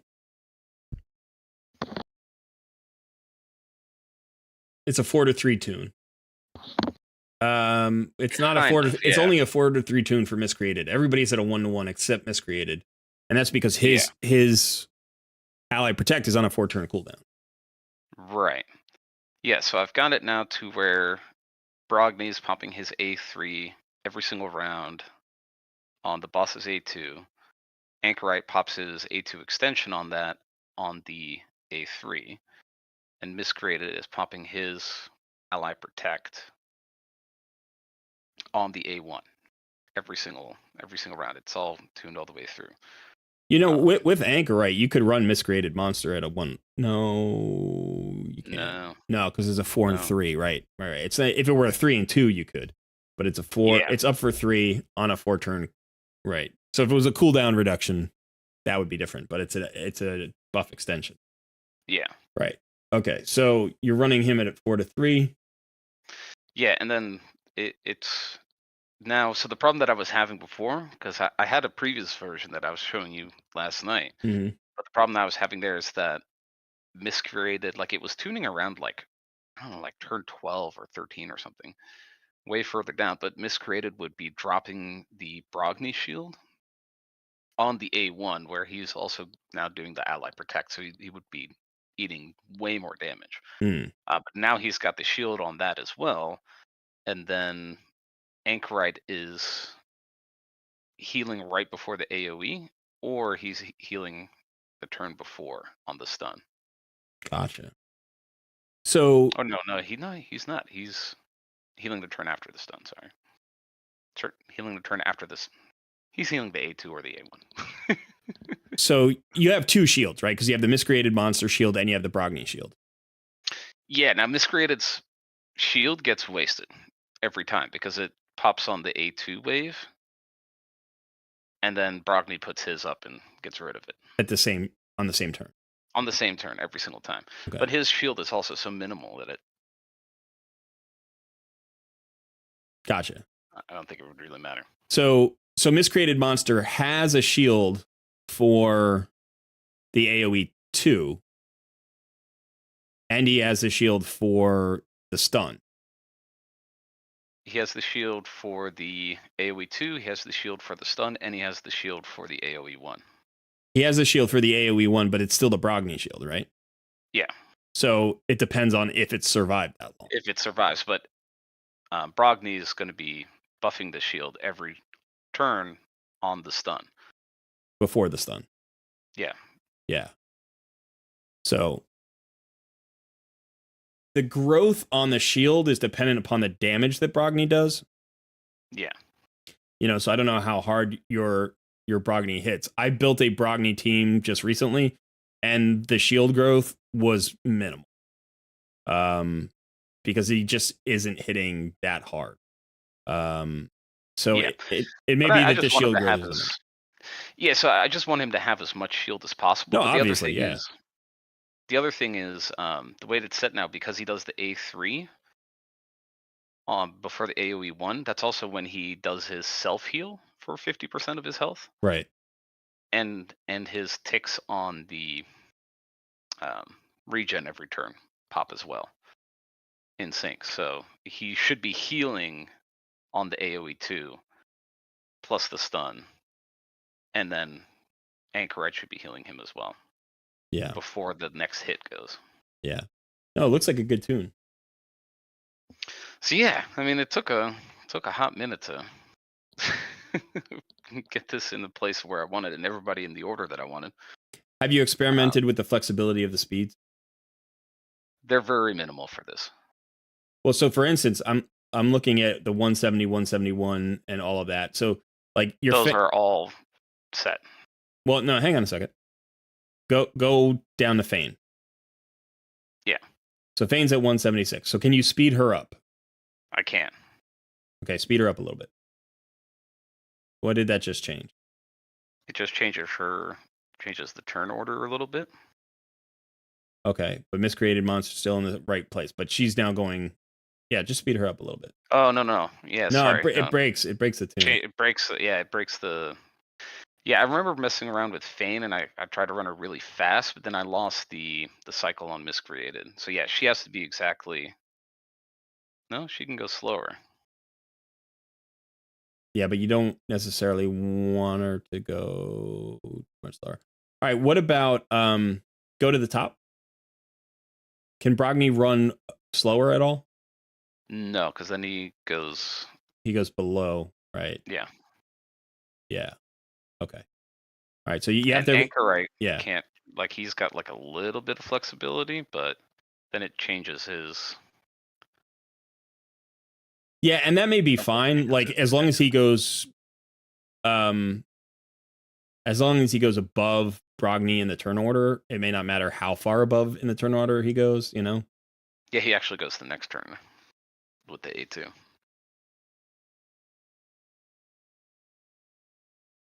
What I'm saying is he goes before Brogni. Yeah. And what I'm saying is it may not matter how far in front of Brogni he goes, because as long as he's extending that, buff, it doesn't matter where he is. You know what I'm saying? Yeah. Yeah. So the only thing that would change is if, for instance, he ended up on the other side of Miscreated Monster for some reason. Then that would be bad. So if he's if he ended up between, you can get him to a point where he ends up on the wrong side of Miscreated Monster. Yeah, so he's got about 5 speed before he switches Miscreated. He pushes Miscreated. Yeah. So he can run from 171 to 175 technically. So or 76. What I like to do is I like to see if I push somebody, if I change their speed. So push him up as fast as he can go.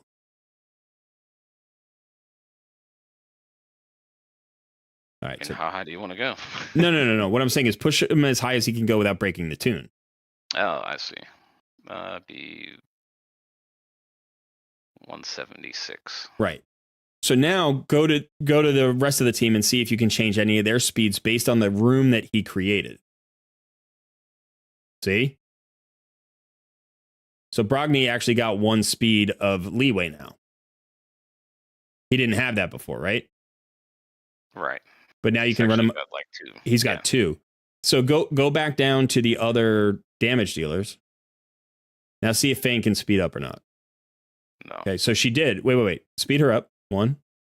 Now speed up Brogni. Leave Fane alone. Go back to Brogni. Speed him up. I don't have this saved, so. Oh, that's okay. Well, I'm just saying I don't want to. Did that retune it? No. No, because Brogni's. Yeah. She pushes Miscreated into the stun turn.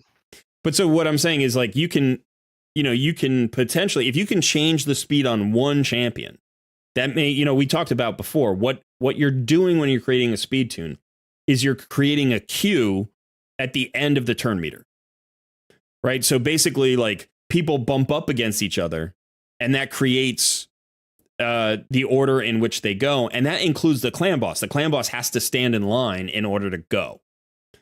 Right? So one of the things you can actually do is you can actually slow the clan boss down so he takes fewer turns than he should based on his turn meter, because he's got a big old line in front of him and he has to wait his turn.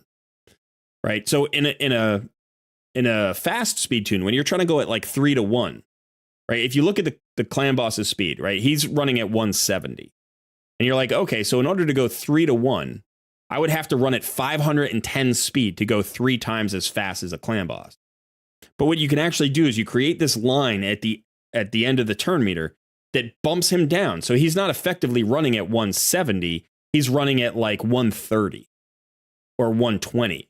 He's running much, much slower than his actual speeds are saying. So you can actually run at, say, 300, and with a little turn meter fill, you can get up to, say, 360 or 370, and all of a sudden, he's running at 120 instead of 170, and now you're lapping him 3 times. That's how you create a 3-to-1 speed tune. You don't actually generate like enough speed to go 3 times. You just don't. You can't do that, right? You can't, especially against like Ultra Nightmare Clan Boss is 190. So you would have to run at 570 speed to go 3 turns to his 1 turn. So when you have a line forming, you know, it may be that that line can form, but like if one person takes a little step forward, that creates a little space where everybody behind them can take a little step forward. And it doesn't change the turn order, but it gives you flexibility in your speeds. You know, so it's like you can, if you're taking like a tenth of a step forward or a tenth of a step back, that might not change the speed that everybody's running at, like in terms of the overall turn meter fill, but it may in fact just allow you a little bit of leeway. So I like to see what that leeway is anytime I'm doing a speed tune. So I will see who has leeway, and then every time I change somebody by, you know, like 2 or 3, I'll go and see if I can change anybody else. And if I can, you know, change somebody a lot, then I'll do that. And then there's another thing that you can do, which is potentially you could like go to Feign for a second. Mm-hmm. And so you're in speed tune, right? And she's at 174. Yeah. Okay, so just remember that number. So now push her faster. Just keep going. It doesn't matter if the speed tune breaks. Just... yeah, I've pushed her all the way up to 270, and okay. I can't. And it doesn't come back in the tune. No. Okay. So at least not where. So it'll tune. Yeah. But Feign drops all of her buffs at the wrong time. And so and so no matter where her buffs drop, she would just get wrecked because she doesn't have any protection. Yeah. Well, one of the things that can happen, and this happened on one of my speed tunes, is that like I was trying to run a 1-to-1 speed tune, and I was running everybody in the 180s because I wanted it to tune for both Nightmare and Ultra Nightmare. And then once I created the tune, I went to my champions and I realized I was going to have to slow everybody down. And so I had a champion that was running faster. It was my Stag Knight. Was running at 207 and I didn't want to slow him down. So I just pushed everybody faster to see if I can get to the same speed tune with him at 207. And I could do it. And it was very tricky to do it. But once I did it, what I realized was like, one, it wasn't speed tuned for, actually, I think I was trying to do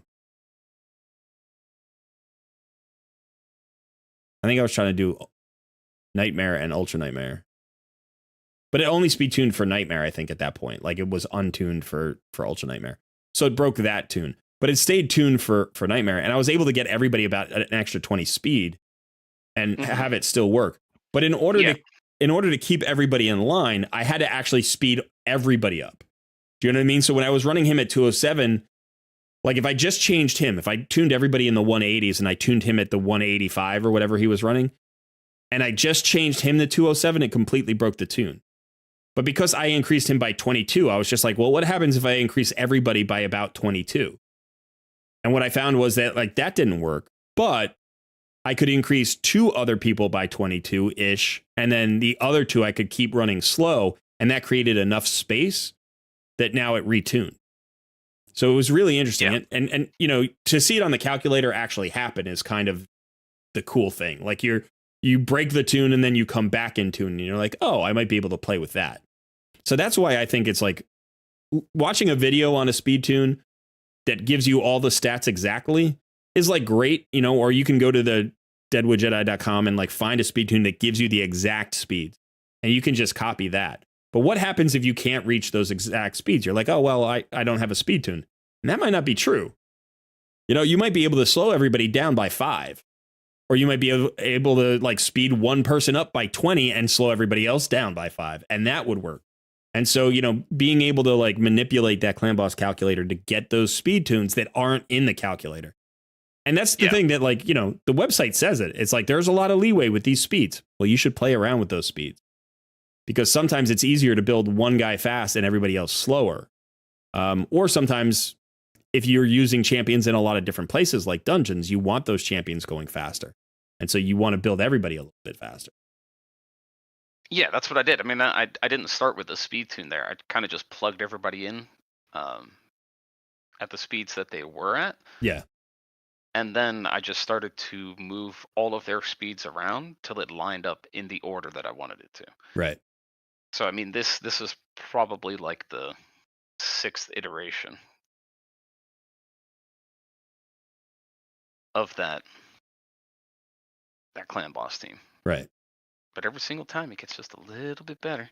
Yeah. It's like, ooh, this buff gets extended to one more spot where I want it to be. Yeah. That speed tune looks really good. It looks exactly like what you're trying to do because it's like it's fully affinity friendly. It's full auto, right? Yeah, it would be. There's I mean there's a 2-point delay on the A2, and then Brogni has some delay. There's a 2-turn delay on something? Yeah. So that probably wouldn't be full auto then. So having a 2-turn delay can work if you have 2 skills that have the same cooldown and you're using both of them. Then you can do a delay with the A1 and then prioritize it so that you get a 2-turn delay. But who's the 2-turn delay on? There's a 2-turn delay on Brogni's A2 and a 1-turn delay on his A3.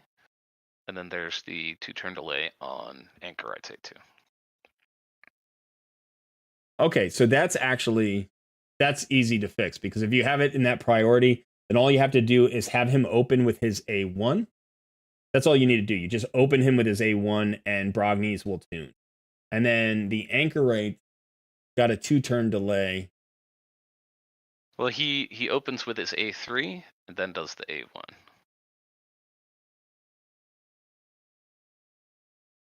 Yeah. But you can't put that into the AI.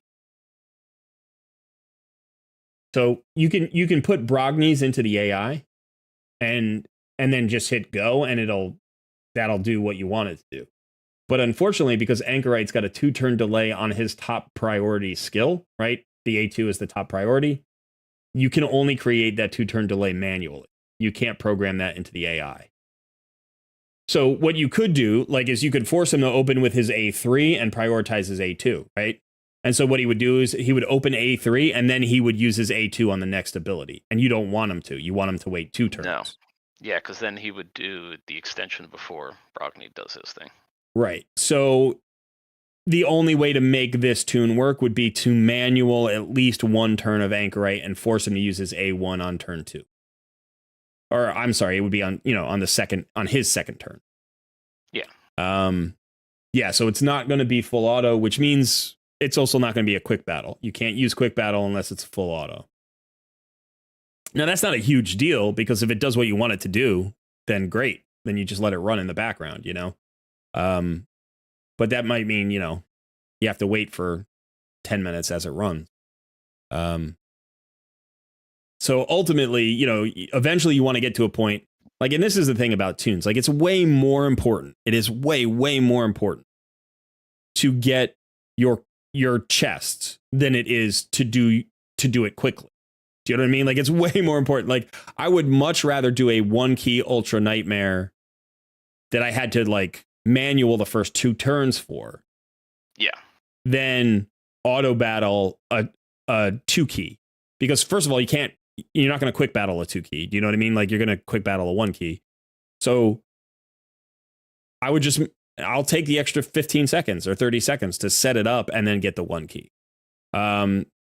And then at some point, if I ever, get a full auto, then I can just use the quick battle and that's great. But, and it doesn't matter really, you're trying to get from a 3-key, say, Nightmare to a 2-key Nightmare. So you're watching the battle anyway. Yeah. So potentially using 2 keys might be faster than using 3 keys and less work. So even if you have to set it up a little bit, But yeah, it's unfortunate that it's just that one skill, But the nice thing is that means the setup's really easy. You just let it auto through the first turn, and then when it comes to Anchorite on the second turn, you just A1 and then you click auto and you go. Yep. So it'll be fast. Yeah, this is just to get me through. Dang it.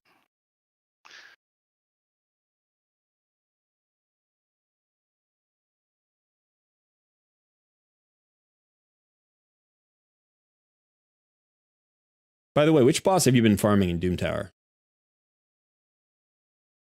Well, I was just farming the Griffin Guardian set. So I did that for a while, and now I'm actually farming the Magma Dragon. Yeah, I've farmed in too. I want that Bloodthirst set. I need to get some better pieces on Athel, and I can't get them from Dragon. I just can't. I haven't gotten a single upgrade for Athel from Dragon in 85 days or whatever it is, 83 days, however many days we're in. I have not pulled a single upgrade in all of that time farming Dragon for Athel.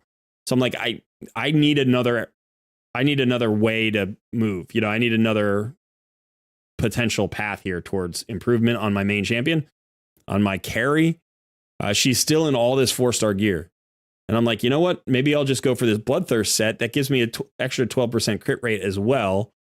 So potentially I could get her into, you know, crit damage gloves, and still have the lifesteal, which I need on her for all the other things. And yeah, I haven't pulled a single lifesteal upgrade. Yeah. I've gotten good lifesteal pieces. Yeah, I've gotten good pieces. But nothing that's an upgrade from what she already has. Which is frustrating because it's like the 4-star gear that they give you as the login reward during the first 7 days has the perfect substats. So you'll never you'll never get better substats. And if you roll them well, then even if you match those substats later on, you're going to have trouble rolling as well. And I've rolled pretty well on her gear, so at least on those pieces. But I do think that with the Bloodthirst, I've got like 2 pieces. I've got 2 very good pieces there. So when you think about the fact that the set basically gives you, you know, at least 2 crit rate rolls, it kind of alleviates the pressure on the substats for it being crit rate. And so you could potentially get more crit damage, more attack. You could get more speed. You could get more accuracy, you know, all the other stats that she needs. So I've decided that for the time being, I don't have anybody on my roster that I really want to run in Guardian anyway. Like the only champion that I could think that I might run in Guardian would be my Doom Priest. And I'd rather have her fast. I think that getting to more cleanses is more valuable anyway. So I'm like, I don't really have a tank that I would build that way, you know. Maybe if I build out Burn Geary, I would do it. So at some point. Yeah, I've got Miscreated in some Guardian right now. You have Miscreated in Guardian. Yeah, for funsies. Okay. So I should do a dive into this. I've been thinking a lot about this, and I feel like, so right now I've got my Taragi in Stalwart, because as an ally protector, he needs to reduce the incoming damage from AoEs. He just has to have something, right? So I have him, I think he's in Stalwart and maybe Immortal. But I'm thinking I might switch him to a regen set. Now, regen set gives you 15% regeneration, whereas Guardian gives you 10. But Guardian also gives you like this mini ally protect. And I don't know how that interferes with the original ally protect. So if you have an ally protector wearing Guardian, do they take an additional 10% damage from their team? Or that was my impression. Yeah, so now you're taking, 55% as opposed to 60%, because I think it's multiplicative. So it would be you'd take 50%, and then you take an additional 10% of the remaining 50%, maybe, which would be 55%, which feels like you're more likely to kill your ally protector, and you're giving him less heals. Right now, if your ally protector is not close to dying, then you make him a more effective ally protector, right? You actually keep your team alive even better. So it's like having your tank who shares the pain share more of the pain feels like a good idea if that tank is not close to dying. But if that tank dies, then that means that your Guardian set may have killed the tank. You know what I mean? And potentially getting them out of that and getting them into a Stalwart or a Regen set might be worthwhile. And I don't really know. Like, I think the only way to figure that out would be to experiment with it, like to actually run it and see which way it works better. I imagine we were talking about Island before, that Island would be a guy that you could run in a Guardian set and would work great, you know, because you get the extra healing and he's already getting healed anyway. But again, we said, you know, one of the things that kills Island is like he doesn't die on his own. He never dies on his own if he's solo. So it's basically the ally protect that's the most likely thing to kill him. So, you know, I'm going to be experimenting with that this week. We'll have to see. Yeah, I think I got some pretty decent HP gear and stuff, so I figured might as well put it on him.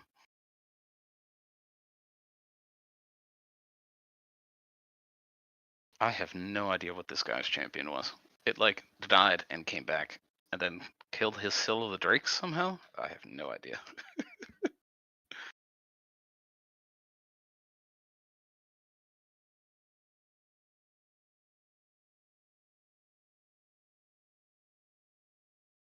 Tributor says, let me tell you, Island is always the last to die.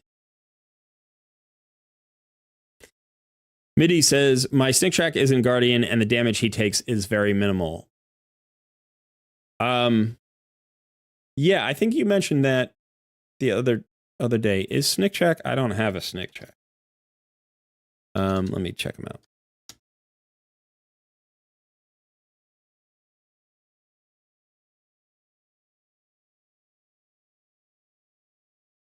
He places an ally protection buff on all allies except this champion for 2 turns and places a reflect damage on all allies for 2 turns, then heals this champion of 50% of their max HP.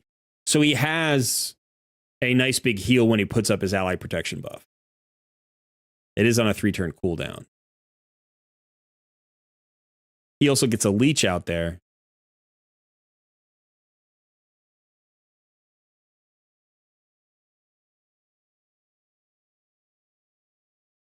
And he also places a shield that can't be removed when the leech is out there. And he has a decreased attack. Okay. So potentially it's just his kit. It's not the scenario, right? Like he has an ally protect, but he has a shield to mitigate the damage that's incoming. He's got a heal on his ally protect. He's also got a leech out there that can give him additional ways to get health back. He's also got a decreased attack out there, so you've always got the decreased attack on the boss, let's say, that's hitting your team. So that may be it's just he may be very good to be in that set, right? Like he's a very tanky ally protector. When I use Vizix as an ally protector, she often dies. There are fights where she just gets killed by her ally protection because she doesn't have a lot of extra defenses up. You know, so it could be the kind of thing where putting Vizix in Guardian, first of all, I wouldn't because that's not what she's about. But let's say I was using her for that, you know, that the Guardian gear would actually kill her faster.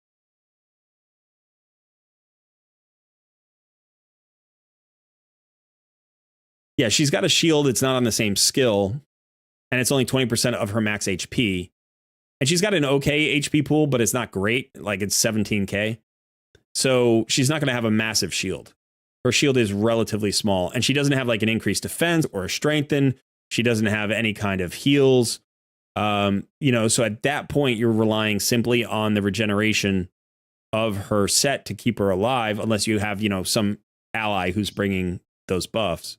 But like Snick Track clearly has more defenses than Vizix does. And that makes sense because Vizix isn't really meant to be used in that role, right? Like she has it, but she's primarily a turn meter decreaser and an AoE provoker with the slow and all that stuff. Like I very rarely use her for her ally protection.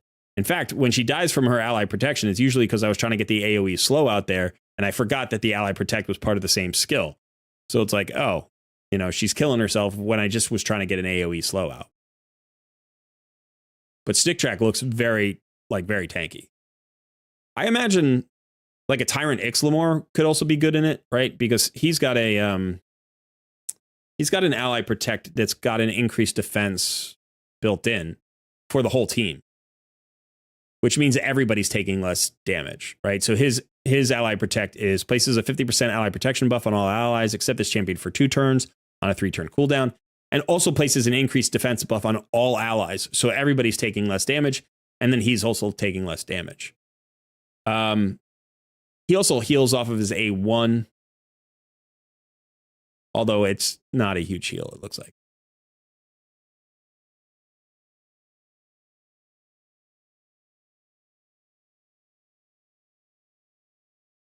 Oh, wow, this guy just straight up left. That's unfortunate. I didn't realize this guy was an AoE HP burner as well for 3 turns on a 3-turn cooldown. Tyrant is 100% HP burn debuff on all enemies for 3 turns on a 3-turn cooldown. Cool. That could make him very good for fighter boss. Not as good as an activator, but if you're just looking for a tank, like if you pull him, then yeah, he could be good for wave content. Also good for clan boss. Could be very good for clan boss. Oh, here's another thing. Decreases damage inflicted by enemies under HP burn debuffs by 10%. So straight up 10% damage mitigation if you got that HP burn out there. Very nice. I pulled Tyrant and I knew he was good, but I'd never pulled him before. And I didn't really need him when I pulled him. This is on my main account. But I keep looking at him. I'm like, this is the kind of champion I really enjoy playing with. You know, I like champions that do what this guy does.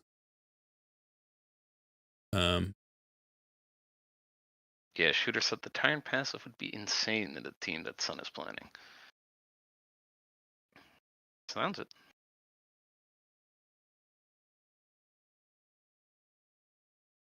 Well, you've got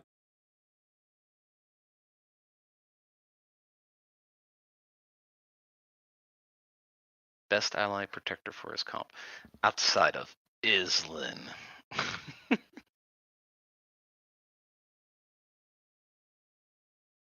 no, because Tyrant Ixlamore has his. I don't know if that's true. I'm just saying stuff. Yeah, his ally protection is on a 3-turn cooldown, and Islin's is on a 4. Oh. Yeah, so you'd want it on a 3-turn cooldown. The thing about your team is Brogni, Anchorite, Miscreated Monster, Fane, and Geomancer? Yeah, that sounds about right. Yeah, so I don't know that you want to bring in another HP burn champion with Geomancers. One of the things about Brogni is if you just don't give him accuracy, he won't land his HP burn. Right? But that HP burn has to be from Geo, or else it doesn't work. Like, it doesn't activate his passive. So I guess you could do the same thing with Tyrant, right? You could build Tyrant with no accuracy, so his HP burn doesn't go out there, and he would still get the damage reduction of 10%. You're right. So that would work. That would work fine. And you'd probably turn off his A2 anyway. You'd just let him use his A1. I mean, his A2 hits harder, but his A1 heals him, so.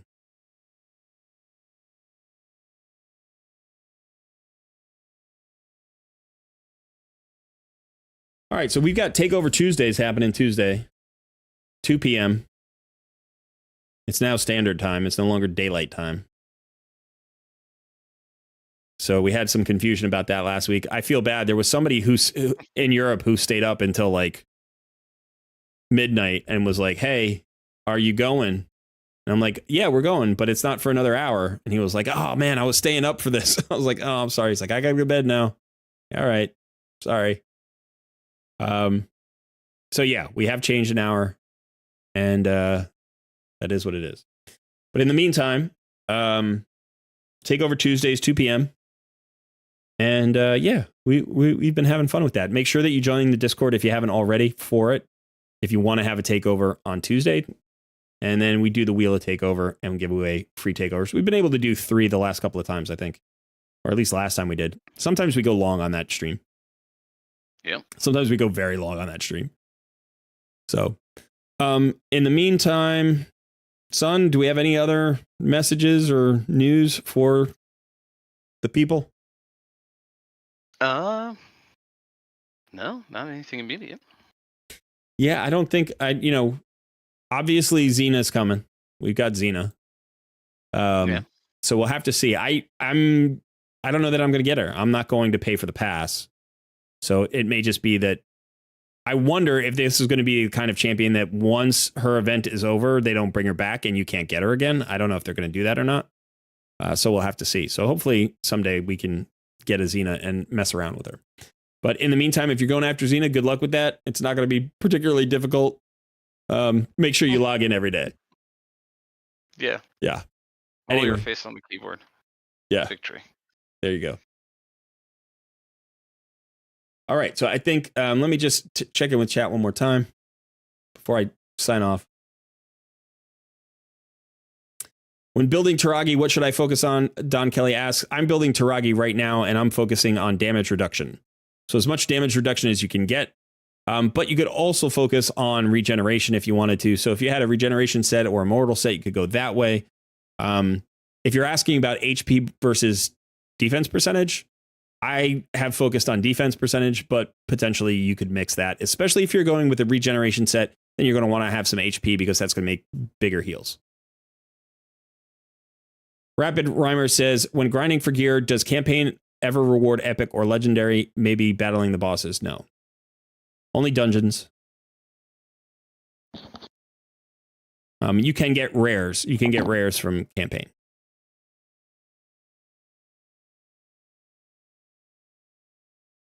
Shooter says they confirmed it already. You can only get Xena during the 10 times events, of which there are going to be 3. So after that, she will not be available from a shard. Steven says, see you, Colred, bye, son. Later, chat. See you, Steven. Alexander says, I think I saw we can summon Xena. Ooh, sorry about that. I think I saw we can summon Xena in 10 times events soon. Even there are 3 of them during her event. I guess during the 3 months, there will be 3 of them. So hopefully we can pull her during one of those. And then she's gone away. Then she's gone away. I don't know. I might pull shards. On my main, I might pull. I think she has 2 ancient shard events and 1 sacred shard event. I might pull during the ancients because why not? I mean, I don't care about ancients so much on my main account at this point. So I might do that. But I think on this free-to-play account, this NOOB versus Pro account, not much. But anyway, yeah, that's it. That's the news for today. So Sun is cruising. He's moving on up. I'm going to have to try to catch up to him for next week. So again, we'll be here Sunday next week, same time. We're going to try Sundays. It looked like the stream today was pretty consistent. It wasn't as high as we've gotten on Saturdays, but it was pretty consistent. So for at least one more week, we'll try Sundays. In the meantime, don't forget to hit the like button for the stream. Subscribe to the channel. Join our Discord community. Do the things that we do. All right, son. And have a good one, everybody. Yeah, there you go. Have a good one, everybody. We will see you soon.